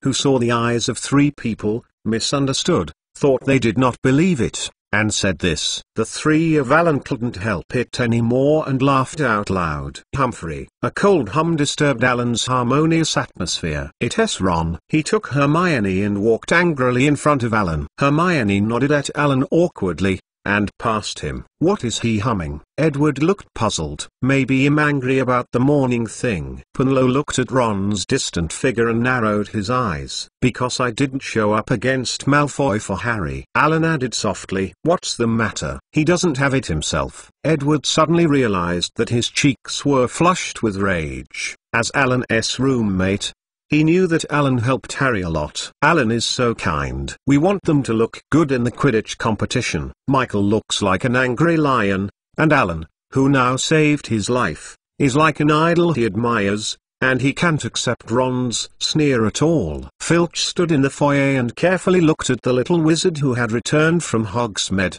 lest any little wizard bring the contraband back to the castle. Mrs. Loris walked around his feet. www.mentalnovel.com looked at them cautiously. For Alan, a little wizard who often helped himself, Filch only let it look a little bit, and the twin brothers of Gryffindor encountered the strictest inspection. Of course, Alan knew that Filch would return without success. Thinking of the consequences of the mischief of George and Weasley during the summer vacation, Alan decided to teach them a lesson. Hurrying up to an empty classroom, Alan summoned Maggie out of the pet space and told him something. Maggie left her eyes brightly. Maggie feels that even if her master is broken, she feels cute. Alan is definitely the kindest person in the world. After instructing Maggie, Alan went to the auditorium in a good mood. Punlo had put on Ravenclaw's robes and waited at the door of the auditorium. The hall was decorated with hundreds of candle-lit pumpkins and a large group of live bats flying around. There are also many orange banners burning with flames. They float like lambs on the ceiling where the storm is brewing like colorful water snakes. Oh, I hate this year's decoration. Punlo frowned in disgust as he looked at the bats rushing over the auditorium. I hope they don't sprinkle Yi Mingshaw. Alan changed the more elegant statement. Yi Mingshaw? Punlo didn't understand, but when he thought about it, he understood Alan's meaning, pursed his lips, and smiled happily. Alan was keenly aware that a bad eye was on him, and immediately caught the source of his sight. It was Percy on the Gryffindor table. Thinking of Ron's snorting before, and what he had asked Maggie to do, Alan felt that his relationship with Mr. Weasley's family could never be restored. Chapter 234 Crossing the Beaten Willow modified. The food was tastier than usual, and even Edward and Michael, whose stomachs had been filled with Duke of Honey, forced themselves to eat more. Alan noticed that the twin brothers had not appeared at the banquet until they were halfway through the banquet before they slipped in with a frown. Behind them, contented Filch. Filch went straight to the teacher's seat and said something to Professor McGonagall. Professor McGonagall frowned and looked at the twin brothers who had stumped their heads. Upon seeing this, Alan knew that Maggie successfully led Filch to the corridor near the secret road, and caught the twin brothers who stole contraband in the secret road. On the faculty seat, in addition to Professor McGonagall, there was a professor who seemed uneasy and could not enjoy the Halloween dinner, Professor Snape. I don't know why. Professor Snape's eyes glanced at Professor Lupin frequently, an unusual number of times. Contrary to Professor Snape, Professor Lupin looks very happy, just like usual, and is chatting with Alan's favorite Professor Flitwick. The banquet ended with a show performed by Hogwarts ghosts. They jumped out of the walls and tables and formed various formations to glide. Gryffindor's almost headless Nick repeated his beheading experience again with great success. Miss Grey of Ravenclaw sang a melodious song. Although it was not very harmonious with the atmosphere of the feast, she received the warmest applause from the Ravenclaws. Although she sang and arrogantly Lunhead floated out of the auditorium. Miss Grey is beautiful and talented, it is the best, Edward said as he pushed a large piece of pudding into his mouth. The Ravenclaw kitty nodded. Alan was also surprised. He felt that it was necessary to prepare some digestive medicine. Edward was really eating too much today. Michael Kona carefully looked at the female student president of Hogwarts who didn't focus his attention here, and then approached Alan and whispered to him, "Alan, I really envy you. Even the female ghost likes it. I found that Miss Grey just peeked at you. Well, maybe the little wizard of Ravenclaw needs it." This evening was so enjoyable. The rich and delicious food and the splendid performances made every little wizard feel satisfied. Even Alan, who has always been restrained, feels his stomach bulging at the moment. And waiting for the Ravenclaw little wizards there is a carnival, a fancy dress ball. The place is in the public lounge of Ravenclaw. Alan made himself dressed in Victorian costumes, made a handsome vampire, and carried a crystal cup filled with pomegranate juice, sitting on a large sofa, watching the carnival belonging to the Ravenclaws. Punlow's appearance this time was to imitate a pharmacist, Raven de Montmorency, who invented a variety of love potions on a chocolate frog picture. The witch who looks like a banshee has green skin. However, Punlow's enchanting figure attracted the admiration of many boys around him. She walked to Alan's side and sat down,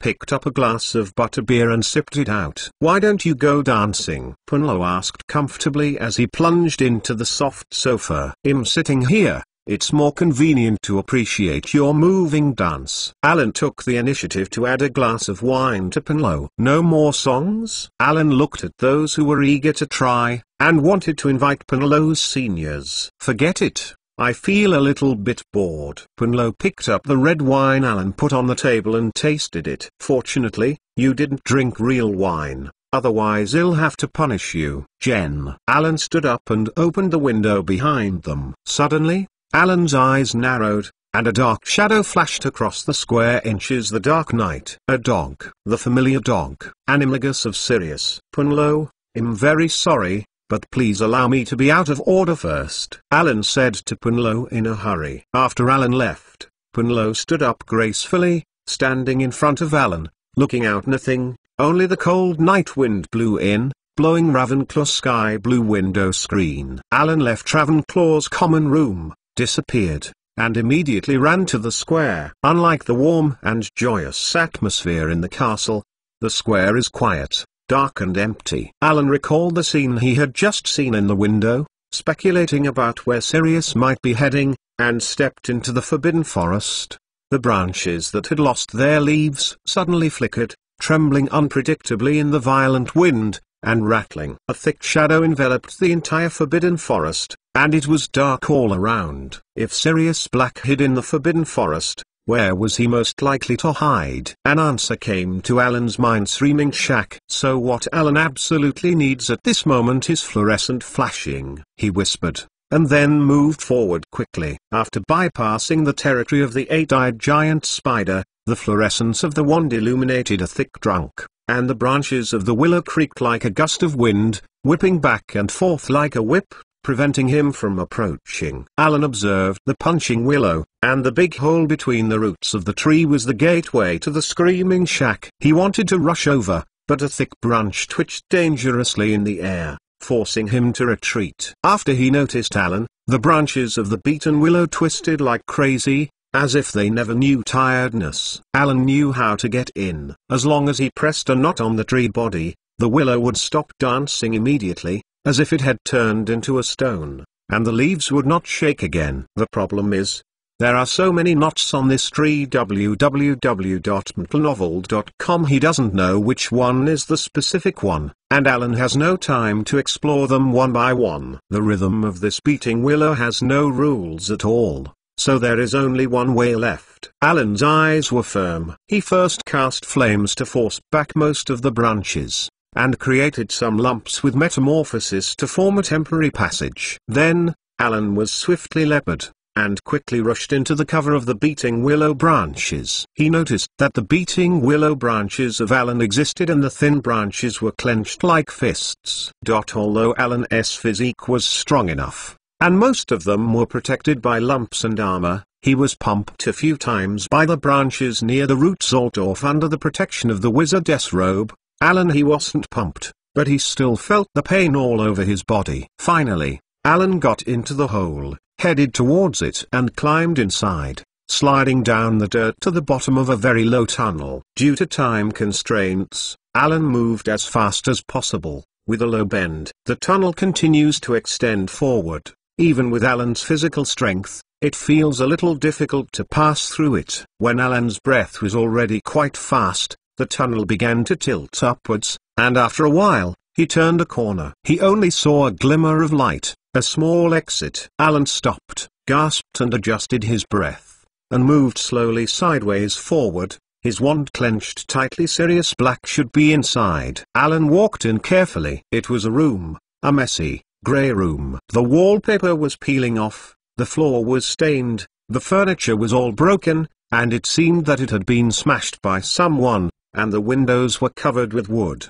But no trace of Sirius was found. Chapter 235. Alan and Sirius transaction modified. Alan watched quietly in the dark, breathing his breath and staying in wait. Crunching, like it came from the other end of the screaming shack, softly, and it felt like the sound of an old door opening and closing. Alan clenched his wand and walked lightly in the direction of the sound. Unexpectedly, at the root of the wall near the ground, Alan actually found a small window. The sashes fanned open and closed as if something had just passed through them. Alan quickly leaned over to observe. In the dark, a small figure walked away. That seems to be Crookshank, Hermione's cat. No, I'm fooled. Alan got up quickly from the ground and turned around. At this moment, a dark shadow pounced on Alan. Unexpectedly, Alan was immediately fell to the ground, and his head hit the wall heavily. The black figure jumped on Alan's body. Alan was crushed to the ground, unable to move. A sour smell immediately filled Alan's nasal cavity. The guy gasped, his mouth wide open, and dripping hot water dripping onto Alan's face. Alan fell into the animagus of Sirius Black, the claw of the big dog. Alan, who was disgusted, released his hands and tried his best to push Black's head away. Then Alan bent his knees and used the power of the wall to successfully overturn Black. Alan quickly got up and pointed at Black with his wand. Black gritted his teeth and let out a gruesome roar. He seemed to be a little sick, with a wheezing sound in his low growl, harsh ears, and some hoarseness, like a sick beast gasping for breath. "I know you are innocent, Black," Alan yelled, watching the big dog on the opposite side alertly. The opposite Black seemed to be stunned, but still gritted his teeth. "I know where the person you are looking for. Relax, Black, I'm here to help you." Alan tried not to blink, making himself look more sincere. But Sirius Black suddenly jumped into the air and went straight to Alan's face. It was too late, and then it was fast. A barrier curse spewed out from Alan's wand and directly hit Black. Black was knocked down directly and hit the wall. The cobwebs and dust were falling down, staining him. Blake's legs squeezed hard and got up, his grey eyes fixed on Alan. "Okay, since you must toast and not eat fines, let's talk after we fight." Anger rushed into Alan's heart, and he was determined to make Black look good. All petrified, Alan pointed his wand at Black again, but Black jumped lightly and managed to hide. Crookshanks came to help, and his front paws plunged deep into Alan's arm. Alan threw it away, but Crookshanks threw himself at Alan's wand. "Go away!" Alan shouted, kicking at Crook Mountain, and the cat jumped aside and spit. A pair of hands stretched out sharply, grabbing Alan tightly. Those two hands were very powerful, but without a trace of heat. They pinched Alan's neck tightly. Alan blushed, loosened his wand, pulled his fingers apart with both hands, flexed his head and turned around, and gave Sirius a flirty kick. Black groaned in pain, arched his body, unable to support, kneeling down on the ground. Alan jumped up, jumped on his back, raised his fist, and smashed Black's head. Crookshanks rushed up to attack Alan again. Alan jumped from Black's back and escaped the crook of Crookshanks. Black hadn't been able to stand up yet, and Alan grabbed his back tightly again, thumping his fists to his back. Black had no time to protect his head and face. Under the attack of Alan, he had no power to parry. Finally, Alan played enough. He released Black, and picked up his wand breathlessly. "Black, can you listen to me now?" Alan pointed at Black curled up in the corner with his wand. Black's thin chest swelled rapidly, his face was swollen with bruises, and his nose was bleeding. His swollen eyes stared closely at Alan. Alan took out a photo from his robe with one hand, exactly during the summer vacation with Mr. Weasley's family in Egypt. In the photo, in the bright sun, the spot is lying on Ron's shoulder and looking around. Black's chest undulated even more violently, and if it wasn't serious, he would immediately rush and tear off the photos. He stared fiercely at the spots in the photo as if he could tear it to pieces. "I know, it's a worm's tail little dwarf Peter, like you. He is also an illegal animagus." Alan's wand continued to point at Sirius. www.mentalnovel.com didn't relax at all. "Then it's very interesting. A hero in everyone's eyes, disguised as a pet mouse, is hiding in the wizard's house. What is it afraid of?" Alan grinned. "What are you looking for at Hogwarts? Is it really Harry?" Alan stared at Black closely. "He is a liar, a coward, a coward. He has failed our trust." Sirius shouted loudly. "Be calm, Sirius. Maybe I can help you." Alan's wand nodded at Black's chest. "Why?" Black's sunken eyes stared at the little wizard in front of him. "Because I am Ravenclaw. I am a raven who represents greed and plunder." Alan looked at Blake with interest. "Blake is an ancient pure-blood family, and should have a very rich collection, and you are the only heir." Sirius Black understood Alan's meaning and asked Sheng, "What do you want?" "I want all the collections of the Black family, including books." Alan really wanted these treasured books. The books in the magic world can be fascinating to read, but likewise, there are more and more confusions. Alan needs a lot of information to help him understand this incredible world. And the collection of a pure-blood family, think about how rich and precious it will be. "Do you want this?" Black looked at Alan doubtfully. "Also, A little wizard like yours may not understand that some things are more important than those dead antiques. You have no choice, do you? Alan blinked. Regardless of Sirius' identity or his physical condition, I am afraid that he will not be allowed to appear in Hogwarts Castle in a fair manner. Chapter 236 The Night of the Auditorium is quiet. Modified. What you are looking for is not Harry, but the little dwarf Peter. You want to catch him directly, but he could blow up a street of moles, and now he can blow up Hogwarts. Even directly kill Harry. Alan is by no means alarmist, and for his own safety, the little dwarf Peter can definitely do such a thing. And I have a chance to approach it quietly and bring it over to you for disposal. Alan said in a huff. Okay, if you can bring it over, I will give you all the Black family's treasures. Black gritted his teeth and agreed to the deal. That's better. Let's make an unbreakable vow. Alan pressed hard. He didn't want to put a lot of effort on his side. He would be kidnapped by morality because of some morality, love, and giving up what he deserves. So, we have one less witness. Black struggled to his feet. Maggie. Alan summoned Maggie in the pet space. Domestic elf. Black's eyes widened. It is undeniable that they are magical creatures, aren't they? Alan laughed. Well, if you think that this will really work. Black reached out his hand, and he thought it was a bit childish to do so. Under the witness of Maggie, the two held their hands together. Maggie put her wand between the hands of the two. Oaths. I, Alan Harris, must bring Peter the Dwarf Star to Sirius Orain Black. Me, Sirius Orain Black.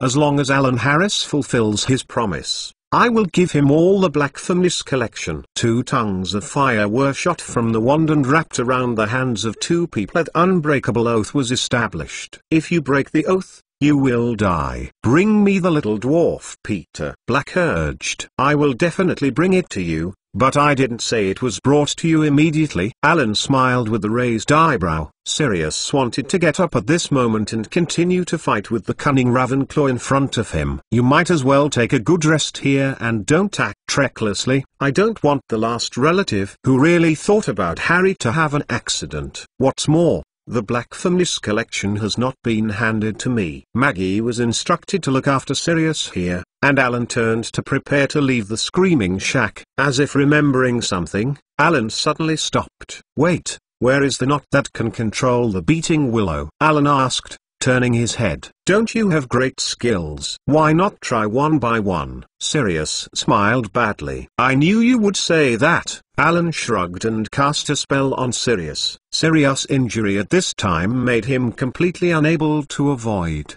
watching the magic spell hit him, but there was no pain. This is a damage transfer spell. Maybe you are willing to taste the taste of beating people. Alan suddenly reached out and pinched his arm, and Black immediately felt a pain in his left arm. At this moment, Alan's naughty smile was terrible in Black's eyes. He no longer doubted the authenticity of Alan's words, but said helplessly, the most prominent scar on the root of the Beta Willow, hold it, and the Beta will no longer be your threat. Without further ado, Alan immediately left the screaming shack. The magic contact gold flakes in his pocket kept shaking, almost hot. Returning to the Forbidden Forest smoothly, Alan quickly moved in the direction of the castle. The Forbidden Forest in the dark will always give people a chilling feeling, as if hundreds of pairs of eyes in the bush are staring at themselves in the dark. This feeling went with him until Alan left the Forbidden Forest. Alan took out the magic contact gold piece, and the text on it was full of words, all urging Alan's message. The whole school will spend the night in the auditorium and come quickly. Come back soon and roll call. Professor Flitwick found that you and Penlow are away. Please go back quickly. Oh, it. Of course Alan knew that Black broke into Gryffindor's dormitory, looking for the spotty little dwarf Peter. But Penlow is not there. Where did she go? At this time, as the chairman of the Female Student Union, shouldn't she maintain order in the auditorium? Alan disappeared and wanted to enter the auditorium quietly. But the door of the auditorium is tightly closed, and if you want to go in, You will be shocked by the people inside. Alan had to stand out and push the door daringly to enter. A long table was neatly placed against the wall beside the auditorium. There were hundreds of soft purple sleeping bags on the ground, and the little wizards had already got into the sleeping bags. Percy proudly patrolled the aisle. Hearing the sound, the little wizards all poked their heads out of their sleeping bags, watching, exploring, and whispering. Everyone got into the sleeping bag. Percy shouted, "Come on, no more talking." "Alan, where have you been?" "It's forbidden to wander around the campus at this time. www.mtlnovel.com, don't you know?" Percy grabbed Alan's arm and whispered. This made Alan a little surprised. He thought Percy would yell at him. "Everyone must be quiet." Percy saw Alan's expression clearly and continued, "Where have you been?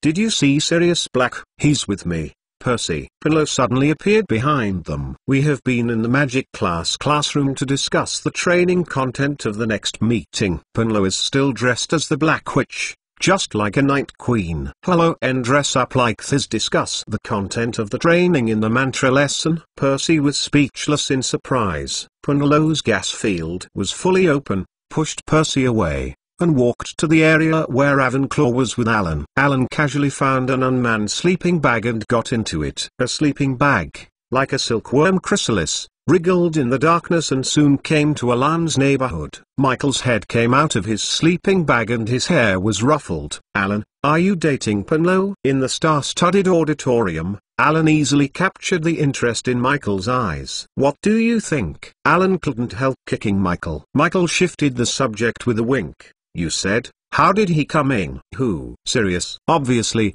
he can't illusion, nor can he pretend to deceive the Dementors." "So?" asked Ravenclaw, a few steps away from them. Before Alan could answer, Percy had come to warn. "Ravenclaw gets 5 points," Percy said loudly. "I ask everyone to get into the sleeping bag and stop talking." Chapter 237 Embarrassed Modified. "It's too much. Everyone is talking. He just punished Ravenclaw," Edward complained. After Percy turned and left, Alan secretly reached out his wand and attached a ring of light to Percy's back.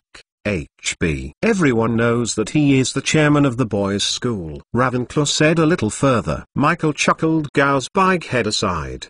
His head was so big. "Really, have you, Alan?" Obviously, it wasn't just Michael who understood this. There were uncontrollable laughs in the surrounding sleeping bags where Percy walked past. "Quiet, quiet," Percy reprimanded with a rack. "The candles have all gone out. Only those silver ghosts gave out a little light, and talked with the leaders seriously. The enchanted ceiling looks like the sky outside, dotted with many stars. Under this ceiling, listening to the whispering whispers still ringing in the auditorium, Alan felt as if he were sleeping in the breeze outdoors. After a while, Professor Flitwick came to the auditorium to see if everyone was safe. When he saw Alan and Pinlow, Professor Flitwick gave a clear breath. He did not question Alan and Pinlow, and left after a week of due diligence in the auditorium. Every hour, a teacher appears in the auditorium to see if it is safe. At about 3 in the morning, many students finally fell asleep, and Professor Dumbledore came in. Alan, who was audible, immediately awoke from half a dream and half awake. Alan looked at Professor Dumbledore. He found Percy and asked about the situation in the auditorium. The door of the auditorium creaked again, and more footsteps were heard. "Principal?" It was Professor Snape. The entire 4th floor was searched. He was not there. Filch had also seen it in the underground classroom, and there was none there. "What about the astronomical tower?" "Professor Trelawney's room?" "What about the owl hut?" "Searched all." "Very good, Severus. I also expected that Black would not stay here." "Have you ever thought about how he came in, Professor?" Snape asked. "There are many ideas, Severus, but everyone is equally untenable." Next, Professor Snape's voice was barely audible, and even Alan could not hear clearly. But from the trembling of his face, Alan could guess his anger at this time. Alan knew that he must have suspected Professor Lupin, thinking that Professor Lupin had brought Sirius Black to Hogwarts. "I don't believe anyone in this castle can help Black break in." Dumbledore increased the volume, his tone making it clear that the topic had ended. and Snape didn't speak again. "I have to go down and find those Dementors," Dumbledore said. "I said, and let them know when we finish the search." "Don't they want to help, sir?" Percy said. "Oh yes," Dumbledore said coldly. "But as long as I am the principal, I'm afraid no Dementor can cross the threshold of this castle." Percy looked a little embarrassed. Dumbledore left the auditorium and walked quickly, silently. Snape stood for a moment, staring at the headmaster's back with a deep grudge on his face. Then he also left. In the next few days, there was only one topic in the school: Sirius Black. The argument about how he broke into the castle is getting more bizarre. Phantom shifts, flies in, pretends to come in. Hufflepuff's Hannah Abbott's idea is the most bizarre. Black will become a flowering bush. But no one guessed that Sirius was an illegal animagus. Perhaps Professor Lupin guessed. But the people who appeared in the Black Magic Defense class again surprised all Ravenclaws. Not Professor Lupin but the terrifying Snape. "Professor Lupin has not left any records about what you have learned, so can anyone tell me what you have learned?" Professor Snape glanced across the audience with dangerous eyes. All the little wizard's eyes turned to Alan. Alan raised his hand daringly.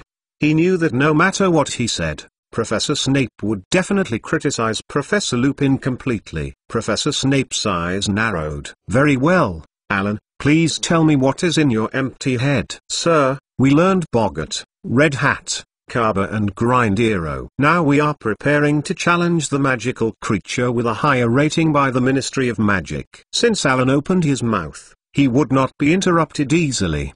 He ignored Professor Snape's dangerous eyes and spoke out the content of the course taught by Professor Lupin. "In all fairness, Professor Lupin is really a good teacher. It seems that Professor Lupin has not imposed any burden on you. We think first-year students should be able to deal with Red Hat and Grindillo. Today we will discuss." All Ravenclaws watched curiously as he flipped through the textbook www.untilnovel.com until the last chapter. "Werewolf," Professor Snape said. "Now, everyone turns the page to page 394. He glanced at the shocked classmate again. "All people." "Quick!" Although everyone did not understand why Professor Snape did this, the clever Ravenclaw realized that this must be due to the personal grievances of Professor Snape and Professor Lupin. In front of the fierce Professor Snape, all Ravenclaws turned to the werewolf chapter and cleverly kept silent. Obviously, such Ravenclaw made Professor Snape's anger impossible to burn. He arranged for everyone to copy the notes about the werewolf from the book, and then toured around the desk. This class of work is not difficult for Alan, but Alan's mind is not on these boring excerpts. What he thought was, whether or not to completely confess Sirius Black's affairs to Professor Lupin. But if the reckless Black really has a helper, Alan felt that he should never go straight in this way. And Lupin couldn't control Sirius Black's actions at all. Tell him that it doesn't help, but instead it might make things bigger and make Alan lose the opportunity. In the end, Alan dispelled the idea. The bell finally rang, but Professor Snape did not let them go. "Each person writes a paper to me about how to identify and kill the werewolf. I ask you to write 2 rolls of parchment paper on this topic and hand it in on Monday morning." The Ravenclaws nodded reluctantly. "I heard that Ravenclaw's new bulletin board is amazing. Then Alan Harris, you will post the excellent papers I have selected on the bulletin board." Professor Snape continued. What else could Alan say? Nodded. Chapter 238. Dementors in the Wind and Rain modified. The first Quidditch game was drawing nearer and the weather was getting worse. But the Ravenclaws, eager to win the championship, were not afraid at all. As if nothing could stop their desire for victory. In the last training before the first game of the Quidditch season, Roger Davis told everyone that the bad news: our first team to play against has become Slytherin. "Why?" the players asked in unison. Flint's reason is that the player's arm is still injured and he can't play against Gryffindor. Roger gritted his teeth angrily. "The reason for this is obvious. I don't want to be in this way where the competitions think this will reduce their chances of winning. But our tactics against Hufflepuff have been trained for a long time." Kuzang's cheeks turned red. I don't know whether it was because of the anger after the exercise. After raging for a whole day, When Kujang spoke, they could still hear the thunder of thunder in the distance. Since that is the case, we should show our full strength. Let the Slytherins realize that we are more terrifying than the storm. Alan said in a deep voice. For the current Slytherin, they are obviously very proud of their behavior. They disrupted the battle plans of several other academies. In the morning when Gryffindor played against Hufflepuff, the wind screamed, and the rain fell harder than ever. The hallway and auditorium were too dim, and there were more torches and lanterns. The Slytherin players all showed gloating expressions, and Malfoy was the most proud. "Ah, I hope my arm feels better," he sighed, and the wind slammed against the window. "It's shameless." Punlo stirred the pumpkin porridge in the bowl bitterly. She is not the only one who curses. Quidditch games will not be cancelled due to trivial things like lightning storms. When Gryffindor and Hufflepuff players were on the court, they brought the audience to the stands with a sense of majesty. This is definitely a difficult matchup. The cold rain is like splashing and falling. In the gust of wind, the audience in the stands could not clearly hear the explanations and the games. The players who shuttle on the field feel even worse. They were frozen so stiff that it became harder and harder to hold the broom. Gryffindor captain Wood called a timeout, and Alan sincerely hopes that no matter who it is best to catch the golden snitch as soon as possible to end the game. The players who were on the field again drove the broom through the storm and looked around for thieves. Gryffindor looks more powerful. This is indeed a tenacious team. A thunderbolt exploded, followed by a zigzag lightning. The situation is getting more and more dangerous. Another lightning illuminates the stand, and Alan's attention is focused on the Gryffindor stand. The outline of a dog with a shaggy hair is clearly set against the sky, staying in the empty seat at the top on. "Damn." Alan couldn't help but whispered. "They found the golden snitch," Michael said excitedly. However, a strange thing appeared. A strange silence passed across the stadium. Although the wind was still so violent, he forgot to roar, as if someone had turned off the volume. Then, a terribly familiar chill struck Alan and invaded him. Alan moved his gaze from the sky to the ground. At least 100 Dementors stood underneath. All their hidden faces were raised, looking for black strays on the stands. They didn't even miss the little wizard flying in the air and looked carefully. There was a harsh scream from the stands, and Harry fell straight down from the sky. Professor Dumbledore rushed to the court, waving his wand, and Harry's speed slowed down when he landed. Then he turned his wand to the Dementors and shot silver at them. Alan pulled out his wand without hesitation and stood up. "Excuse the guard." A phoenix spewed from the top of his wand, hovering and flying towards the group of Dementors. "This is the best opportunity for actual combat." Ravenclaw's little wizards have drawn their magic wands and desperately thought about their happiest things. The wizards are commendable, but the actual effect is extremely limited. Most of the wands of the Ravenclaw little wizards who had participated in the training were just a silver air mass, which was not in shape. Only Punlo, the patron saint of the fox, deftly flew off the stands and rushed towards the large group of Dementors. The professors also pulled out their wands and issued their own patron saint. 2 phoenixes took the lead, and various animal guardians followed, and the Dementors immediately left the stadium, disappearing without a trace. "Is he dead?" Michael asked in horror. "No, he didn't even break his glasses," Alan replied in a deep voice. "And the ground is soft." www.mentalnovel.com. "Fortunately it's raining heavily," Punlo added. Professor Dumbledore directed Harry with a wand and flew to a stretcher, then strode toward the castle. Harry's stretcher floated and followed. Cedric Diggory of Hufflepuff clutched the golden thief in his hand, looking a little at a loss. Cedric and Mrs. Huochi applied for a rematch, but Wood thought Hufflepuff had won the game and Gryffindor lost. When all the little wizards left the stands, Wood still knelt in the mud and looked extremely sad. "Alan, we must not follow Gryffindor's footsteps." Roger patted Alan's shoulders, looking at Wood in the rain, with a heavy tone. Harry was admitted to the school hospital, and Alan was not worried about his safety at all.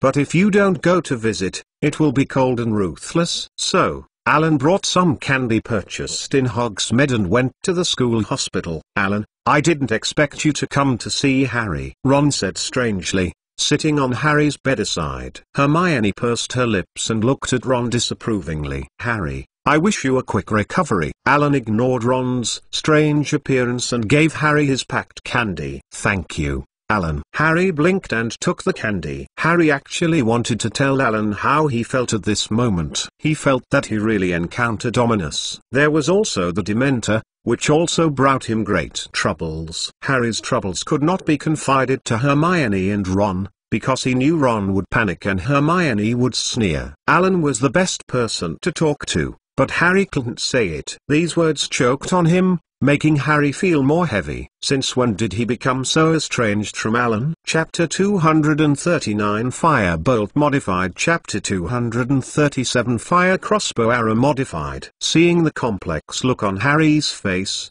Alan shrugged and smiled. For Alan, he came to see Harry in the necessary courtesy, and Ron was sick and as ill-tempered as Alan would not care. Alan felt that he was not Harry, and he didn't need to endure this. After the bad behaviors of the red hair, wait for the other party to wake up suddenly to make the relationship and friendship more intimate. "Harry, the Dementors don't affect everyone so much. The reason why you fell off the broom is because of them. After all, a friend, plus Hermione." Alan decided to still enlighten Harry. "Yes," Harry said. He hesitated for a moment, and then the questions he wanted to ask could not help but blurt out, "Why? Why do they affect me like that?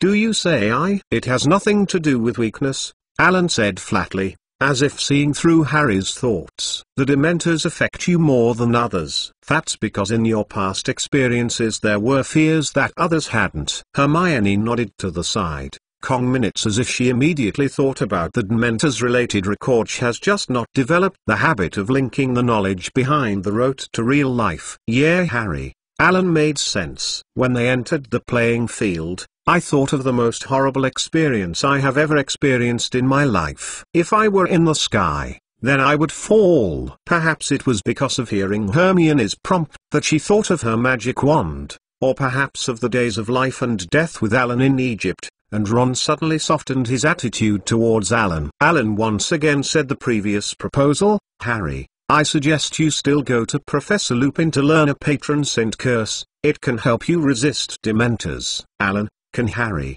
Hermione, I'll go to Professor Lupin." Before Hermione's words were finished, he was interrupted by Harry. Ron opened his mouth, but he didn't say anything in the end, and Alan felt that he should say goodbye to them. After Gryffindor failed, Malfoy was smug. He finally removed the bandage, and in celebration of his ability to use both arms again, he continued to imitate the embarrassment of Harry falling off the broom. But soon, his complexion worsened again. In fact, no college except Ravenclaw could be happy this morning. At breakfast, Alan's owl Benny took the lead, and the four extremely majestic owls did not know why they deliberately bypassed Hufflepuff's long table and threw a long and narrow parcel to Alan. Alan's hands were swift, and he stood up, grabbing the package, avoiding the tragedy of broken dishes and spilled food. "What is it?" Edward asked as he chewed the bacon. Alan didn't answer, stroking the parcel.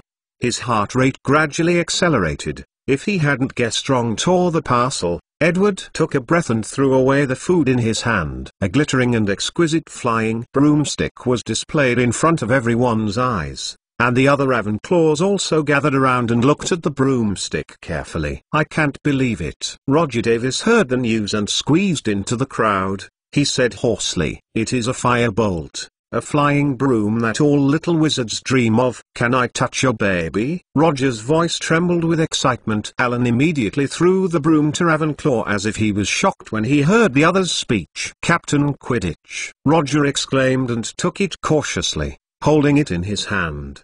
The broom handle shone brightly. He could feel it trembling, so he let go of his hand. The broom was suspended in midair, just so he could ride it. The height of Captain Quidditch stroked it with his eyes. From the golden registration number on the top of the broomstick, he could see the flexible and smooth streamlined broom tail made of the birch twigs. The best flying broom in the world, the Firebolt. "Oh, the Academy Cup." Roger glanced at Alan, then continued to watch the flying broom with great eagerness. and gently stroked it with his hands. Alan couldn't help but took 2 steps back. He felt Roger's wide eyes like a firebolt. There were more and more people around, and Alan had till he ended his breakfast, and surrounded by Roger and a group of Ravenclaw Quidditch players, returned to Ravenclaw Tower. Everyone thought that the firebolt should be given such treatment, and the Ravenclaws watched the distant players eagerly, and there was much discussion. Malfoy's face was pale. His father would never buy 7 firebolts for Slytherin. A firebolt is more expensive than all the broomsticks in Slytherin. There was silence on Gryffindor's long table, and Wood was like an eggplant struck by frost. Ravenclaw had a firebolt, and Harry's light wheel 2000 had been reduced to fragments. When Harry fell from the air, his broom was blown away by the wind and hit the beating willow. The Gryffindor team can now provide Harry with the school's flying broom, the Old Antique Meteor, which is very slow and a bit staggering. The Old Antique Meteor is a clear result on the world's most advanced broom firebolt. Harry sat blankly at the dining table, unconsciously stirring the pumpkin porridge that had cooled in front of him. Hermione blinked, the wind ran out, and quickly ran back with a thick book. "Harry, I think you need this." Hermione pushed the book to Harry. "Flying broom." Harry looked down and read the text on the cover. "Harry, I think you can study different brands carefully. Choose a flying broom that suits you." Hermione bit her lip and said, "But there is no broom comparable to a firebolt." Ron stared at the direction of Ravenclaw's departure and blurted out, "The Harris family turned out to be so rich too? These pure blood are too extravagant." Harry's eyes dropped. "Not pure blood yourself." Hermione stared at Ron angrily, and if she didn't take into account Harry's emotions, she must teach Ron a good meal. Roger Davis was stimulated by fire crossbow arrows to stimulate all his training enthusiasm. With his crazy energy, he led the team members to train hard in the cold rain. None of the team members were tired and bitter. As long as they saw the firebolt that Alan was riding, everyone seemed to see the glittering Academy Cup beckoning to them. After a thorough training, you read books. www.uukanzu.com. Roger looks serious and brings everyone together. This made Ravenclaw's players reflect on the training just now. Everyone was very active. No one made a mistake. What happened to Roger? Before opening, Roger glanced at Kujang with guilt. "I feel that our team members need to make adjustments," Roger said heavily, but the tone was very firm. Kujang blinked, and she seemed to guess Roger's next words. Embarrassed. "Autumn, you are indeed a very good-looking player, with a flexible figure and a bright eye. But I think Alan seems to be more suitable for the position of looking for a player. What do you think?" Roger hesitated for a long time, said something. "Kujang is indeed very good, maybe she can beat Draco Malfoy of Slytherin," Cedric Diggory, who can barely beat Hufflepuff for some special reasons, but against Gryffindor the more Harry Potter, the more difficult it seems. End of this chapter. Chapter 240 Team Adjustment Modified. Roger didn't think Gryffindor would let Harry ride the Old Antique in the competition. Oliver Wood, the captain of Gryffindor, is an avid Quidditch lover. He is about to graduate this year. Roger does not think he will give up the chance to win the Quidditch Cup. All the players looked at Kujang and Alan. "Roger, aren't you because of this firebolt?" Alan asked calmly. I don't deny that my decision has the firebolt factor, but Alan, your ability is very comprehensive. No matter where he is, he can be perfectly competent. Quidditch's most important position. Looking for the player, I think it's up to you." Roger looked at Kujang. She looked pale. "For her, if she is not a golfer, I'm afraid there is no place for her on the team. I want to be a batter more than looking for a golfer." Alan suddenly interjected. Alan is gentle, but he is eager for some exciting positions, such as a batter. Being a chasing player can score very well, but if the golfer can catch the golden thief quickly, then the game becomes boring for Alan. Compared to the passive defenders who can only passively defend, Alan feels that he can attack other people's hitters at will, which is more attractive. If Roger did not propose adjustments, Alan would naturally be fine. Since he said that, Alan still wanted to fight for himself. He is really very interested in hitters. "Roger, if I went to be a golfer,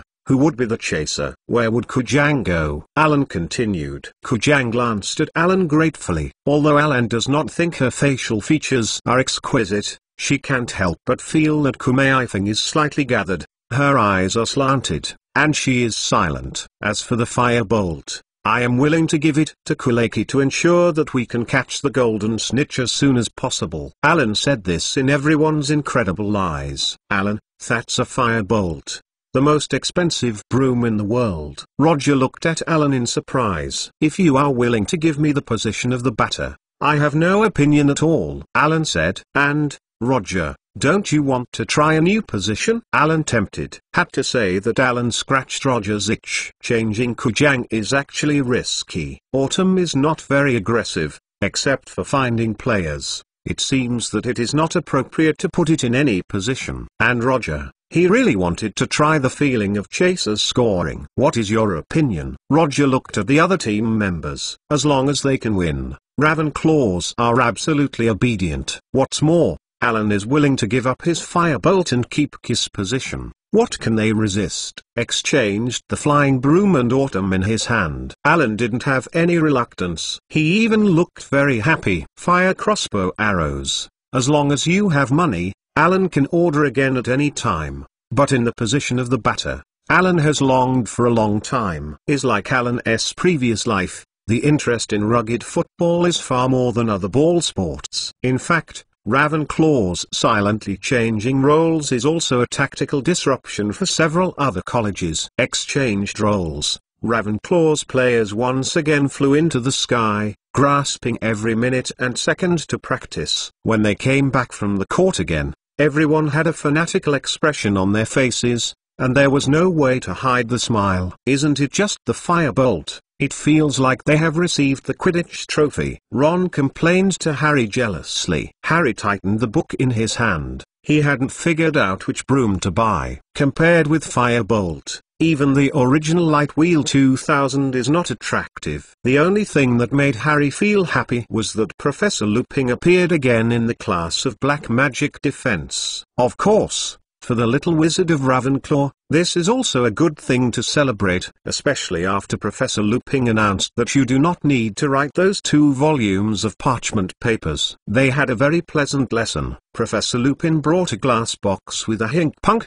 an egg-legged creature that looked like a plume of smoke and was quite fragile. It doesn't look dangerous. It will bring people traveling into the quagmire, said Professor Lupin, and the students took notes. Did you notice the lantern it carried? Jumping forward, people follow the Lython. Hink-punk stuck to the glass wall, making a terrible, crunching sound. The bell rang, and everyone packed up and walked out of the door. Alan remained silent at the end. Professor, you don't look very good. Alan looked at Professor Lupin's face. It looked like he was seriously ill. The old robe was more loose and there was a dark shadow under his eyes. Thank you for your care, Alan. Professor Lupin looked at Alan with a smile. This was the first little wizard who took the initiative to care about his body. But soon, his smile froze in his face. Professor, I finished the paper on the werewolf arranged by Professor Snape. Alan lowered his voice and said www.mcnovel.com. Professor Lupin stared at Alan and frowned slightly. I know, when you met Boggart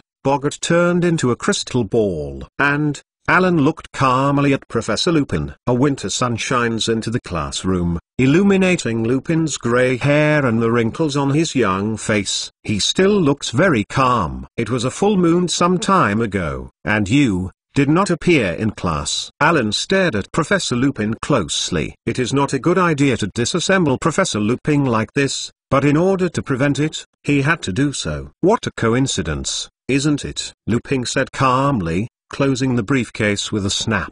Perhaps, more coincidentally, I know that Professor Snape is brewing his newly developed wolf poison, and the beneficiary is you. Alan directly pierced the last layer of screens, and put the truth that he knew that Professor Lupin was a werewolf in front of each other. Lupin's arm suddenly moved as if to grab Alan's arm, but he restrained himself. A moment of silence, then, You are really a keen little wizard, indeed. I am a werewolf. Dumbledore trusted me and made me the position of Professor of Black Magic Defense. And the newly invented wolf poison potion by Professor Snape made me change it as safe. As long as I drink this medicine a week before the full moon, I can keep my mind awake during the transformation. I can curl up in my office, a harmless wolf, waiting for you. If you can't accept such a Professor of Black Magic Defense. After a pause, Professor Lupin's mouth showed a bitter smile. Chapter 241 Agreement Modified. No, Professor, I like your class very much. Alan interrupted Lupin's words. I will not reveal your identity, but I hope you can promise me one thing. Alan looked straight, observing the expression on Professor Lupin's face. Lupin looked at Alan calmly, wondering what the little wizard's purpose was. I just want you to do one thing according to my orders when I think it's necessary, Alan said. Lupin didn't understand that Alan would have something to do. Seeing the hesitant look on Professor Lupin's face, Alan continued, you can rest assured that this matter will not violate morality and will not harm you. Lupin looked at Alan's sincere expression, hesitated, and then smiled bitterly, said, Well, it seems I have no other choice. Professor, I believe in your character. Alan gave Lupin a deep look. You won't regret this decision today. In addition, I will also prepare the wolf poison potion recently developed by Professor Snape, if you need it. No thanks. Alan's words were not finished, but Professor Lupin interrupted him. Does not think that a third-grade wizard has the ability to dispense a potion poison, let alone a student who has just threatened himself. All right. Alan swallowed the words behind him. Alan still politely said goodbye to Professor Lupin. Before walking out of the classroom door, he suddenly turned his head. Professor, maybe you can teach Harry the Guardian spell. He has been troubled for a long time. Is this your request? Lupin looked up and looked at Alan's eyes full of scrutiny. Of course not. Alan smiled and walked out of the classroom. Of course he knew that even if he didn't say, in the end, Harry would still ask Professor Lupin for help. He just wanted to make Professor Lupin feel at ease. He was not malicious to Harry. And naturally he was not malicious to Professor Lupin. The time between Ravenclaw and Slytherin is getting closer and closer. Roger Davis frantically organizes the players to train every day. Even if he is as strong as Alan, he has no time and energy to manage other things. Alan failed to give Professor Snape the assignments in the Black Magic Defense class in time. Professor Snape said nothing. Alan thought that this matter had passed, but he did not expect that he was too happy. In the potion class on the second day, he was detained for 10 seconds. Just because you told me the right way to cook it in time, Edward said angrily. He felt that since Professor Lupin returned to work, Professor Snape became more and more moody. Edward, this is just annoyance. Alan didn't care. We should rejoice and thank Professor Snape's mercy. You know that Michael suddenly came over and said gossip. Gryffindor Sue Weasley, Ron Viceroy I. Alan and Edward looked at Michael with interest, and occasionally gossip was good for physical and mental health. During his substitutions with Professor Snape, he actually dared to speak out. Michael exuded. As a result, do you know what he was punished for? He was asked to scrub the hospital potty. Magic is not allowed. The reason why Michael is so excused is that when Ron sneered at Alan, he saw Ron's discomfort. Therefore, when Michael heard that Ron was punished by Professor Snape, instead of generating the feeling of hatred like other little wizards, he liked Professor Snape a little bit. Of course, this is also related to Michael's excellent performance in the potion class, and it is rarely related to criticism by Professor Snape. Alan and Edward imagined Ron scrubbing the toilet frowningly, and laughed impudently. Professor Snape's way of punishing students is still fresh and refined as always. People can't help but whisper. Several people here are still laughing, and the voices of Ron and Harry are heard over there. The two of them ran over in a hurry. After stopping Alan, the two men leaned against the wall and gasped. Seeing Ron, Edward and Michael couldn't help laughing again, which made Ron confused and looked silly. Edward and Michael said goodbye to Alan, leaving room for the three of them to talk. Alan, I blamed you wrong. Ron was suddenly headless. This time, The confused one became Alan. What is he talking about? It turns out your friendship with Harry hasn't changed. Ron looked at Alan eagerly. Thank you, Alan. Harry looked at Alan's eyes very seriously, which made Alan take a few steps back.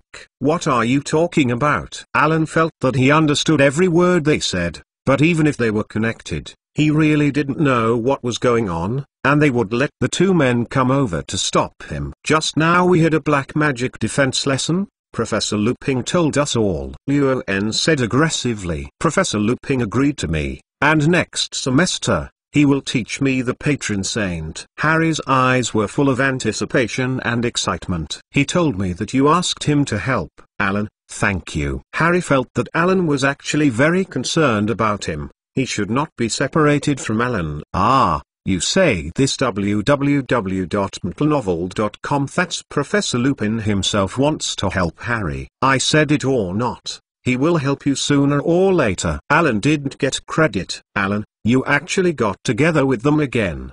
Do you like the Savior's followers so much? An annoying, deliberately long tone sounded behind the three. Is Malfoy, Crabbe and Goyle are surrounded by his due diligence. Malfoy, do you still want to taste the crocodile heart? Ron glared at Malfoy. So do you still want Gryffindor to deduct another 50? Weasley? Is Professor Snape's voice. Professor Malfoy seemed to have found the backer and looked at Harry triumphantly. During the last potion lesson, Malfoy spent most of the time in the underground classroom imitating Dementors. Ron finally couldn't help but threw a huge, slippery crocodile heart at Malfoy, centering his face. Snape deducted Gryffindor 50. Alan, do you let Lupin teach Potter the patron saint? Professor Snape looked at Alan dangerously. Professor, I can't manipulate a professor's choice, do I? Alan didn't panic. Malfoy made various Dementor movements behind Professor Snape. Harry and Ron glared at Malfoy,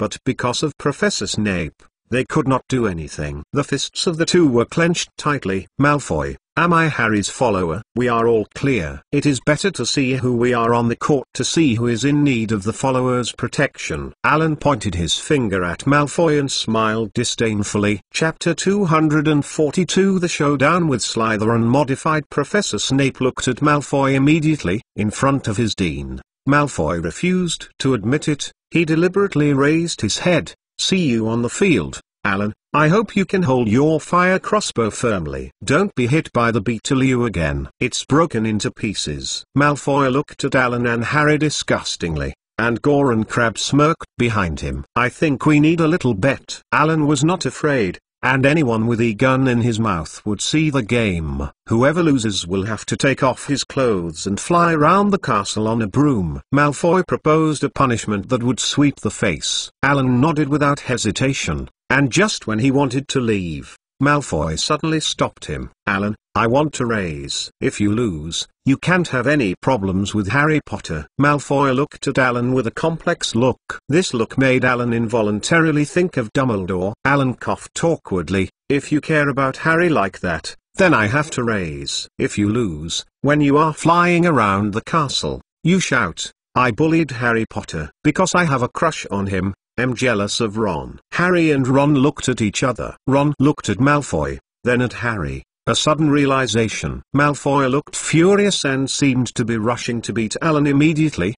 Just kidding. Alan shrugged. But Malfoy didn't appreciate it at all. Okay, that's it. Malfoy glanced at Alan sideways, violently knocking Harry and Ron into the potion class. Come in and come to class. Professor Snape snorted and turned back to the potion classroom. His cloak was thrown behind him, like a giant bat. Harry and Ron glanced at Alan, just like stepping into the execution ground, stepping into the classroom. This agreement between Alan and Malfoy walked wildly. At dinner, the atmosphere between Ravenclaw and Slytherin was unprecedentedly tense. When Roger had a meal, he asked Alan no less than 5 times about the position of the firebolt. Suddenly, Roger put down the food in his hand and stood up in a hurry. I want to arrange some students to work on shifts. After all, as long as you have a brain, it is not difficult to enter our common room. His decision was undoubtedly very wise. That night,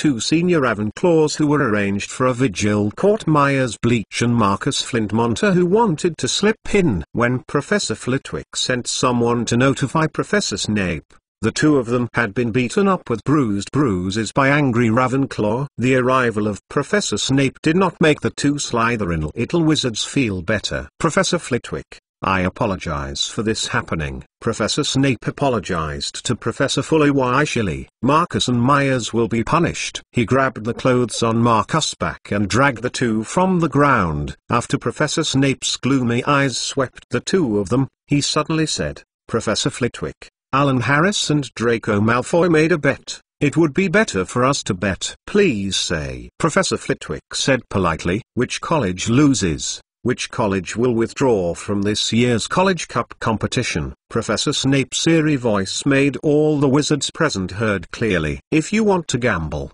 then gamble. Although Professor Flitwick is short, he has never lost his momentum. He protected two Slytherin little wizards behind him. In everyone's memory, no game came in such an atmosphere full of gunpowder. The news of the gamble spread throughout the castle, and the tension between the two teams and the two academies reached a touch. There were some small dogfights in the corridor. In the worst case, a Ravenclaw 4th grade student and a Slytherin 6th grade student entered the school hospital, and green leaks appeared in their ears. Kuzang's days are particularly sad. As Ravenclaw's seeker, when she went to class, there were always students from Slytherin who stretched their legs to trip her. No matter where she went, Crabbe and Goyle would always come out, seeing her surrounded by people, and moved to the side in disappointment. Roger told Kujang to be accompanied wherever he went, to prevent Slytherin's people from harming her. All the students in the school actively took up this task, so that Kujang could not enter the class on time, because she was always surrounded by a large group of Twitter people. Roger is more concerned about the safety of the firebolt than Kujang. He wanted to lock the firebolt with a chest, and then let Professor Flitwick stay in charge at any time. Alan stopped his crazy idea. Firebolt is safe with me. Really? No one can get it except me. The night before the game, all daily activities in the public lounge of the Ravenclaw College were stopped. www.mtlnovel.com. Everyone was preparing for the next day's game. Noisy in the common room. The way players deal with stress is more noisy than usual. Roger Davis squatted in front of a Quidditch field model in the corner, commanding the villain to move around with his wand, and muttered to himself, "Don't be afraid, we have fire arrows." Roger said nervously. Kujang was talking with Luna, not knowing what to say, and Kujang suddenly gave out an exaggerated laughter that was quite different from what he usually did. Seeing this, Alan put down the book in his hand and stood in the middle of the common room. "The sound is loud." Alan's voice suddenly overwhelmed the noise of the common room. "Ravenclaws, please listen to me." Alan became the center of attention of the Ravenclaws. "I'm really a little guilty. Because of my reasons, the relationship between the two colleges is deadlocked to the extreme." Alan looked around the audience. Everyone shook their heads and looked at him with encouragement. "Tomorrow is the day when we will play against Slytherin. We can win as a team. It is also possible that we will collapse together and watch Slytherin get the Academy Cup." Many Ravenclaws frowned. The difference between a winner and a loser is the difference between life and death. In any battle, those who are desperate will win, and I have no doubt that we will win the final victory. Alan's tone rose. "But before that, I call on everyone to exercise restraint and calm. Let us sink in our hearts and save strength for the final victory," Alan said in a deep voice. Chapter 243. Scary Alan modified. Alan's impromptu speech was effective. Ravenclaw, who was no longer impetuous and calmed down, felt more oppressive, like the darkness before the storm. The next day, Alan and Ravenclaw's teammates received warm applause as they entered the auditorium. Seeing that the classmates at Gryffindor and Hufflepuff were also applauding for them, the players couldn't help but show a happy smile. The Slytherins booed as they passed by, and Alan saw Malfoy's face paler than usual. Ravenclaw's players were treated extremely appropriately. The little wizards had already vacated their seats, and intimately did not disturb the players too much to enjoy breakfast. The oppressive players did not panic because of the arrival of the game. When they filled their stomachs and set off to the stadium to get acquainted with the situation, everyone applauded again. When leaving the auditorium, Alan met Harry, Ron, and Hermione, who were going to the auditorium for dinner. Harry and Ron looked weird, apparently resentful of the content of the bet between Alan and Malfoy. At that time, Harry and Ron thought that the bet was just a joke, but since the content of the bet was spread, everyone smiled strangely when they saw Harry. This made Harry uncomfortable. If Hermione hadn't urged him this morning, he didn't want to appear in the auditorium at all. Think about it, on such a day, as one of the bets, what kind of attention will you get in the auditorium? This kind of attention Harry doesn't want at all. Meeting Alan, Hermione immediately burst into an extremely brilliant smile. Good luck, Alan. Hermione's eyes were sincere, her face flushed because she was in a hurry. Thank you, Hermione. Alan smiled gently. Harry seemed to understand something, smirking sneeringly. Ron's face became difficult to see, and he didn't understand why he suddenly felt that Alan in front of him was particularly annoying. Excellent. There is no wind. The sun is shining and will dazzle your eyes. Be careful. The ground is very hard. Very good. So take off fast. Roger walked around the court. Look at this and look at that. The players followed. Finally, they saw the gate of the castle open, and all the schoolmates clung to the lawn. The dressing room. Roger ordered the players, in 3 minutes, is the most important battle I have faced since I was at Hogwarts. What we need now is unity and full effort. In this team, we fight for ourselves, for every team member around us is fighting for Ravenclaw's honor. Roger's gaze swept across team members one after another. Everyone is full of trust and returns him with the same firm eyes. Please look at the people around you and look in his eyes. I think you will see someone who is willing to go with you to fight for Ravenclaw, and someone who is willing to sacrifice for this team, because he knows that when you face the same thing, you will do the same thing for him. Roger paused and continued. This is the team, gentlemen. We are going to fight like a team now, or die as an individual. This is Quidditch. This is all it has. Now, what to do? Roger ordered. War, war, war. The team members are eager to fight and are full of blood. Set off. They walked out of the locker room with unceasing momentum, and walked towards the stadium. The noisy sound came across. 3/4 of the audience swore blue roses, waved bronze flags painted with Ravenclaw ravens, or Ed Ravenclaw cheer. Eagle won the cup. Banner. Slytherin had 200 people behind the goalpost wearing green ornaments, and the pattern of the silver snake shone on their flag. Professor Snape sat in the first row, also wearing green ornaments, with a somber smile on his face. The Ravenclaw team is here. Lee Jordan, who is still the commentator, shouted. It looks confident. It is worth noting that in this game, Alan Harris will ride the world's most advanced broom fire crossbow arrow. Wait, am I right? The one riding the fire crossbow arrow is Kujang. There was a commotion on the platform,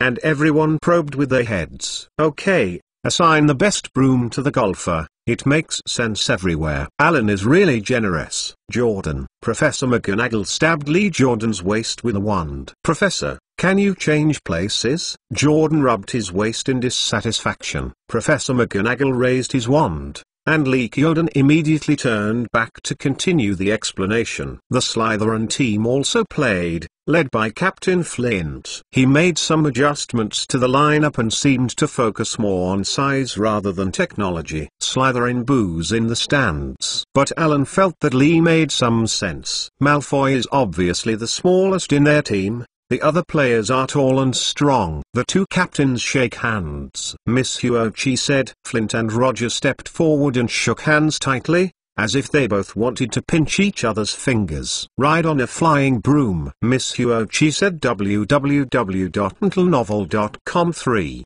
2, 1. Her whistle was overwhelmed by the applause of the audience, and 14 broomsticks rose to the sky. Malfoy gave Alan a provocative smile, looking extremely flat. The game started. The biggest excitement in this game is the fire crossbow, Kujang riding it to represent Ravenclaw. It's said that the fire crossbow is the national team's first choice broom in this year's World Cup. Jordan, can you tell us about the game? Professor McGonagall's voice inserted. No problem, Professor. Or can you tell me a little background? By the way, Firebolt is a built-in automatic braking device that can. Jordan. Okay. Now Ravenclaw controls the ball. Ravenclaw's Roger Davis is ready to take a shot. The ball in. Roger was originally an excellent hitter, and it seems that he is also perfectly competent in this position of the chaser. I have to say that Ravenclaw suddenly changed his tactics and hit Slater. Lynn was caught off guard. Just when Roger hit the first ball of the game,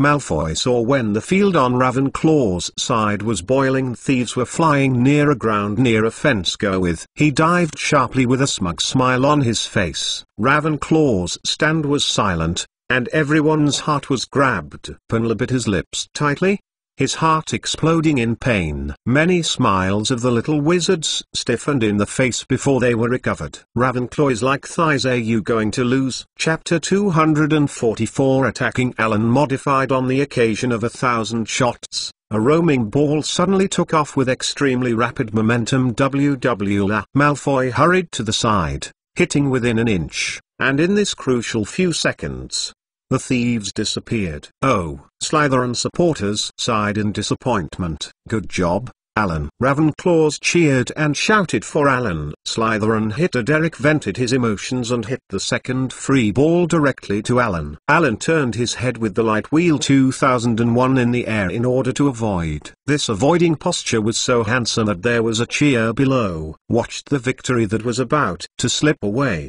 and the Slytherins looked like vipers that were poised to stare at Alan. Ravenclaw is now in possession of the ball. Ravenclaw's Roger Davis took a ghost fly and went straight to Slytherin's goal, and it looked gooder. This shameful foul, Leaky Odin shouted, and there was a lot of noise in the stands. Slytherin's batter ball turned his bat directly to Roger. Roger Davis. No good. The ghost fly ball was intercepted by Warrington. Slytherin's Warrington rushed on the court. Wow! Alan Harris wandering away. The ball played beautifully. Warrington dropped the ghost fly ball. Roger grabbed the ghost fly ball again. He rushed out, highlighting the siege. The ball. Into. Score. Lee Jordan screamed in despair. Stand up. Roger glides around the end of the stadium, waving his fists proudly, and the blue ocean below cheers. Now, Ravenclaw's grandstand has become a sea of joy, and in the face of absolute strength, Slytherin has no power to fight back.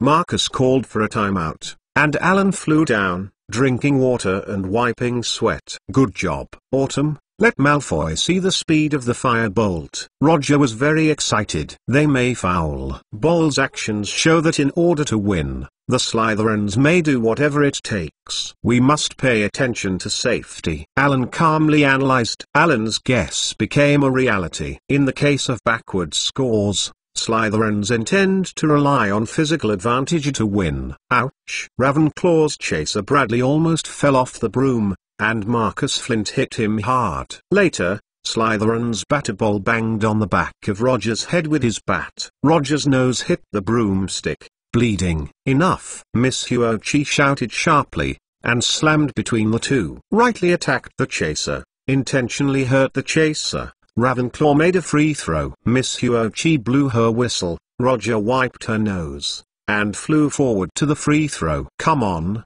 Roger, Lee said loudly in the silence of the audience. Okay. He broke through the goalkeeper. The Ravenclaw team led 30-0, but the Ravenclaw team members did not cheer. They looked at Roger, thinking that if they were in the lounge before, everyone's eyes would not be wetted consciously. Alan gritted his teeth and held the bat in his hand. Since you are so shameless, Kujang turned the fire crossbow arrow, rapidly rose, and looked around for golden thieves. Ravenclaw controlled the ball. No. Slytherin controlled the ball. No.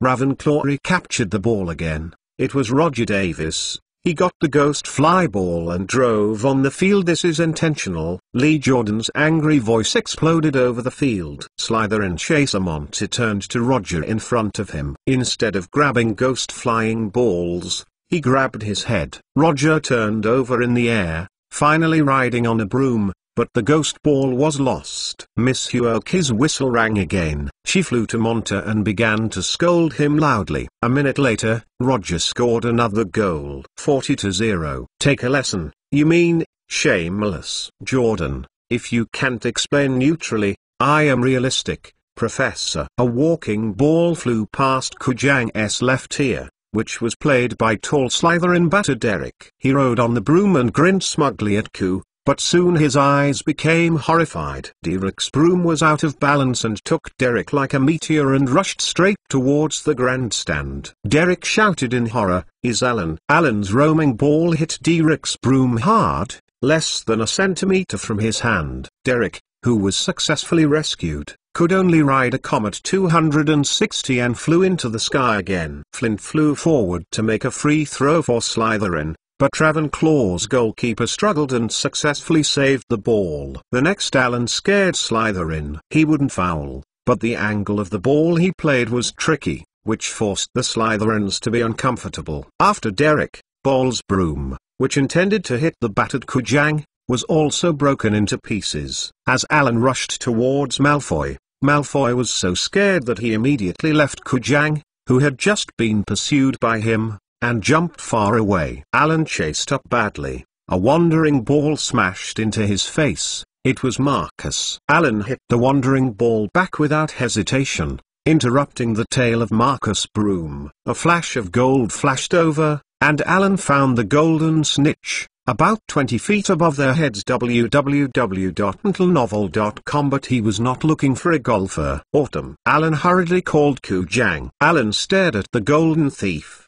and the bat in his hand kept the other Slytherins from coming close. Kujang immediately understood the meaning of Alan and rushed towards the golden thief. Her speed is too fast. She rose rapidly, and Alan followed, opening the flying to them one by one. Ku. Marcus was desperately frustrated, struggling to hit the ghost flying balls, trying to smash them down. But Alan and Ku flexibly hid. Now, Alan can almost feel that hundreds of eyes are on them, and the wind is roaring in their ears. Malfoy accelerated to catch up behind, but only in vain. It's a pity, buddy. To beat the firebolt, you should get up earlier. Lee Kyodan shouted. When the wings of the golden snitch closed in Kuzang's hands, almost all of the audience except Slytherin's stands. Ravenclaws were cheering and screaming dumb. Roger rushed over with tears in his eyes, hugged Alan's neck, and wept on his shoulders, crying indulgently. Many arms were cuddled together, and the Ravenclaw players clung together, yelling hoarsely, and fell back to the ground. A torrent of blue rushed across the fence into the stadium. Countless hands fell like rain on their backs. Flivy dragged Hagrid's big handkerchief and wiped his eyes. Waving his wand, he turned into large colored streamers.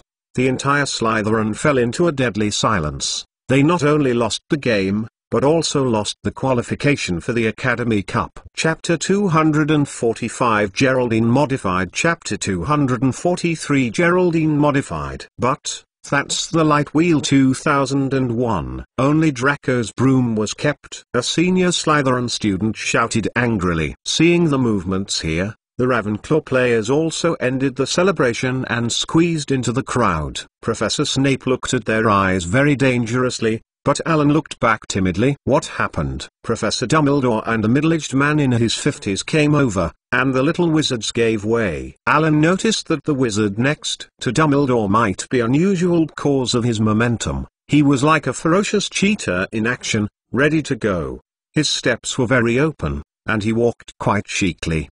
His head was bright, his face was covered with a beard, his deep eyes flashed from time to time, and there was a big cigar in his mouth, which was constantly turning up and down, left and right, and his eyes were cold and sharp. Right now, Alan noticed that his eyes seemed to have been turning around himself indiscriminately. Unlike the Hogwarts professor, he was not wearing a magic robe, but wearing a pale tweed suit, his neck exposed from the neckline of the striped shirt, and a small record book in his hand. Alan looked at him quietly, pondering his identity secretly. Severus, do you have questions about the outcome of the game? Dumbledore held his glasses. his expression serious. Yes. The principal. I think that Ravenclaw's tactics are too extreme. After this game, Slytherin suffered heavy losses. Snape's words triggered the Slytherin Wizards' crusade against Alan. Alan went too far and broke so many brooms. He also injured Marcus. Boar's eyes are also hurt. They broke our broom, but they used fire arrows. Mrs. Huochi didn't punish them. I suspect there is shady. Rolanda, what do you think?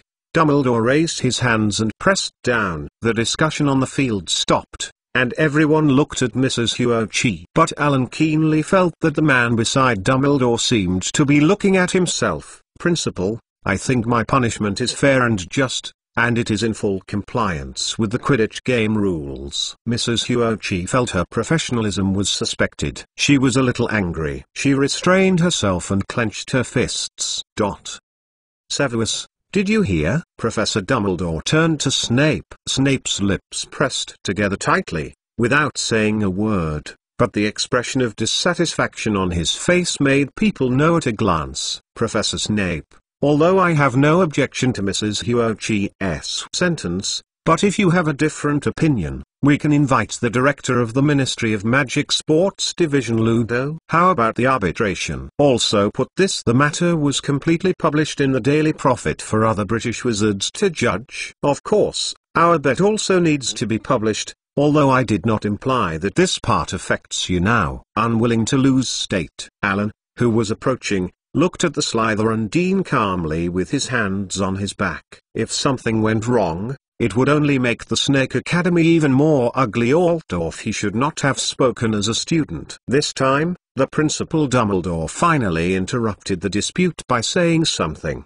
No need to be so troublesome. This one beside me is a real expert, the head coach of the British Quidditch team, Mr. Geraldine Malthus.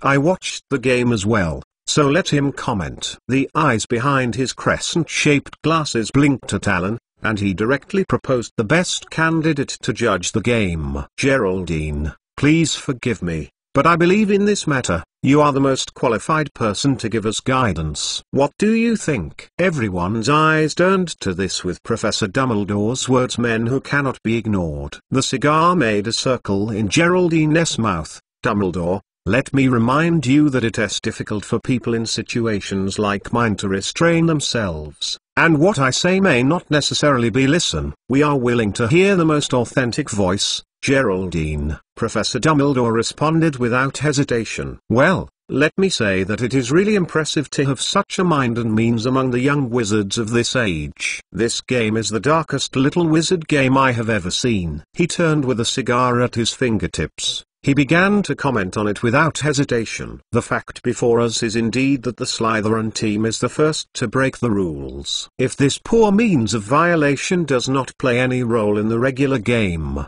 it is extremely ridiculous. Players will not survive these professional habits after they have developed these bad habits van fouls. Professional teams also have professional team fouls. To my surprise, you guys are actually still willing to stand up and question the result of the game. What a shame. Slytherin players blushed, but opened their mouths but could not find any excuses or reasons to refute. They finally had to admit that Geraldine was talking about the fact that modern professional games would no longer have such blatantness. The foul, and Mr. Harris' means of attack cannot be blamed on the Quidditch rules. Geraldine extended his finger and pointed to the protesting Professor Snape and Slytherin's wizards. Protest against Alan Harris' actions within the rules, completely disregarding, precisely because he violated multiple regulations first. In my opinion, this kind of team and their mentors are completely without the Quidditch spirit. Or that you are simply not worthy of Quidditch. Professor Snape's eyes at this time looked like he was going to dissect the Geraldine in front of him. If my batsman can overpower the opponent test team as well as this gentleman, I will let him play like this as soon as he opens, instead of allowing the opponent to provoke and then take action.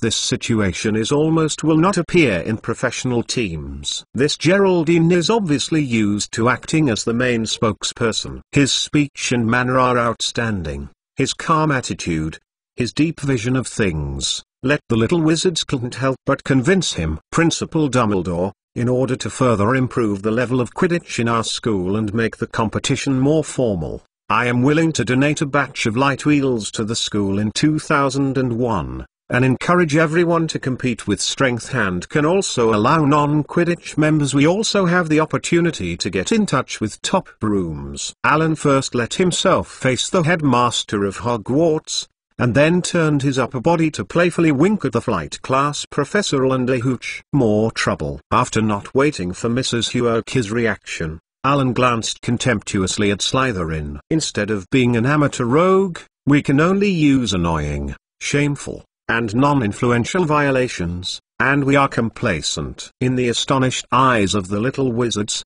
the usually gentle Alan looks like a sword out of the sheath today. Mr. Harris, are you sure you want to donate such a large sum of money? Dumbledore looked at Alan a little seriously, wanting to confirm whether Alan was motivated by the youth's blood, and he had not heard of it before. Past the Harris family's reputation for wealth, Quidditch is a more comprehensive sport, and has higher requirements for players' speed, strength, flexibility and coordination, psychological quality, etc. I believe that we can rely on strength in Ravenclaw within the rules, defeat any opponent brightly and honestly. Alan continued to speak, and used the excuses he had previously thought to apply to this decision. I was lucky enough to have been with Professor Felius. A large bonus. I am willing to donate this bonus to Hogwarts and equip each team with the same level of equipment. Ron of Gryffindor opened his mouth to look at Alan. He recalled the state of his own vault and felt that Alan must be crazy before he donated such a large amount of money. And Gryffindor Quidditch captain Oliver Wood sighs shinned. If Gryffindor can be equipped with a Polisher 2001, although the current total score has let them basically bid farewell to the championship, but the look in Alan's eyes was fire. The competent captain was still planning for the Gryffindor team after he left. Cedric Diggory of Hufflepuff, who looked at Alan full of admiration, fully agreed with Alan's proposal and yearned for such a fair game. Therefore, he nodded again and again, looking forward to Dumbledore. We are confident that with fair equipment, we can still win. Alan stood there, like a mountain,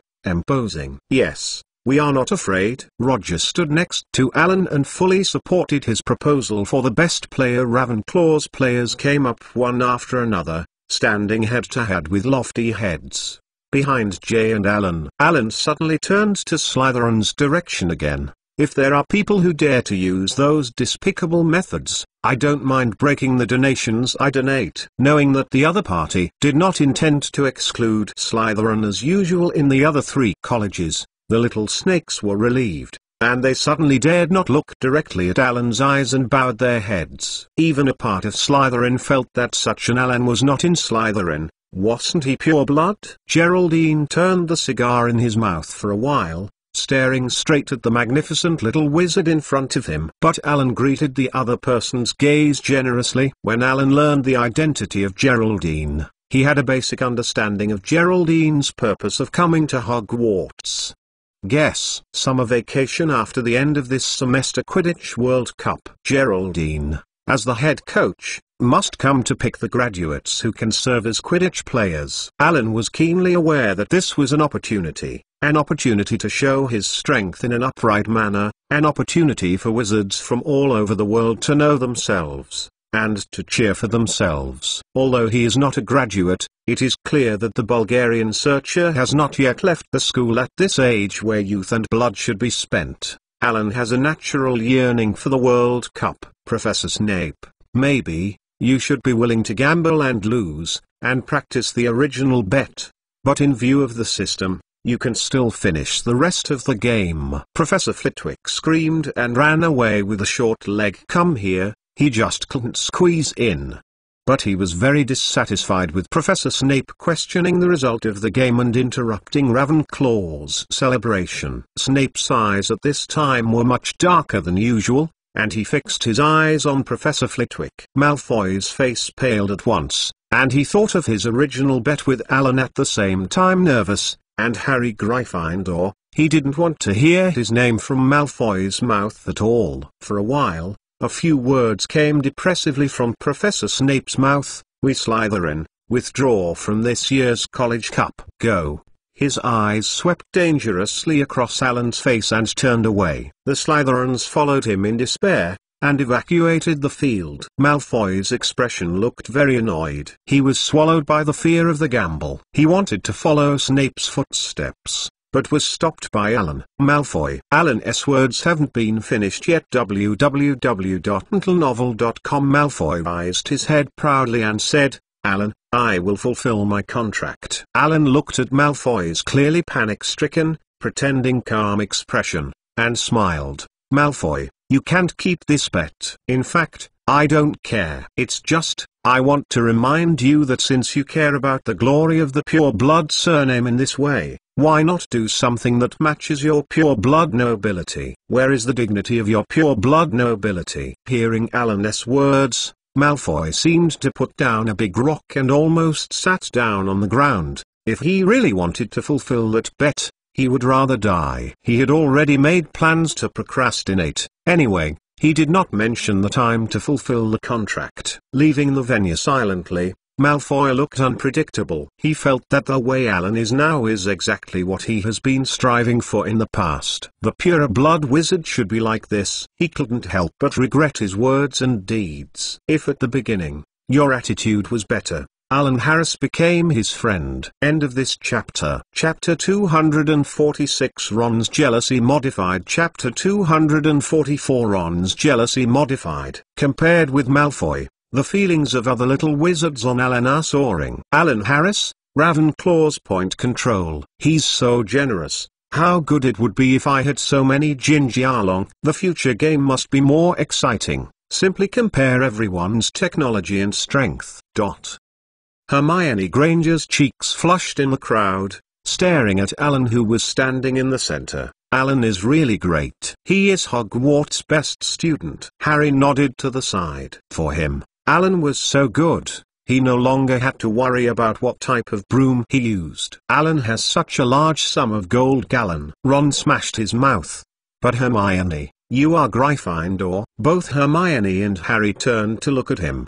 The expression on Hermione's face was very confused. Well, I mean, just by buying some brooms, you can get the title of the best student, which is a bit too exaggerated. Ron coughed uncomfortably, his eyes dodge. If Alan, who is the first student in the door, is not the best, are you? Hermione blurted out. Ron's face suddenly became as red as his hair. You can buy some people's hearts by spending a few gallons, and seduce a little witch like you. Why not go to Slytherin by this means? Like you have to copy other people's homework, and you shouldn't be in Gryffindor. Why don't you go to Slytherin so badly? Hermione said with a sharp voice. You are smart, you are excellent, you are so powerful. Why not stay in Ravenclaw? Just with Alan. It's just right, and you can take away your nasty cat. Ron shouted angrily. What does this have to do with Crookshanks? Hermione was emotional and looked at Ron incredulously. Harry looked at two friends who were arguing inexplicably,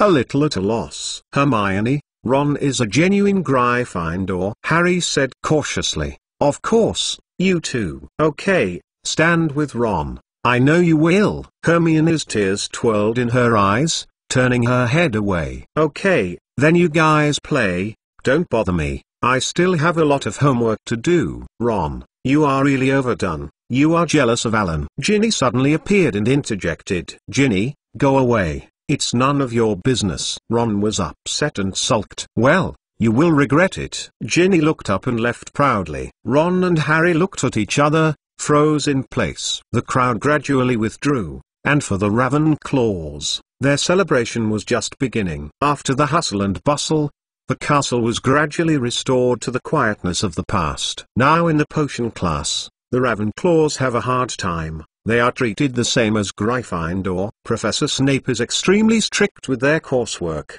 and they are relentless in reprimanding, leaving little wizards to complain. But your studies have indeed improved, haven't you? Alan's comfort made the little wizards try to get them a little more upset. In Ravenclaw, Alan's reputation was unmatched. Although Alan didn't get a point in the potion class, he didn't get a special response. Professor Snape seemed to have forgotten that there was such a little wizard in the classroom, who completely regarded Alan as nothing. In this regard, Alan didn't care, still brewing all the potions seriously. Despite winning the match, Roger did not relax. Surprisingly, with his crazy energy, he led the team to train as hard as ever in the cold rain, which continued until December. It is 2 weeks before the end of the semester. The sky suddenly cleared and turned into a bright and dazzling protein color. One morning, the muddy ground was covered with a layer of crystal hoarfrost. There was a busy atmosphere of Christmas in the castle. Professor Flitwick has decorated colorful lights in his classroom. They will become real fairies and flap their wings. The students are happily discussing the holiday plan. Luna handed Alan an invitation, singing the Contrary American Food Conference. Alan looked at this uniquely shaped invitation in surprise. The letter is the shape of a rabbit eating carrots. The text of the invitation is written on the carrots. When you read the text above, the rabbit set the carrots. Yes, you know, Helga's food spell set is interesting, and there are some recipes behind. Luna pulled the carrot out of the rabbit's mouth again. I copied some of it and sent it to my dad. He issued a special issue of Food for this, and the response was enthusiastic. Therefore, he decided to hold an American food appraisal this holiday, and selected some lucky readers to thank. Now looked at Alan. These large silvery eyes rarely showed expectation. Alan could not bear to refuse, and nodded gently and agreed. Interestingly, everyone seems to be very concerned about how Alan's Christmas holiday will be spent. In the library, Hermione, who had always been studying hard, also found Alan. You look very haggard. You can take a good rest this holiday. Alan looked at the red blood on Hermione's eyes, the unshakable dark circles, and kindly persuaded. Hermione sat next to Alan with a thick pile of books, and a roll of parchment on the books rolled off the table. Alan's hands quickly brought them together, avoiding their destiny of spilling ink. Oh, thank you, Alan. Hermione carefully packed several of these papers into her carry-on bag. How are you going to spend Christmas? I will stay at Hogwarts this holiday, because I need to consult the materials in the library. Hermione burst into a string of words. Alan blinked. Are you here to accompany Harry? Of course not. Harry is enough to have Ron, and Ron stays in the castle too, because he can't stand with Percy for 2 weeks, so he has to stay in the castle. Turning her head away, Alan would not see the fragility in her eyes. Alan touched his chin and suddenly sent Hermione an invitation. Hermione, if you want, I would like to invite you to go to Aunt Josephine's house with her. There is a huge library in her house, which should be suitable for you to relax. Last night, Alan received a letter from Mr. Harris. This holiday, the family will go to Aunt Josephine's house for Christmas. Alan feels that a clever girl like Hermione will like it. Hermione turned to Alan and hesitated in her eyes. She bit her lip lightly and finally refused. Alan knew in her heart that she still wanted to accompany poor Harry more. In the next few days, Alan discovered an interesting phenomenon. I don't know why. Ron's attitude towards himself became cold again. Draco Malfoy was always able to meet him, and he always had a stern expression. End of this chapter. Chapter 247 Late Night Library Modified. Chapter 245 Late Night Library Revised. In the library at night, only Hermione and Alan were there. Tomorrow is the day to go to Hogsmeade. The excited little wizards have already gone back to prepare for the pack. Alan put down the curse you didn't know and thoughtfully looked at Hermione's slightly sunken eyes. Dark Circlish looked exhausted and exhausted. You and Harry are awkward, Alan said definitely. Hermione scratched her head a little anxiously. How to say, Ron has always been awkward recently. She glanced at Alan, but she still held back Ron's bad words about Alan. But how sensitive is Alan? And seeing Hermione's tangled expression, she knew it must be related to him. Alan smiled and continued, what about Harry? Wood is almost going crazy, pulling him every day to train. Hermione suddenly felt as if she had revealed the secret of Gryffindor and stopped talking. The atmosphere is a little embarrassing. Alan looked at the messy table, the long papers of arithmetic divination that hadn't been dried up, the longer Mull research papers on Mull travel tools, and then Hermione's long-studied translation of Nuni. So much homework, Are you going to finish it tonight? Alan picked up a very complicated digital chart. Well, I want to finish all the homework before the holiday. Hermione unconsciously bit the pen with the front teeth, which was pitiful and helpless, but cute. Maybe we can do a part together. Alan blinked and picked up the Niven materials from Hermione. In the quiet library, there are only two people talking and the rustle of the pen tip. At the time when the library was supposed to close, Mrs. Irma Pins, the librarian of Hogwarts, snuggled on the bench and fell asleep. Alan used her wand to direct a thick cloak to cover her silently. What he did not know was that, under the cloak, Mrs. Pins' fingers moved slightly. Arithmetic divination is really wonderful. Tomorrow, oh no, today, we will have a pleasant and exciting day. Hermione stretched out a lazy content. Alan rubbed his temples and looked at the parchment piled up next to him in disbelief. Although it was early after the curfew, they actually completed all their homework. With his help, Hermione has fought into the middle of the night, and it is conceivable that in peacetime, Hermione alone endures fatigue and loneliness and completes the learning task. No wonder her face is so pale, so haggard. And Professor Lupin, are you going to Hogsmeade today? It's better to have a good rest in the dormitory. Alan felt that Hermione badly needed an adequate sleep. No. This is the last chance to go to Hogsmeade this semester. I must go. After all, Hermione was still a young witch in the 3rd grade. She was still very yearning for the lively and magical Hogsmeade. As far as I know, Harry didn't get the Guardian's permission, and Ginny wasn't old enough. So, do you go? Alan asked. Hermione's relationship with her roommate and girls of the same grade was not yet good. To be able to travel together on holidays. Yeah. But that's okay. In such a late night, Hermione's slightly trembling voice concealed a trace of vulnerability. Hermione, Alan said suddenly, and Hermione looked at Alan. The emotions in Alan's light blue eyes made her heart thump. Is she what she imagined? Hermione, if you treat me as a friend, you will find that I am a very good travel partner. Alan stared at Hermione seriously, his eyes full of gentle smiles. Okay. Hermione agreed altogether. She was a little flustered in her heart, but relaxed a lot. We can buy all the things we want to buy for Christmas there. Hermione said, my dad likes the sugar-free pepper naughty princes of the Duke of Honey. I have to mail him some gifts back. Although my mother was very annoyed that he had eaten this last time and caused a fire from the nose to ignite her coat. Hermione speaking noticed that under the dim light of the library, Alan's long and narrow shadow fell diagonally on the ground. In such a cold winter night, he smiled and nodded, looking particularly warm. Ah, it's already so late. Why are you still in the library? Go back. Go back.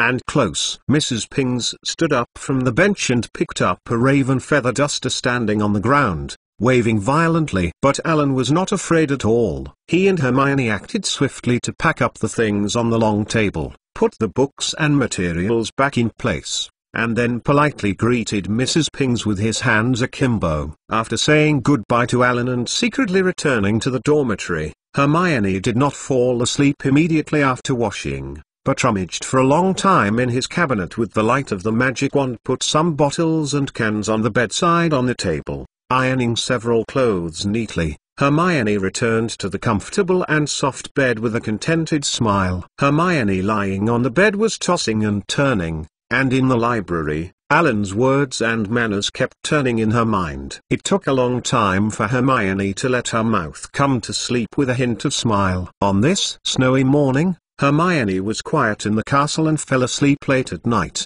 but she was the first to wake up. Alan stood alone on the marble staircase leading to the entrance hall. The little wizards greeted Alan in the past. Alan did not have any impatience, but smiled and nodded to each of them. Harry also walked over to Ron wrapped in a cloak and scarf. Ron watched Harry and Alan hello without saying a word. As Harry and Alan said goodbye, hurried footsteps sounded in the corridor. The three looked at the direction where the voice came from. Harry opened his mouth in surprise. Ron looked blank, his eyes blinking. Alan's eyes flashed a little, and the smile on his face softened. It's Hermione. Hermione is totally different from usual. The shaggy, long, Curly hair that was usually scattered around her head was delicately placed on the top of the head. She did not wear a heavy winter coat, but a lilac slim woolen coat, and the snow-white fur collar showed her small face especially exquisite. www.mentalnovel.com. She didn't know what was smeared on her face. She looked white and delicate, and somehow, her temperament was different too, maybe just because she removed the more than 20 thick books she usually carried on her body. She finally straightened her back. She also smiled and looked at Alan, a little shy in her unnatural look. Harry didn't understand how he hadn't noticed it before. It turned out that Hermione was so beautiful. Ron on the side was in a trance, completely standing still. After saying hello to Harry, Hermione walked to Alan, walking gracefully. Ellen gentleman said goodbye to Harry again, and took Hermione to the foyer guarded by Filch. Ron snapped the railing around him suddenly, gruntingly, and left Hogwarts in Filch's dissatisfied eyes. End of this chapter. Chapter 248. Tracking modified. The first stop of Alan and Hermione was naturally the Duke of Honey. This is a paradise for little wizards. Not only did Hermione buy some pepper naughty boys, she also bought a few sweets she liked. She only allowed herself to eat one piece a day and had to brush her teeth once more. Maybe I can eat 2 pieces for Christmas. Hermione decisively filled some cream mints, a candy shaped like a toad that makes people feel like they are really beating in their stomach. After the purchase, Hermione watched in amazement as Alan put a lot of candy in the shopping basket. You love sugar like this? No. I have a younger sister at home. Her name is Emily. This is for her. When thinking of the mischievous and lovely Emily, Alan's eyebrows are full of spoils. The nickname is Little Sweet Bear. I don't know of any way to distinguish the taste of Bibidoo. She likes to give my brother Grungeon the smell of booger and earwax, and leaves the delicious to myself, but it will be given to me every time some. Hermione tried to restrain herself before she swallowed the disappointing words that little sugar lovers should visit the dentist regularly. Alan noticed that a sign special taste hung in the farthest corner of the store. He greeted Hermione and walked over with interest. Maybe he could buy some pits and run. It must be very interesting that Ren's serious expression broke apart, just as Percy was not treated by his brothers at Weasley's, although Ren's at Harris's house did not reach this level. But brothers and sisters' preferred tricky object must also be him. A plate of lollipops attracted his attention. He glanced at him with some serious all-around. Masters, do you want to try this? Alan twisted one and blinked mischievously. No, I guess they are for vampires. Hermione wrinkled her small nose. How about these? Alan said, and put a jar of roach sugar under Hermione's nose. Absolutely not. Hermione pushed the canister away, and then couldn't help laughing. Then, Alan noticed the movement next to him. Ron frowned and cursed at the shelf of Bibidoo. Not far from them. Alan took a funny step forward and blocked Ron's gaze from looking here. Hermione looked inexplicably at Alan, who came up suddenly. I was putting a lot of lollipops in the shopping basket. Will your sister like this? Hermione asked in surprise. No, my second brother likes it. Alan pulled Ryan out as a shield without hesitation. Then, Alan took Hermione to Zoko's joke shop and bought a lot of big bombs, hiccup sugar, frog egg soap and other things. Unsurprisingly, Alan saw Ron again in Joko's joke shop. Hermione also saw Ron, her smile fading when she saw the angry expression on Ron's face. Hermione gave Ron a disgusted look and frowned. Alan raised an eyebrow and pulled Hermione out of the store. When Alan once again made Hermione forget Ron and talked happily, a large group of Slytherin girls passed by, with Pansy Parkinson inside. Harris and Granger. Pansy screamed. Harris, your vision is not good. Plivat looks at least pretty good. I thought that it would cause the girls to laugh, but the result was only an embarrassing silence. Just like the little witches of other colleges, Slytherin girls actually like Alan very much. Such a handsome, capable, outstanding, and expensive boy can't arouse their resentment. They looked at Hermione, who was quite different in piece, and couldn't agree with Pansy's words, and didn't want to leave a bad impression in front of Alan. Although Alan is inconvenient to argue with a girl, This does not prevent him from making a cutting gesture to his hair with his hand. This made Pansy shivering. She barely let herself sneer, and behaved very unpleasantly, but also quickened her pace. While screaming and looking back at Alan and Hermione rashly Altdorf, the walking speed seems to be too fast. Hermione's face was a little embarrassed, and Alan thoughtfully changed the subject. Hermione, your nose is freezing red. Let's go into Madame Patif's tea house and sit down. Hermione immediately covered her nose with her hand, and she felt the tip of her nose cold. Unable to imagine how her nose was flushed, she immediately nodded and agreed with Alan's suggestion.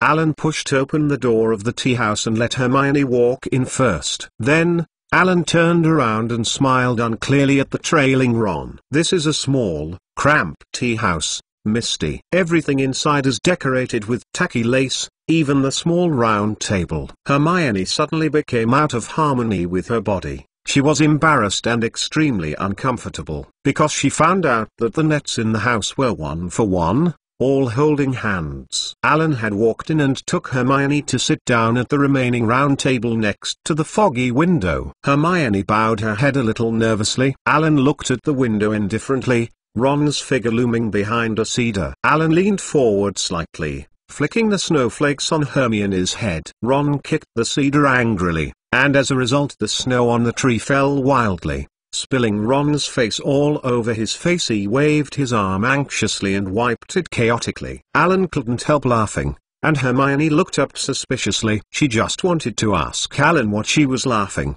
and was distracted by Mrs. Patifu. What are the 2 points? Mrs. Patifu asked. She was fat, wearing a shiny black hair bun, and squeezed hard between the 2 tables. In such weather, let's not choose any tea. How about 2 hot cups of coffee to change the taste? Alan looked at Hermione. www.mtlnovel.com. A little couple next to the table next to the sugar bowl kissing. Hermione looked down embarrassedly and nodded headily. Professor Flitwick will soon teach us the curse of happiness, which I knew when I helped him prepare the lecture. Alan saw Hermione's embarrassment and brought the subject to Hermione's interest. Sure enough, Hermione opened her eyes wide and looked at Alan. He attaches great importance to this spell. Maybe the final exam will include it in the subject of the spell. Alan shrugged. Talking about the curse and entering the familiar field, Hermione was intrigued. She sipped the hot coffee and relaxed her tight shoulders. While the two were talking about each other,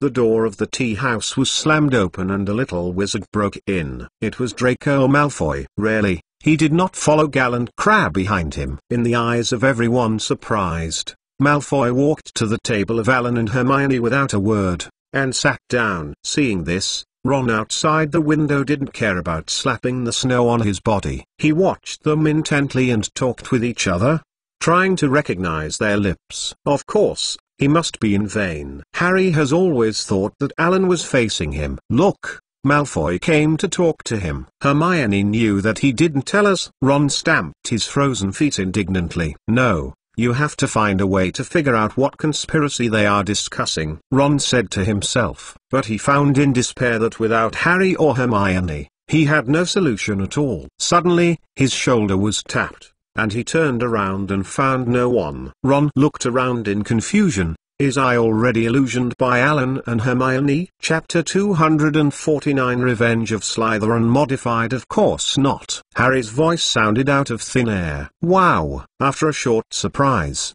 Ron admired the 5-body cast. You have learned the Phantom. Of course not. Harry said, it was Fred and George, and I saw them secretly tinkering with some potions. Harry lowered his voice. It's a laxative. A powerful laxative. I promised to keep it secret. They gave me a very interesting map. Don't tell me. Why did Fred and George never give me it? Ron got angry. I'm their younger brother. The door of Mrs. Patty's tea house creaked loudly, and Ron immediately dragged Harry behind the cedar. Alan, Malfoy, and Hermione walked out of the door in turn. Malfoy said something to Alan, and then the 3 of them parted ways. Hermione hurried in the direction of the 3 broom bars. Ron patted Harry on the shoulder, and the 2 immediately chased in the direction of Hermione. Hermione. Harry stopped Hermione desperately moving forward. Harry. Hermione screamed, What are you doing here? How, Hermione? I came through a secret passage. Harry just said something, and Hermione's face immediately showed a disapproving look. You forgot Sirius Black. Hermione squeezed through her teeth and said, he might use a secret passage on the picture to sneak into the castle. Teachers must know. He can't come in from a secret passage. Harry said immediately. There are 7 secret passages in the picture, right? Fred and George estimate that Filch already knows 4 of them. The other 3 has collapsed and no one can pass through. The other hole has a beating willow. There is no way to avoid it. The one I just used, well, the hole in the cellar is hard to see, so unless he knows where the passage is. Harry hesitated. What if Black does know that the channel is there? But Ron cleared his throat with some care. The streets are full of Dementors, and I want to see how Black breaks into the Duke of Honey. Besides, Hermione, the owner of the Duke of Honey, will also hear it, won't they? They live upstairs. Noticing that Hermione looked at herself, Ron turned his head uncomfortably. That's it. But, Hermione bit her lip and looked extremely worried. Forget it, I'll find the teacher first. Harry was shocked. Hermione, are you going to report me? Harry, didn't you see it? Hermione is now with Alan and Malfoy, Ron said in a strange voice, dragging his tone. Oh, I certainly wouldn't tell the nursery. Harry, I'm in a hurry. Hermione tried to control herself, blinked tears from her eyes, pushed Harry away, and ran forward quickly. Harry felt that Hermione at this time seemed to need herself more than Ron. He patted Ron's arm and chased toward Hermione. Boys with blonde hair are not good. Pure blood is even worse. Ron cursed lowly and followed. Ron and Harry misunderstood that Hermione was going to whistle, making it a little more difficult for some people to have a broken relationship. At this time, another dispute occurred near the screaming shed. Cedric, it's none of your business here. Marcus snarled his fists fiercely with his uneven teeth. Marcus, you can't beat Ravenclaw on the field. It's too shameless to find a little girl here. Facing the fierce and large number of Slytherins, Cedric did not fear and protected Kujang behind him. As long as she tells me where Roger is, I will not find her in trouble. Marcus said impatiently, his eyes showing fierce light. As for what Pansy wants to do, it's something between girls, I won't intervene. Marcus stared at Kujang closely. Pansy held a pair of scissors in his hand and looked at Kujang's long, black, supple long hair disgustingly, and gave a sharp laugh. I don't know where Roger is, we are not in a grade, how can I know his whereabouts? Kujang raised his eyebrows, his voice was cold. To put it bluntly, you just want to take the opportunity to find Autumn's trouble. Shameless. Cedric roared angrily. Marcus' expression became cruel. He pulled out his wand and attacked Cedric. It was like a signal that the Slytherins who came with Marcus pulled out their wands. Pansy turned to Kujang like an old hen with open wings, waving scissors. When Alan finally came over, they had already fought into a ball. The spell was flying around. Cedric's handsome face was scarred and blood was flowing all over his face. And Marcus. They were also beaten by Cedric. There was black smoke on Warrington's head and black faces. Montague's head grew big and small bags, each of which was shiny red. Marcus' uneven teeth had protruded out of his lips abruptly, looking extraordinarily. And the most miserable www.mentalnovel.com is Kujang. Although Cedric had protected him as best he could, under the siege of many Slytherins, he had no time to take care of Ku. After several Slytherin girls paid the price of petrification and swelling, Pansy finally managed to approach Ku, grabbed her magic wand, and threw it aside. Pansy and several strong girls cut Ku's hair in a mess, and her cheeks were cut in several places by waving scissors. Kujang collapsed to the ground in an extremely distorted posture, waving his hands wildly, embarrassed. Alan saw this, immediately withdrew his wand and cast a magic spell pointing to the group, Flash Dust. This is the curse he learned in his new school. A cloud of golden particles quickly spewed out from the top of Alan's wand and spread quickly, covering all Marcus and others in the melee. Everyone stopped the fight and covered his eyes. Pansy made an exaggerated scream. The characteristic of this spell is that all creatures shrouded in these golden clouds will be blinded by this, and invisible objects will be outlined. Everything in the whole area is covered by light dust. Light dust cannot be removed. It will keep flashing until it goes out. And when they go out, the eyesight of the covered person will return to normal. In order to quickly stop the battle and avoid greater damage, Alan cast aside the spell directly, regardless of Cedric and Ku Jang. This is the group attack spell that Alan can think of in a short period of time, which is less harmful and best suited to this situation. Chapter 250 Penalty Modified. Chapter 248 Punishment Modified. Alan looked at Ku Jang and Cedric, who were embarrassedly covering their eyes, and a sense of guilt came to mind. The more you see, the more ignorant you are. If he encounters such a situation next time, how can he stop the other party quickly without harming his own side? If you need to save your family or close friends, so what should he do? In just a moment, Alan's mind flashed a lot of thoughts. In the final analysis, he was still not strong enough to improve his personal strength. For the Black Family's collection, Alan yearns even more. The collection of books in the Ravenclaw Tower is too obscure, and it is too difficult for Alan to use them to improve his strength in a short time. When Hermione came in a hurry with Professor McGonagall and Professor Flitwick, she saw such a strange scene. Alan stood aside holding his wand expressionlessly. In front, in a golden smoke, a group of little wizards with invisible faces covered their eyes, groped, panicked in panic. Alan Harris. What's the matter? Professor McGonagall frowned and asked Alan directly. Professor McGonagall, I would also like to know why the students of Slytherin would come to our Ravenclaw's autumn. Jang. Alan's expression was very serious, but the information revealed in the words made Professor McGonagall it was clear that the Slytherin wizard was the first to provoke the incident. Professor Flitwick waved his wand and wanted to use a clear spell to disperse the golden smoke, but the spell he cast had no effect. Professor Flitwick glanced at Alan in surprise. Obviously, such a scene must have been created by Alan. Professor, it's useless, just wait for them to extinguish themselves. Alan shrugged and said that he was powerless. In fact, he now has to bear the patience of not retaliating immediately. He has answered his professor's questions. Alan squinted at Marcus and was still thinking, now you are a Hogwarts student and your own school protects you, but if you don't repeat the grade this year, you will be considered a graduate. Harry, be careful. The golden mist is weird. Ron cleverly whispered to Harry. Malfoy didn't know where it came from and looked at Ron suspiciously. Ron stared back unwillingly. Malfoy glanced contemptuously at Ron's bloated cotton suit and walked past Ron proudly. Seeing the situation on the field,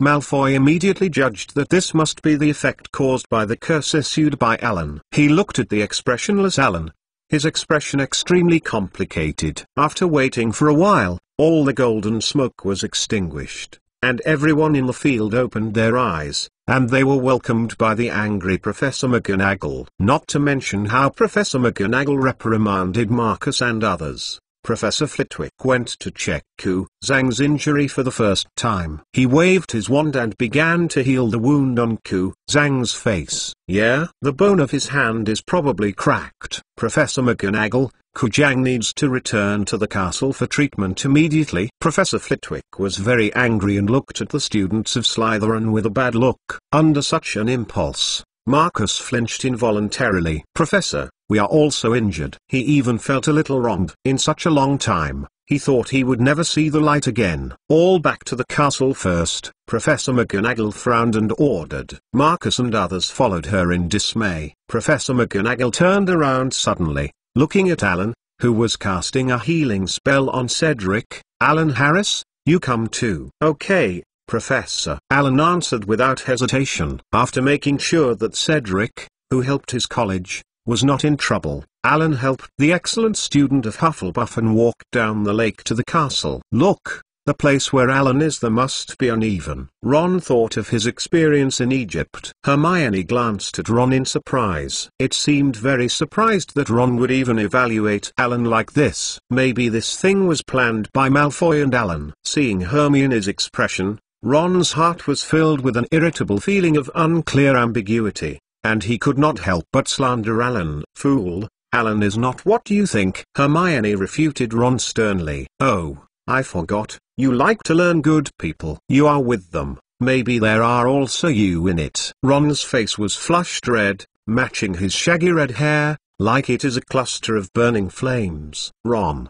are you thinking with your knees? Hermione scorned. Alan planned to let Slytherin's people encircle Ku Jang. Ku Jang is Ravenclaw's looking player. Perhaps it was he who wanted to be the golfer? Ron was angrily angry, saying nothing. Hermione looked at Ron calmly, as if she had never really understood Ron. In order to repay Alan's graciousness, Malfoy specially asked Alan to report. Because Slytherin had come to Hog early before Maud, he planned the trouble of finding Roger and others. After speaking, Hermione looked at Ron disappointedly and continued. Alan learned this news before he hurried here to stop the dispute. Obviously, he did a very good job. People like you who are not clear-minded, it doesn't make sense to discuss these. I am going back to the castle to testify for Alan and I am out of company. Hermione turned to the ground without looking at Ron, and ran straight towards Hogwarts. Harry, listen, what is she talking about? We are Gryffindors. We are all together, Ron said angrily, but there was no response from him in the air. Harry? Ron reached out indiscriminately and successfully touched Harry's body. In the three broom bars, just when Hermione asked Professor McGonagall and Professor Flitwick for help, Harry had no intention. Zong heard the conversation between Fudge and Hagrid, learned that his parents had been betrayed by Sirius. He was so upset, and there were other things he thought about. In Hogwarts Castle, this group of provocative Slytherins was severely reprimanded by Professor McGonagall, while also suffering from the cold eyes of his dean, Professor Snape. Marcus. They maliciously harmed Ravenclaw and Hufflepuff's seekers and behaved very badly. I think they must be severely punished. Professor McGonagall looked serious, ignoring the dangerous look on Snape's face, and stretched out his wand to remove all the stones in the Slytherin hourglass. Professor McGonagall, I have an objection. Professor Flitwick protested with a sharp voice. After all, www.mtlnovel.com Professor Snape has decided to withdraw from this year's College Cup competition,